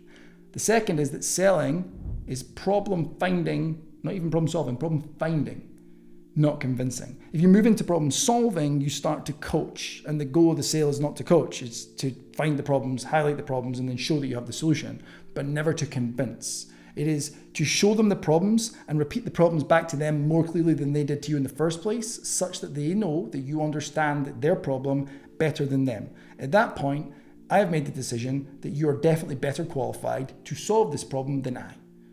The third is this, confidence over neediness. You need to sell yourself first. We covered it off. If you don't believe in what you do, neither will they. I'm going to leave that one alone because we covered it earlier. The fourth is this, the person you have to sell is you. Wait a minute, Matt. That's the same as number 3. Yes, because this is the most important thing I have told you in this entire section so far. If you don't believe in what you do, they are not going to buy it. I need you to work on your self-belief. And that self-belief is going to come from the apprenticeship that we did in section 1, where you just keep going. You keep trying, you keep experimenting with your own training, with clients, and then through doing that experimentation, guess what happens? Your social proof bank rises. It might not be transformations, it might be messages to start with, and then you get both. And as you get both, what I want you to do is this. This is why I repeated this point. I want you to save all your social proof in a phone camera roll folder, a separate one in your iPhone. And I want you to, before every sales call, I want you to go into that and I want you to read and look at all the positive social proof that you have ever had. Because what we're doing is rewiring your brain to go into the sales call like a fucking savage who knows their worth, knows their value, and understands the impact that they can have. So now that we've nailed the mindset part, there is lots of work to be done there. I'm not going to bar that up. That you haven't finished that. You've just heard it and you've now got your passport to start working. You need to know your numbers. There are lots of numbers that you need to know to start to run your PT thing like a fitness business owner. Now, we covered retention earlier on. Conversion is the next one. There's another worksheet for you to use called the Money Matrix Playbook, and you can grab it down below, and that's going to help you work out all your numbers. If the conversion rate is our next number, let's break that down. If you're closing 7 to 10 warm leads, you're crushing. No one ever sat me down and told me that. And if they had, I would have felt a lot better, a lot faster. But if you're below 30%, the sales call needs work. Not just the call, the process, the content, and everything between. Remember, the sales starts at the first point of engagement. So everything from first point of engagement all the way through to the call needs work. There you're kind of, I wish someone had given me these again, parameters. Below 30, we've got a problem. 70%, you're doing pretty fucking good, in my opinion. If you're closing 8 or more, so 80%, so 8 out of 10 people you speak to, you close, would be an 80% conversion rate, then realistically, it's probably time for an increase in pricing. Now, the changes in pricing are always going to come from data. Where coaches fuck this up is that they do it based on feeling. Honestly, most coaches don't feel like increasing their prices because it feels like a risk. So how can you increase your conversion rate? You shouldn't be relying on the call to do all of the heavy lifting. We've kind of touched this where if we already know the sale starts at the first point of engagement, if all the engagement is shite up to then, you're going to have to work really hard and there are going to be a lot of objections. But going right back to social proof, if the social proof has objection handling baked in and context, then all of a sudden the sales call becomes easier because they're not like, well, that guy didn't have kids, so on and so forth. So a solid pre-call process makes the whole call smoother, shorter, which is a fucking great thing for you as you get busier, and higher converting. My 3 pre-sales steps for you are: number 1, the 5 whys. So when you are speaking to people in triage, you're going to have your triage flow using boards. We need to dig into the motivations that people have for the things that they're saying. Now, this is a weird one. You don't always have to do 5, but the rule is 5 whys. And it was Zoe Knight, Luke's wife, that told me about it first. When someone says they want to lose weight, we often take it at face value and we launch off into coaching. Stop doing that and ask follow-up questions. Why? So why do you want to lose weight? That's interesting. Well, I want to lose weight because I'd like to be smaller. Okay. Why would you like to be smaller? Now, I know this seems like you're being a petulant child. They won't even pick up on it. Why? I'm curious. Like, put the softeners. I'm curious. That's interesting. Why would you like to be smaller? Well, I was a lot smaller when I was in high school. Okay. And why did you think you felt better that way? Yeah, I definitely felt much better. It's like, and why do you think you felt better? It's like, well, because I didn't get out of breath. There we go. So there's a fitness thing. And when you dig deeper, you get to the actual root. So the more whys you ask, the better you will get to the actual root of the problem. And that is the thing that you can then coach through as opposed to coaching the initial problem. It's kind of like when someone goes to the physio, I've got a sore hip. And it turns out, if you've ever been to physio, I'm the son of a physio, that it's like their fucking foot that's the problem, not their hip. That's exactly what's going on here. They don't know the problem, they know the symptom. And our job through whys is to find the problem that underlies the symptom. When you have a headache, it's probably because you're fucking dehydrated most of the time. So take that as your example. The second is to set the frame. When you go into the call, you need to understand that the call is about clarity and making the right decision, like for them. And if you can set the frame for you and for them and tell them that's what's going on, it's like, I want you to make the right decision, and you remove the pressure, all of a sudden the person on the other end isn't going to feel any pressure, and you and I don't like it. No, I've never met someone that's like, I fucking love sales pressure. It's like, no, when you get further on in your career, you will start liking people selling to you because you'll start breaking down what they're doing. But for now, you don't like it, so don't do it to other people. The third is objection handling, which we kind of skirted around in other areas. But it's going to be baked into the prep that you've done. It's going to be the DMs that you sent, the form that you sent, the triage, any pre-framed content that went out. Maybe down the line you've got a VSL, and that VSL handles objections, video sales letter if you're not following, where you book the call and send them a video that explains all the features and deals with any objections. That's a great way to do it. But the objection handling can be dealt with 90+% before the call. And if it's not, expect to have a longer and more difficult sales discussion that you have to really work for the money. The reminder here is you're qualifying them too. Like, the prize doesn't chase. I went into my early sales calls feeling like I was really having to sell myself to them. And then these days, if someone comes on a call with me, it's like, tell me why you'd be a good fit for the Optimized coach. As you build your confidence, that is going to be an absolute power stroke for you to use throughout the calls. This means by the time you hop on Zoom, that they're already looking at you as the expert, the leader. And in essence, the way that the sales call will work is there's someone playing the tune and there's someone dancing to the tune. So the person playing the tune has the control of the frame, is the phrase in the kind of sales space. Now, if you are being asked questions, you're dancing. If you are asking questions, you're playing the tune. So if they're asking, how does this work and how does that work? What you need to do is quickly get them back to where let me explain. And then you ask them a question. When you're asking, you're the one auditioning them. If they're asking you, they're auditioning you for the thing. That's a big problem. So now that we've got the pre-sale prep tucked away and taken care of, we can move into taking you from sales fear to sales belief. I seldom meet a coach that isn't a little bit scared of selling when they start. It's very normal. I need you to know, if you feel a bit weird about selling, you're not fucked. You just haven't been given the education system and training to go through that process. You don't know what you're doing. That's normal. When you started everything, you felt like that. The problem is most coaches associate sales with sleaze, with pressure, with manipulation, with taking money, and they worry that they'll sound pushy. Above that, they also worry that they'll get rejected. No one ever talks about that, but I felt like that. And that's not a great place. So when you feel all those things, when you feel sleazy, slimy, like pushy, salesy, any word you like, they avoid sales altogether. I've seen so many coaches self-sabotage here where they don't book sales calls, or they're awkward about booking them, or they're slow to book them. Remember, money loves speed. And if we're going to go slow, they've picked up that if they wait 24, 48 hours to ask someone for a call, they just ignore their messages that they typically don't book, and they self-sabotage in this silent way. And then they wonder why they're broke. It's on you to fix this, because the truth here is sales isn't something that you do to someone else. It is something that you do for someone, or better yet, someone does to you. If you can shift, as we said earlier on, from going into the call to sell to going onto the call to get hired. I actually explicitly state that to everyone on a call with me. Listen, I have absolutely nothing to sell you. Here's how it's going to work. And I run them through the agenda. We'll come to that in a minute. And then I say to them, and if all that sounds good and you like the sound of the plan, what I'll do is I'll ask you if you'd like to know more about how you can join the Optimized Coach. If not, I'll give you the plan. You can go away with it so that you don't have to have a sales pitch thrust upon you against your will. Does that sound fair enough? Immediately they're like, oh my God, this is completely different to every other sales scenario I've ever been in, because the problem that we face is you will be tarred with the same brush as the other salespeople that these prospects have come into contact with.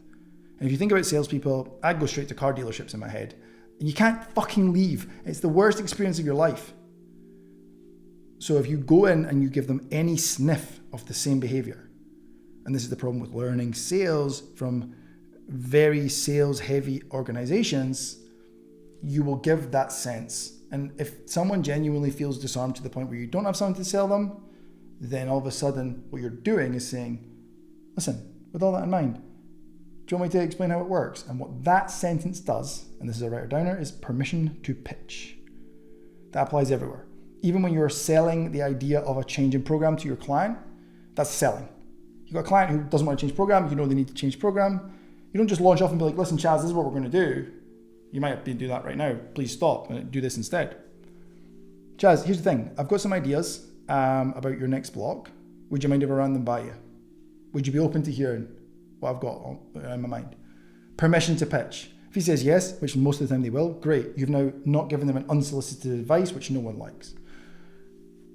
Realistically, if you genuinely believe your program, your system, whatever it is, your coaching can change the person's life, then not offering it is selfish. It's a weird head fuck that, and Sean's big on this, is if you aren't, you know that your coaching, genuinely coaching can save people's lives.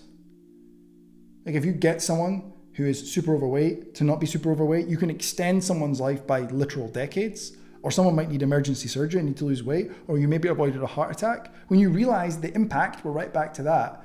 You now know that withholding the answer to that, imagine you went to a doctor, you turn into fucking Harold Shipman. You want to make sure that you are giving the solution that is best for the person. If you have that and you withhold it, selfish. Your duty is to serve, and selling is serving if it's done correctly.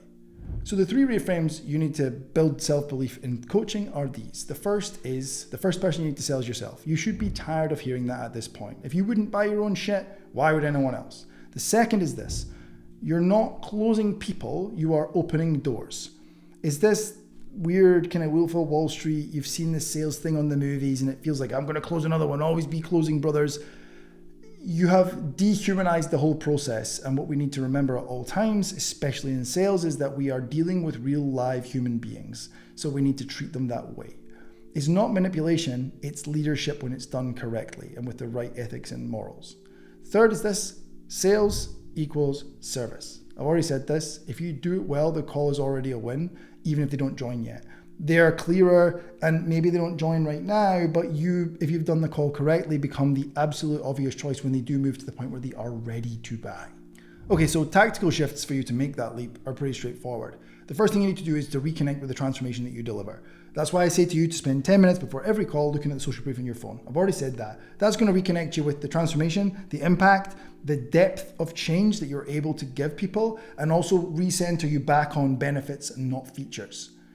The next thing is to make sure that you practice your tone, your presence, your pacing on mock sales calls. Now, no one ever does mock sales calls, despite being told. And I'm one of those people. I did not do it for years. And until I did it, I didn't really get much better. But when I got out my own way, because it was ego and it was awkwardness, it's fucking weird. I hated drama at school. I don't want to pretend to sell you something. And I know you don't want to do it with someone else either. I promise it works. And the reason it works is it gives you actual practice that is tangible. If you just try doing it by yourself, you don't get feedback. When you go into it with a friend, another coach, your partner, doesn't matter, as long as they can talk, so they'll knock the dog with the cat, then all of a sudden you're going to get feedback on a lot of things. And tone is so important. We're not going to go too far down the hole, but picking up your pacing and your tone and dropping your voice when you say something, and then, oh, that's interesting, why do you think that is? And, oh, that's interesting, why do you think that is? Are completely different sentences. And Alex Remorse has this one where he says, I didn't say he hit his wife, is a sentence. I didn't say he hit his wife. I didn't say he hit his wife. I didn't say he hit his wife. I didn't say he hit his wife. That's the same sentence with completely different tone, and they all mean completely different things. So I need you to be aware of the importance of tone, volume, and pacing, and that's only going to come through practice. Please, for the love of God, do not go into a sales call with a script. Scripts are not something we do in the Optimized Coach, so if you're sat there thinking, oh, it might be good to work with them one day, but I really like scripts, we're probably not the guys for you, and that's okay. I don't think scripts work. You sit there and you say, hi, my name is Stephen. I am running a coaching business. And you sound like fucking Stephen Hawking, mate. And you're looking at a piece of paper off to the side and no one wants to buy from that. There's no human connection. You're going to make mistakes. I've said a few words that aren't even real during this, but I kept going because I'm human and you will forgive me, I hope, for those fuck-ups. By dropping the script and focusing on clarity and connection, you're going to go a lot further into the emotional side of things. But where this works best is for you to have certain things to pass through. So I need to do the agenda, I need to do this, I need to do that. And you can think of it like a skier on slalom from the top down. You just need to pass through different gates. I don't care how you get from A to B and from B to C. And you shouldn't either, because it's going to be different time to time. But if there's such rigidity in a script, you can't freeball. The next part is to use question-led selling. You're diagnosing, you're not pitching. So I need you to be very careful that in the sales calls, you are asking questions. As I said earlier on, 99 times out of 100, as coaches, we launch into coaching too early because we are excited to do our job and nervous to make the sale. Instead, it's asking whys. Why do you think that is? How's that affecting you? Those questions are going to help you so much. Because if the goal is to diagnose, the first part of the call is just you finding out what the problem is, because they don't know, they think, and they have a symptom, not a problem. Once you find the problem, then you can pitch on the problem, not the symptom. To cap out, stupidly simple. The best sales calls don't feel like sales calls.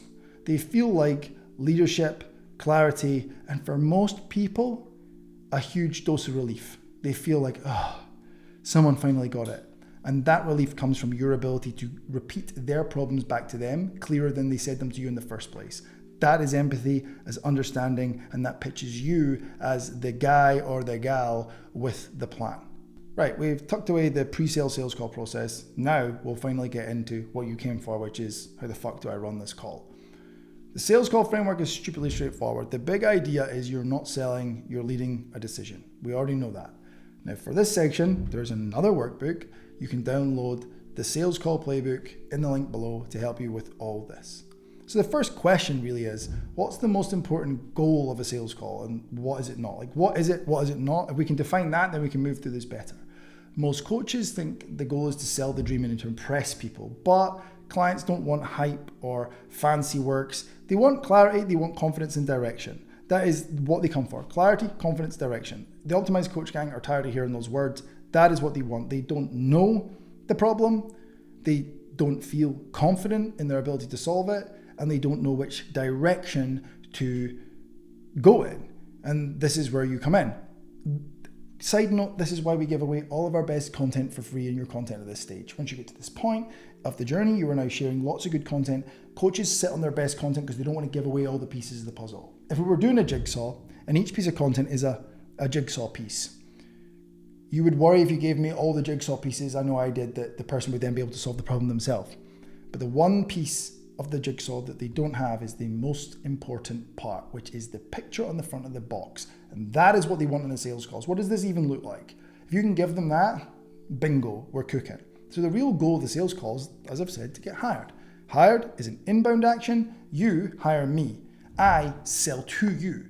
So if hiring is an inbound action to Matt and selling is an outbound action from Matt, we want to move to the hire. You're not here to convince them. Selling is convincing. If you're going in with the approach to sell, you go in with, I'm going to convince this person I'm the best, and the reason that they need to sign up is this, this, and this. If you go in and you're here to help and help them make a decision, yes or no, that is the fucking money shot. I've said already, you're not solving problems on the call. You're finding problems and you're showing them how it would work. But you don't get into macros and calories and fucking workouts and all the rest.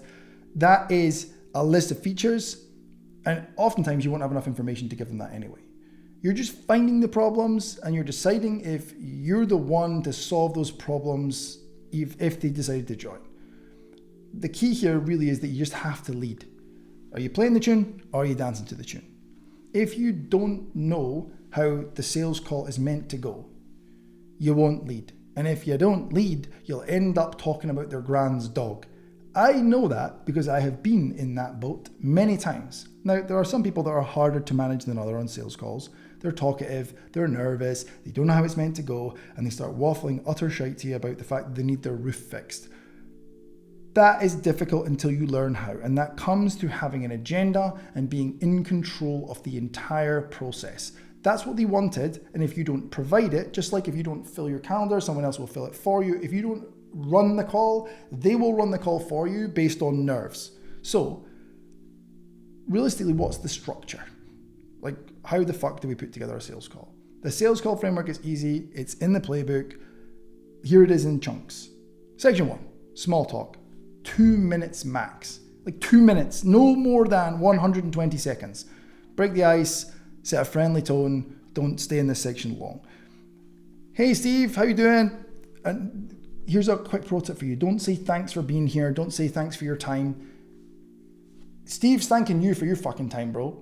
So it will take every ounce of your fibers to just not say those words, but cut them out. Hey Steve, how you doing? Good to meet you. Nice to meet you, Matt. And then maybe he's got an accent, or I know he had the funny dialing code. Like, dude, where in the world are you? It's like, oh, I'm in Sydney. Like, oh, cool, mate. I've got some clients in Sydney, or my brother lives in Sydney, or whatever. Find something like weird, like just gently, right? Once you've done that, 2 minutes, that's us done already. We have already done all of the small talk.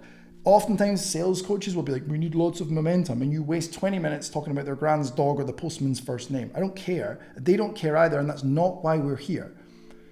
So once we've set the tone and we've kind of connected, then it's to set the agenda. Okay, Steve, listen, I've got an agenda, super loose. Let me run it through you. Is that okay? Is that okay? Is that okay is permission to pitch. It's another example of that. That frames the call with a disarmament, and then the agenda itself frames the call with clarity and leadership. And that's exactly what they need. So he's going to say, yeah, that sounds fucking great. Hit me with it. And then you run them through the agenda, and I'll hit you with the rest of it just now. You run them through the steps. What I like to add to the agenda is we're going to do this, we're going to do this, we're going to do this, and you do a so that on each one. And then you say, but listen, dude, this is your call. So if there's any time that you feel like we're going off on a tangent that isn't what you're here for, please feel free to say. And if you were not covering something that you absolutely want to talk about, then please just highlight at any point. Does that sound fair? That sounds fair. Again, permission. So we want to build trust in the next section, which is you ask Steve, like, okay, Steve, here's a couple of questions just to get started, if that's okay, just so we can get the conversation flowing and we'll move from there. Because it's pretty stagnant at the moment. Steve, I'm curious, what brought you to my door? And what makes now the right time to make a change in whatever he's already told you in Triage is making a change in? Your fat loss, your fucking fitness, whatever. So we're saying, why me, why now? That pulls out the motivation, it pulls out the urgency, it pulls out the emotional anchors. But what happens is Steve sells himself on why you're the fucking guy. He sells himself on why your program is the one, why you are the one people buy coaches, not coaching, and also why he has to make this change right now. So what we've done is just anchored him back in why he booked the call. This seems like small talk, but it's absolutely crucial. The next step is to visualize. So in kind of classic sales training, you will be taught to immediately move to pain at this point, to dig into the problems that they have. I'm going to tell you I don't like that, and I'm going to tell you why. The kind of classic psychology is criers or buyers. I have no desire to make someone cry on a sales call, and I'm not here to sell. So if I'm not here to sell and I don't want to make them cry, I need to discount that advice and think about What do I know to be true? I like to move to where they want to go. And I tell them that because it's a much more positive place for the conversation to be. So I would say, Steve, here's the thing. Where would you like your, insert the thing, fitness, fat loss, body weight, strength, it's different for everyone based on the triage, to be in 6 months? What does the absolutely ideal outcome look like? 6 months, 12 months. Use one of those. And then once we've got that, we can ask, and you can ask for specifics. So I want to be lighter. How much lighter would you want to be? And like, how fitter would you want to be? Or how much muscle would you want to gain? Or how big would you like to be? Or how small would you like to be? Or what would you like your marathon time to be? Why does that matter? Then you can ask where you were at. So you want to go back to, okay, so now we've got all those bullet points. Where are you right now on those things? And you just use the categories that he gave. He maybe gave weight, he maybe gave fitness, he maybe gave a feeling, and he maybe gave a why. Just ask the question about each of those. So if you want to be that weight, what weight are you now? Okay, and you want to feel like that. How do you feel just now? And all we're doing now is we're just highlighting at this stage the gap. We're just finding out where they are, where they want to be. We've now got points A and B. We now need to find C, which is all the shit that has to happen in the middle. So now we've got the future, the positive, emotive, the pull, the carrot, if you will, the cheese at the end of the mouse run. Then we've got the cat that they're scared of where they're at just now. The goal is to then stretch the gap. You then want to find out what happens if they don't fix this. You want to find out how long has it been like this? What have you already tried? And these are all the follow-up questions that you're going to have to just work through differently with every person. Once you have reasons, rationales, where they are, where they want to be, you've now got the recipe for you to move into. You've diagnosed, you've found out what's going on, and you've asked a lot of why. So now you know what not just the symptom was, I'm overweight. You've now found out the actual problem, which is I was bullied at school, or, it doesn't always have to be that deep. Sometimes they just want to be fucking shredded, and that's okay. But you found out why. Then you can say, and this is another permission to pitch. It's a good transition. Would it help if I explain how I work or how the system works? They're always going to say yes. That's going to allow you to smoothly shift into your program and then benefits, not features. So then we're going to run through what you would propose. I like a timeline.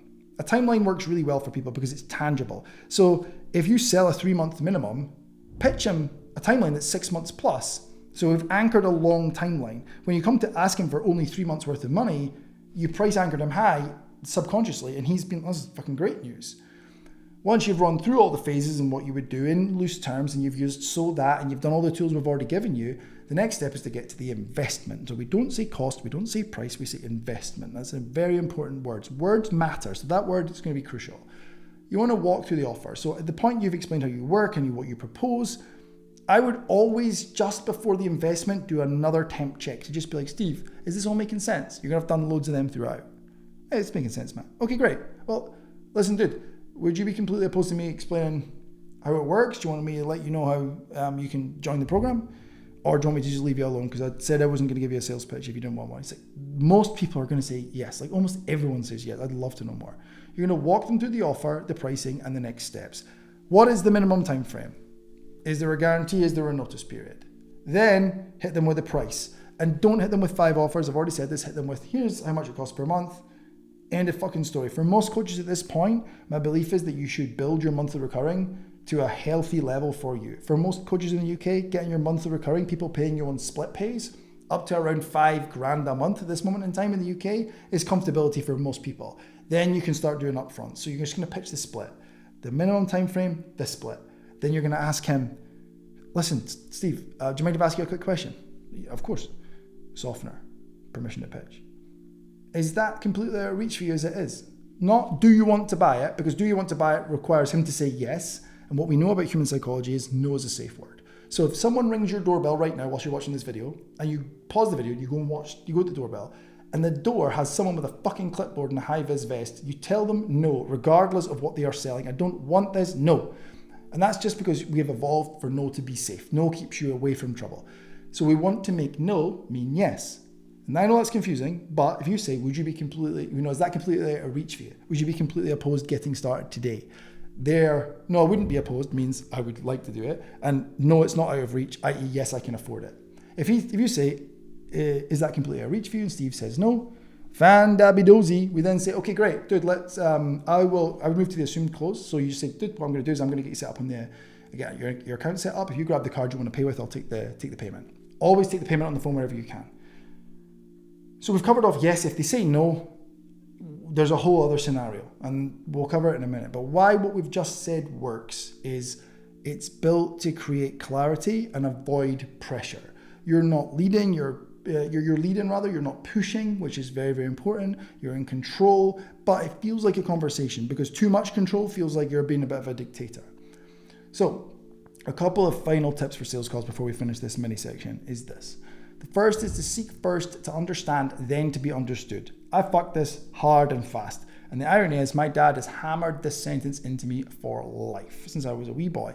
Seek first to understand, then to be understood. That is a life rule, not a sales call rule. If you're arguing with your partner, seek first to understand their point of view, not to be understood. If you are debating or arguing in any scenario or negotiating, you need to understand their point of view so that you can work with it. If you are just shouting instructions at them, they're not listening. So to do that, it's asking more, it's talking less, it's getting the truth, their truth specifically, before sharing yours. Don't launch off into your beliefs until you've heard theirs. The second of the tips is this, use mirroring and labeling. We can give the credit here to Chris Voss, super quick example, great book, Never Split the Difference. Mirroring labeling looks like this. Steve says, so I do a bit of football every week and I do the gym. And like, it sounds like you're really into football. That's a label. I've applied really into football. He's either going to say, no, I'm not really into it. Or yeah, I am. We just learned something about it. Mirroring is when you don't know what to say next or you want to, this is a fucking pro tip, absolute pro tip. Steve says, I've been overweight for years. You say, overweight for years? We just use tone and a mirror. Overweight for years. It's like, 10 years. Like, 10 years? Yeah, 10 years. I felt terrible. You felt terrible. Honestly, it feels like you're mentally insane when you're doing this. They won't even pick up on it. People will love you. I want you to practice this next time you're at a social environment. Wedding, stag do, something with people. Just repeat the last few words back to them with a kind of low and surprised tone. You play football every week. Honestly, people will open up like a book. It sounds like you've tried before, but you didn't get results. Label. That seems important to you. Sounds like that's important to you. These are good. Okay, third point is this. Let's cap this out. Always have a structure and always lead. No rambling, no hoping. You're the pro. You need to have an agenda. That's easy. Rename the call. Here we go. Don't call it a sales call. Triggers fear. Don't call it a strategy session or a discovery call. No one woke up wanting one of them. What do they want? Do they want a workout audit? Do they want a coaching audit? Do they want a nutrition audit? That's something I want, but I didn't wake up this morning and roll over to Sarah and say, we just need a discovery call. Treat it like dating. Rapport beats pressure. Just take your time and be human. Don't come on too strong and don't overshare too soon. You're just seeing if they're a fit to start with. You're not begging to be chosen. Final point. The best sales calls don't feel like closing. They feel like someone who finally understood them. And that's a huge relief. And it showed them a way out of their problem. If people don't buy, we're going to cover that in a bit, but here's my closing point. Book a meeting from a meeting. Bam, fam. Book a meeting from another meeting. If I don't buy, fine, Steve, here's the thing. Totally respect it. When suits to touch base next? That is all you need to do. Put that in your calendar. Follow up. We already touched calendars. And that is that section done, boys and girls. Coach, I'm going to level with you. When I got to Bam Fam, I had to go super fast because I started a whole new point, and from behind the camera, I saw this. And that wasn't Chaz saying, peace, man. That was Chaz saying, we have 2 minutes left on this SD card, brother, and you need to shut the fuck up. So I'm not happy with just giving you that, and I want to give you even more. And I'm willing to do it, so let's strap in. We're going to redo it. We already have 1,000 gigabytes, by the way, so it's getting pretty tricky on the SD cards. So, bam, fam, we already covered it. Book a meeting from another meeting. So, where we deploy this is if Steve, our prospect on the call, didn't buy. And there's a number of reasons why he wouldn't. Now, the first kind of scenario is he has objections. So, let's cover that off. If the objection is, it's always their wife, right? It's fucking always the wife or the husband. It's the partner that's not there. They're just not in the room, so they can blame them. Listen, here's the thing, Matt. It's pretty expensive, and I need to speak to my wife about it. The very first thing I want you to do is to justify the objection, which is the opposite of classic sales training. Classic sales is like, well, it's not that expensive. Expensive compared to what? That feels like a challenge to me, and I don't like being challenged like that. Instead, what I like to do, and what I'm asking you to do is, Steve, I agree, it is expensive. Like, it fucking is expensive. Agree. And I would speak to my wife too. So fair fucks. Then you ask the question. Because you've just disarmed him. You have sided with Steve. So quick aside on that is whenever someone says something to the opposite or contrary of what you're saying, and that could be someone saying it's expensive and I don't want to buy, or someone complaining about something. There are only two characters. There is the yes and the no, so to speak. So if you oppose Steve, he will ramp up how expensive it is. It's not that expensive. It's like, well, it is fucking expensive, and now you end up in an argument. Even if it's just a disagreement, it's not good for sales. And when we think about everything being sales, if someone complains, then if you diminish the complaint and be like, well, it's not that big a deal, don't worry about it, they get even more irate. So instead you're like, you're absolutely right, this is not acceptable, then they tend to diminish the level of their complaint because you have chosen the even more irate character. So in this case, you agree, you justify the concern. Then you say, Steve, listen, how long do you need to speak to your wife? Which is you bam-famming him.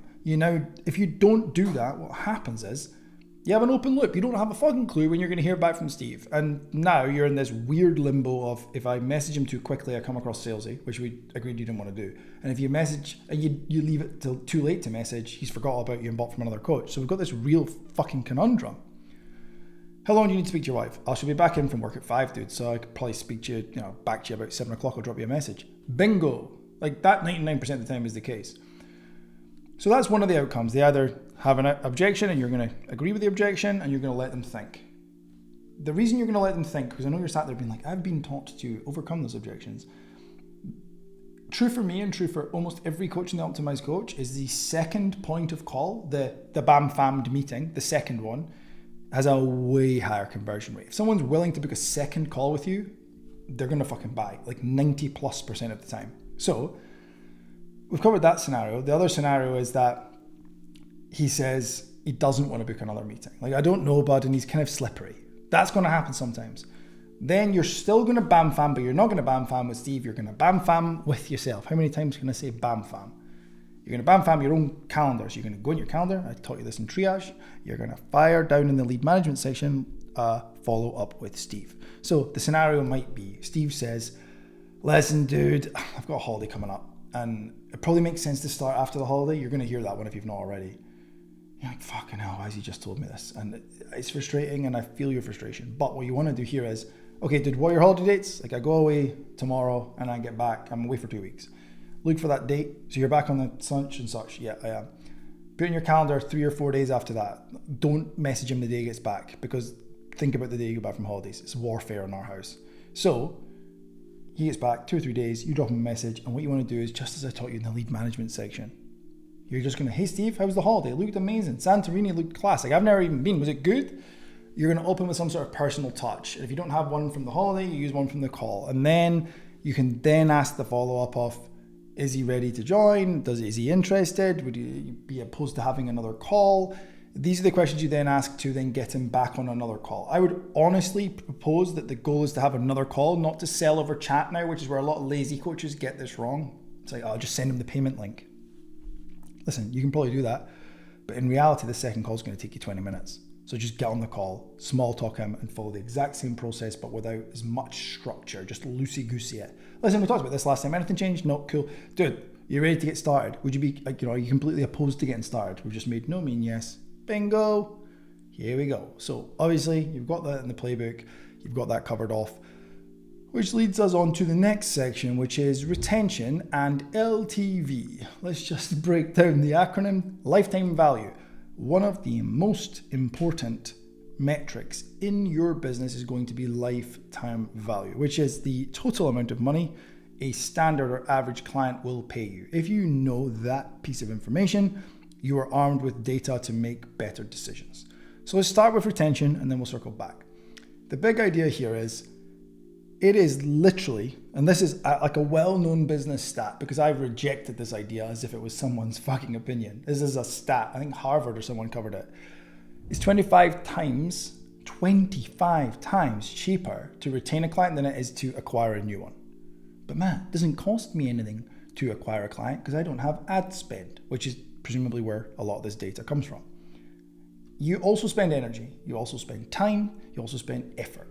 So if we know it's easier to keep someone and cheaper from a monetary, energetic, and time standpoint 25 times, the businesses that crush and the businesses that grow to be the businesses that you admire from afar are the ones that have excellent, like world-class retention rates. Retention isn't just good business, it is the engine of scale, because you now don't need as many leads to make as much money, you don't need as many sales calls. Even if you are still getting as many sales calls, you're keeping people. So if you think about, the best analogy is like a sieve. So if you have a sieve and you go to the sink just now and try and fill it up with water, we both know you're going to be there for an awfully long time, brother. The reason why is because the sieve has holes in. Those holes are churn, which is the opposite of retention. If you had a pan and you were filling that up with water, it would not take you long, assuming the pan has no holes. That would be a business with zero churn or high retention. It's much easier to fill it with water and therefore hit your financial goals, led by your impact goals, if you have solid retention. Now, we need to understand, to work that out, as much why people retain as why they churn. So why people leave is people leave when they run out of future. Like, that is just a non-disputable fact. I've told you already. If they don't know what's next, they don't see the big picture. And if they don't see the big picture, you feel it happening, coach. They distance, they're missing check-ins and they're not as invested as they were. Typically, that is a you problem, not a them problem, is they can't see the point in all this work. And where this goes really wrong, we have an entire 2-hour training on this for the Optimized Coach guys, is they get stuck in this endless merry-go-round of check-in, response, and it just feels linear and circular and boring and repetitive and pointless. Instead, if we make those circles an upward inflecting, like a tornado, where they can see progress at each revolution of the merry-go-round, they always know what's next, they know what next phase is coming, they know why they're doing it, then reality is they can see a future worth hanging around for.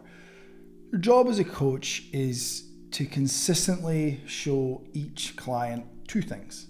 The first is what's now. So as I already covered in check-ins, they need to know what they're doing in the next 6 days, right? And why they're doing it, what phase they're in.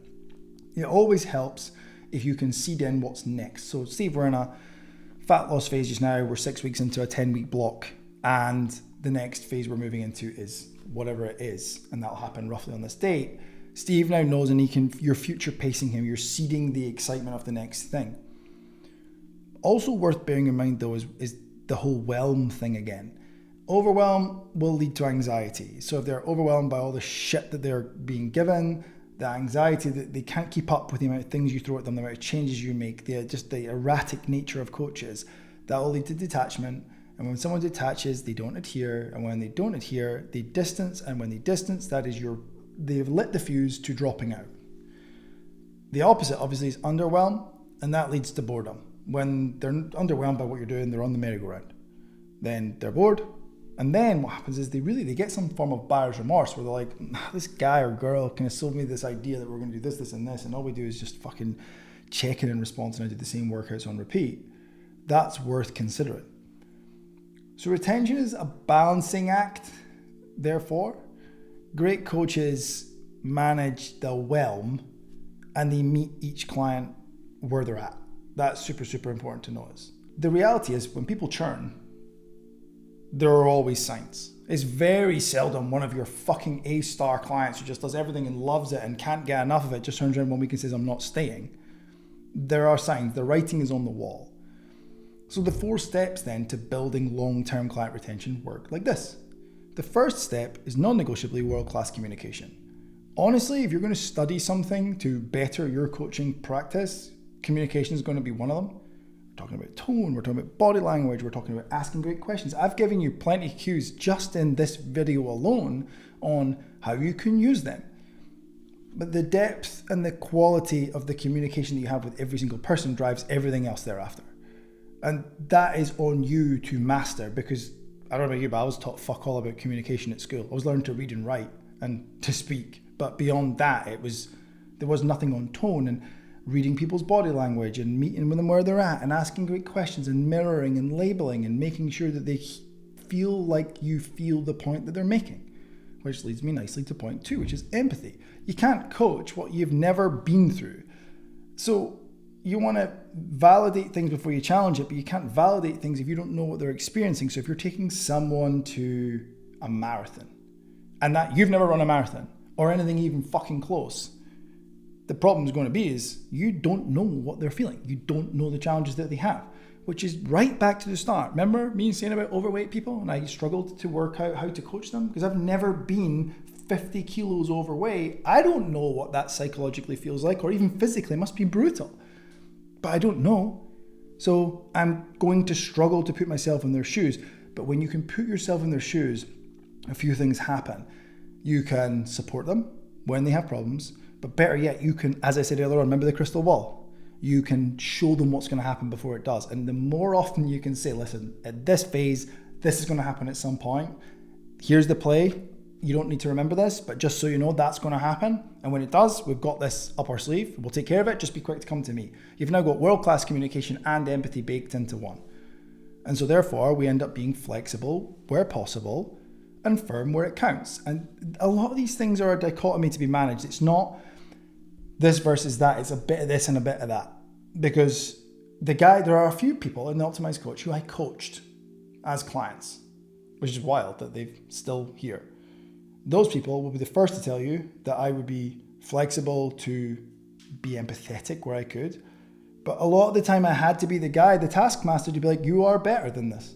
And this is not your best work. And unless there's something else going on that you've not told me, please tell me if so. I need you to do better. And this is how that looks. So that's where the empathy thing comes in. You can be empathetic and give tough love, as well as where coaches get this really wrong is be empathetic and let everyone off the hook. Genuinely, that's one of the biggest problems that will befall you as a coach is, don't worry about it, Sally, just check in when you're ready. They came to you and they said accountability, almost all of them. And so my definition of accountability would be holding someone to a higher set of standards than they currently hold themselves. If that is true, sometimes where there are no limitations on Sally and she's just not committing to things, we need to find out if she understands.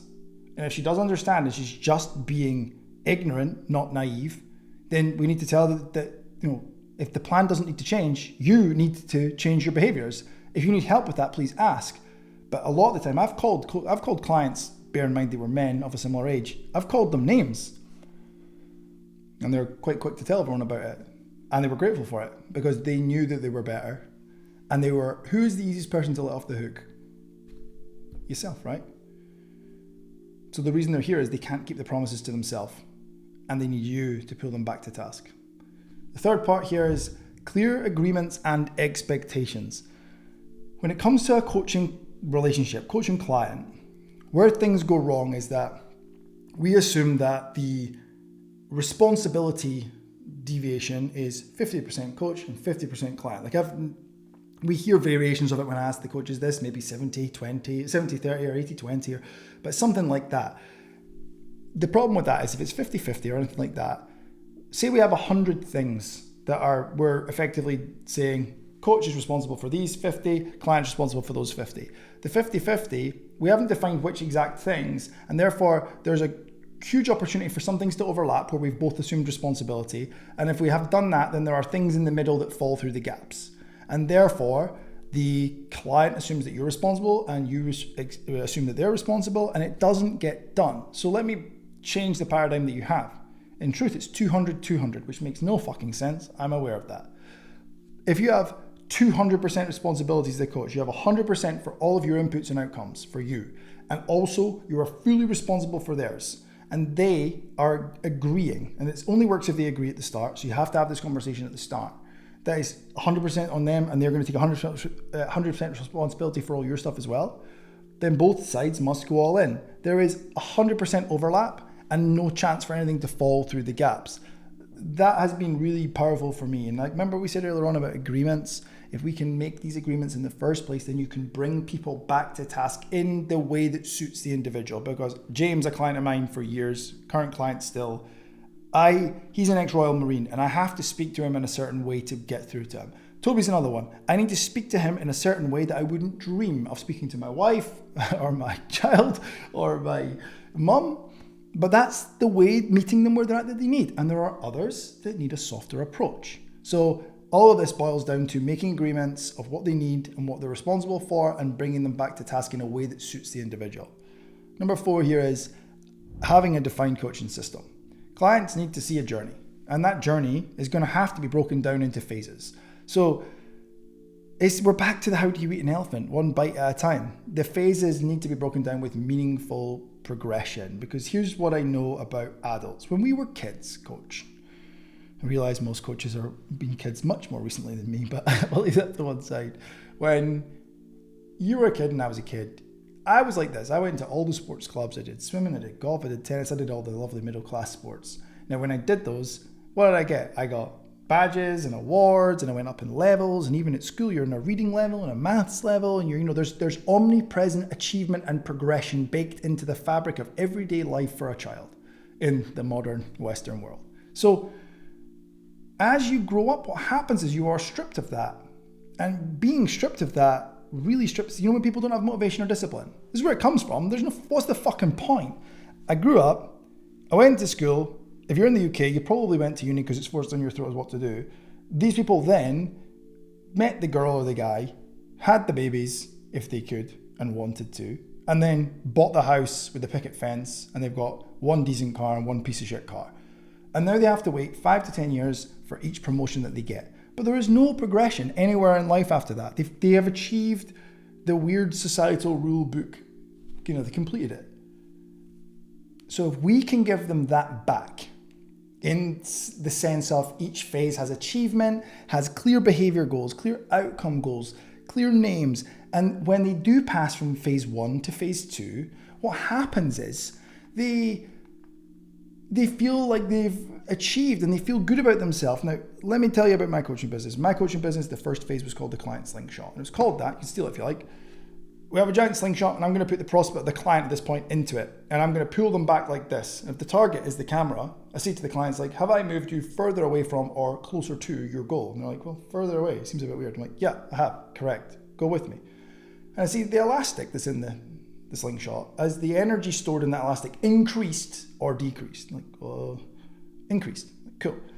The goal of this phase is we're not going to march off to fat loss. We're going to increase your energy. We're going to focus on sleep, stress, digestion, habit, routine, behavior. This might not be true for yours, but the analogy remains the same. And then when we go through that phase, you're going to feel a lot better, because you know how you've tried, Steve, to lose fat before, and you know how it always results in you crashing and burning? Could it be that it's because you haven't done this pre-phase where we fixed the ability and earned the right to move into a fat loss phase? So that makes a bit of sense. Like, yeah, okay, dude, listen, set the time frame, remember? 4 weeks, give me 4 weeks, 6 weeks, whatever it needs for that client. We'll do that, and then we'll move into the fat loss phase. Sound good? When he passes through that, he's going to feel better, but I'm going to shout him out in my client group. I'm going to shout him out on my Instagram. I'm giving him kudos, right? And that kudos makes him feel fucking great, because that's the thing that he's missing in his adult life. Then what we do is when he passes from that phase to the next one, I would send a message and I would say, hey, Steve, and it wouldn't be his check-in, it'd be a random message. Hey, Steve, you good? Good, mate. You? Good. Dude, are you ready to fucking send it? There were always the words. And the second phase was called send it. So the send it phase was the fat loss phase, because it's the language that I use. You need to find the language of your people. Then when he moved into the fucking send it phase, I would go into Facebook or what was Facebook at the time, would be WhatsApp these days. I would then be like, guys, this is Steve. Steve's just passed the client slingshot and he is about to fucking send it. Help me give him some love. You know how people go on Strava and they put their run up? They put the run up because they want the fucking kudos. It's the same thing. The reason they're doing it is because there's no fucking achievement or pats on the back in adult life. It's the opposite. So doing that's going to be absolutely crucial. That was a huge tangent, but here we are. The next point is, right, we need to extend lifetime value, but we don't want to feel like we're milking the client. No one wants to feel like that, and I don't want you to do it. And I'm going to tell you, you categorically shouldn't. Every client will have an endpoint. Everyone has an expiration date. The goal of good coaching is that the client gains autonomy of the skill. Otherwise, it's not coaching. It's a fucking trap. So bear in mind, everyone's going to leave at some point. The goal is that they leave to do it by themselves. The goal besides that is to elongate this process for as long as they need to get to the point of autonomy. So I want to start with this reframe. It's easier to go deeper into someone's pocket than it is to go into it in the first place. So getting into their wallet is hard. Like we already discussed that in the sales piece. But once you're there, it's easier to keep them in a retention fashion and also side sell, upsell, take them to various different events, whatever it is. than it is to sell a second Steve. It's not about manipulation. It's not about like stretching people out and milking them for every penny they're worth. Instead, it's about showing them a few things. Continuation packages. So if you've got a 3-month upfront, where a lot of coaches fuck this up, and the most micro of examples is they sell Steve 3 months. At no point on the sales call do they mention that there's a back-end continuity package, which would be monthly rolling, say. So Steve has to be told at the end of the 3 months, hey Steve, that's the end of your 3 months, would you like to buy again? And we're gonna have a whole new sales process. If you just bake the continuity package into the initial offer, all of a sudden now he's gonna stay for longer. Now, you can also have a natural next step that deepens support, so people could progress through things. They could come and they could do level 1, which is this, and then they could progress into more advanced.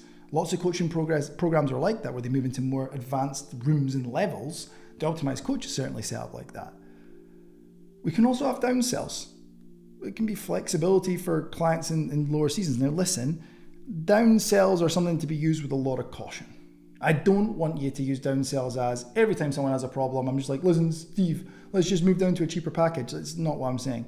A lot of the time though, when someone comes to leave, they'll use finances as the often smoke and mirrors reason for them leaving. Instead of you just saying, sure, you then ask for permission to pitch. You listen to the problem, you're empathetic, you ask your whys, you find out more. At that point, you then ask for permission to pitch and say, Steve, listen, I've got something I want to run by you. Are you open to hearing it? Permission to pitch? Yes, I am. Great. Listen, if we move to this 1 session a week, or a check-in every other week, or just programming, there's a million different ways you can skin this cat.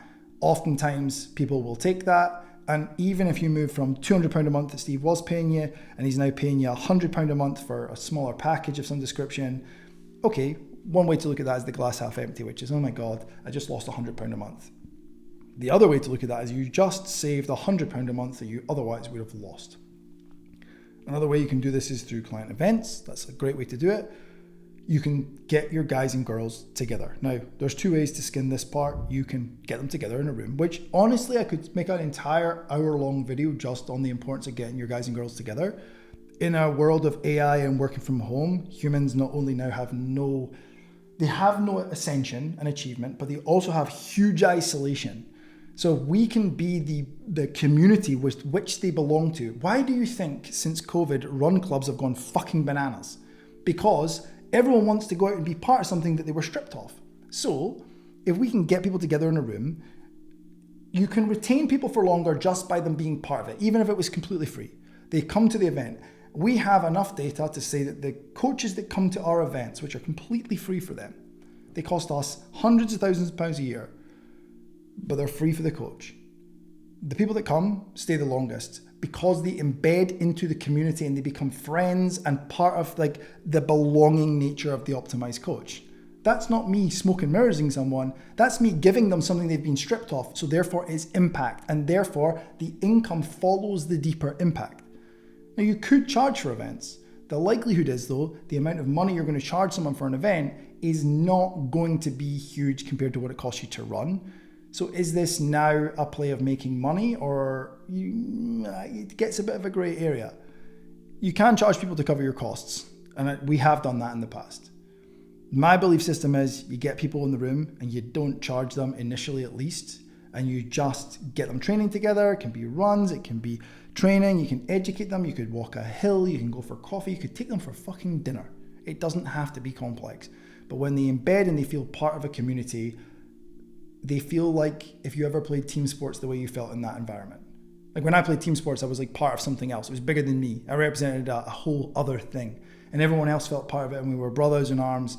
That's how they will feel. And I can see that every event that we run, every single fucking time. And the bigger and wilder our events get, the deeper that gets. So when we go to Ibiza for 2 fucking days and hire a boat and go out and get smashed and go swimming in the sea, not only does it give me a huge amount of pride to watch that, but I know they feel like part of something and they all tell me. So building those real world bonds will deepen the community, which will keep them for longer in the most meaningful, ethical way. Another quick nugget is you can just bake in progression milestones. Like I've already said, most adults do not have any form of progression in their life. You could have totems for certain things. There is a certain point in the Optimized Coach, and I'm not going to tell you too much because this is top secret information, that something arrives in the post and no one knows about it, but it's a physical object. And when it arrives, the impact that has is colossal on what? Feeling. So for you, it can just be basic stuff. Get shakers made up. That there are different colors, and those colors mean different things. So when they come to your client event, I know Steve's got a red shaker, which means he's been in the business this long or anything like that. Now, here's the thing. When you send them those totems, it's not the totem. It's not the thing. It's not the shaker. It's not the secret object I said. It's the handwritten card that goes with it. Because the handwritten card is the feeling. The feature is the shaker. The benefit is I got a pat on the back and I was acknowledged publicly. That's going to be super important. With all that, when you do that, what happens is your coaching gives them growth, it gives them evolution, it gives them identity progression. And when your coaching becomes the place where they go and evolve, when it becomes the home of their growth and evolution at that level, they will never leave. To cap this out, people will stay, this is a writer downer, where they grow. So building something, a world where their next level lives is going to be crucial. So every moment when you are giving someone a pat on the back, it doesn't work so well in the Optimized Coach because I've taught them to do it so they feel like it doesn't have the same effect. You reinforce the identity shift. So if Steve lost 10 kilos, every kilo needs celebrated if that was the goal. But what we want to do is reinforce the changes in them that you've seen. I will always do this with coaches. It's like this is evidence of a business owner, which reinforces to them that they are changing in their identity, which reinforces to them that this whole thing is worth it. Because there comes a point when another 10 grand in the bank really doesn't change your life that much more. And that might seem wild to hear just now, but you will get there. And I know for Andy, that we mentioned at the start, him adding 5 grand to that bank account doesn't have the same depth as it did to the first 50. But if I tell him how proud I am and what changes I see and the little behavior changes that have happened along the way and the guy who came to me versus the guy now, I'm re-highlighting that identity, not because it's not true, because it's fundamentally a fact of life. You think, fucking hell, yeah, I absolutely have. And that is going to be your master play. And to kind of put a full stop on it, you're dealing with people's feelings at all times. And the most important thing that you can optimize for is feelings across the board. It seems like a nice way to finish this whole fucking extravaganza we've been on. The feeling is going to be the thing that you're optimizing for. Their feelings, how do they feel at each phase? Do they feel seen, heard, understood, valued? Do they feel like you've left them better than you found them? Do they feel like you're empathizing? Do they feel like you're leading? Do they feel like they have grown? That's one side of the coin, but the side that we are ignoring wrongly is your feelings. And I said somewhere along the way about running your gap in the gain model when you're walking up a mountain and you are not at the top and looking at the back and realizing how small the car has become and running the business from the feeling of gratitude. Like for you, if you can run the business from a feeling of gratitude, run the business from a feeling of, here's a big one.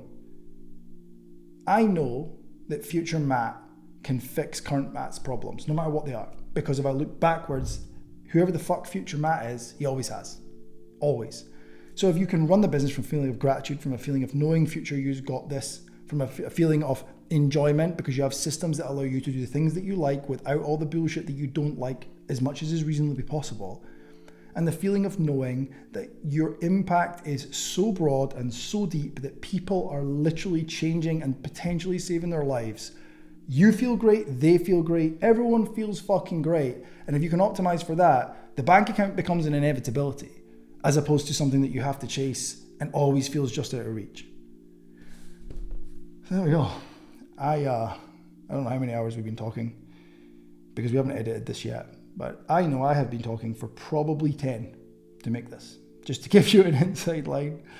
We have many gigabytes and we have done many days, but I am grateful for you for watching this far.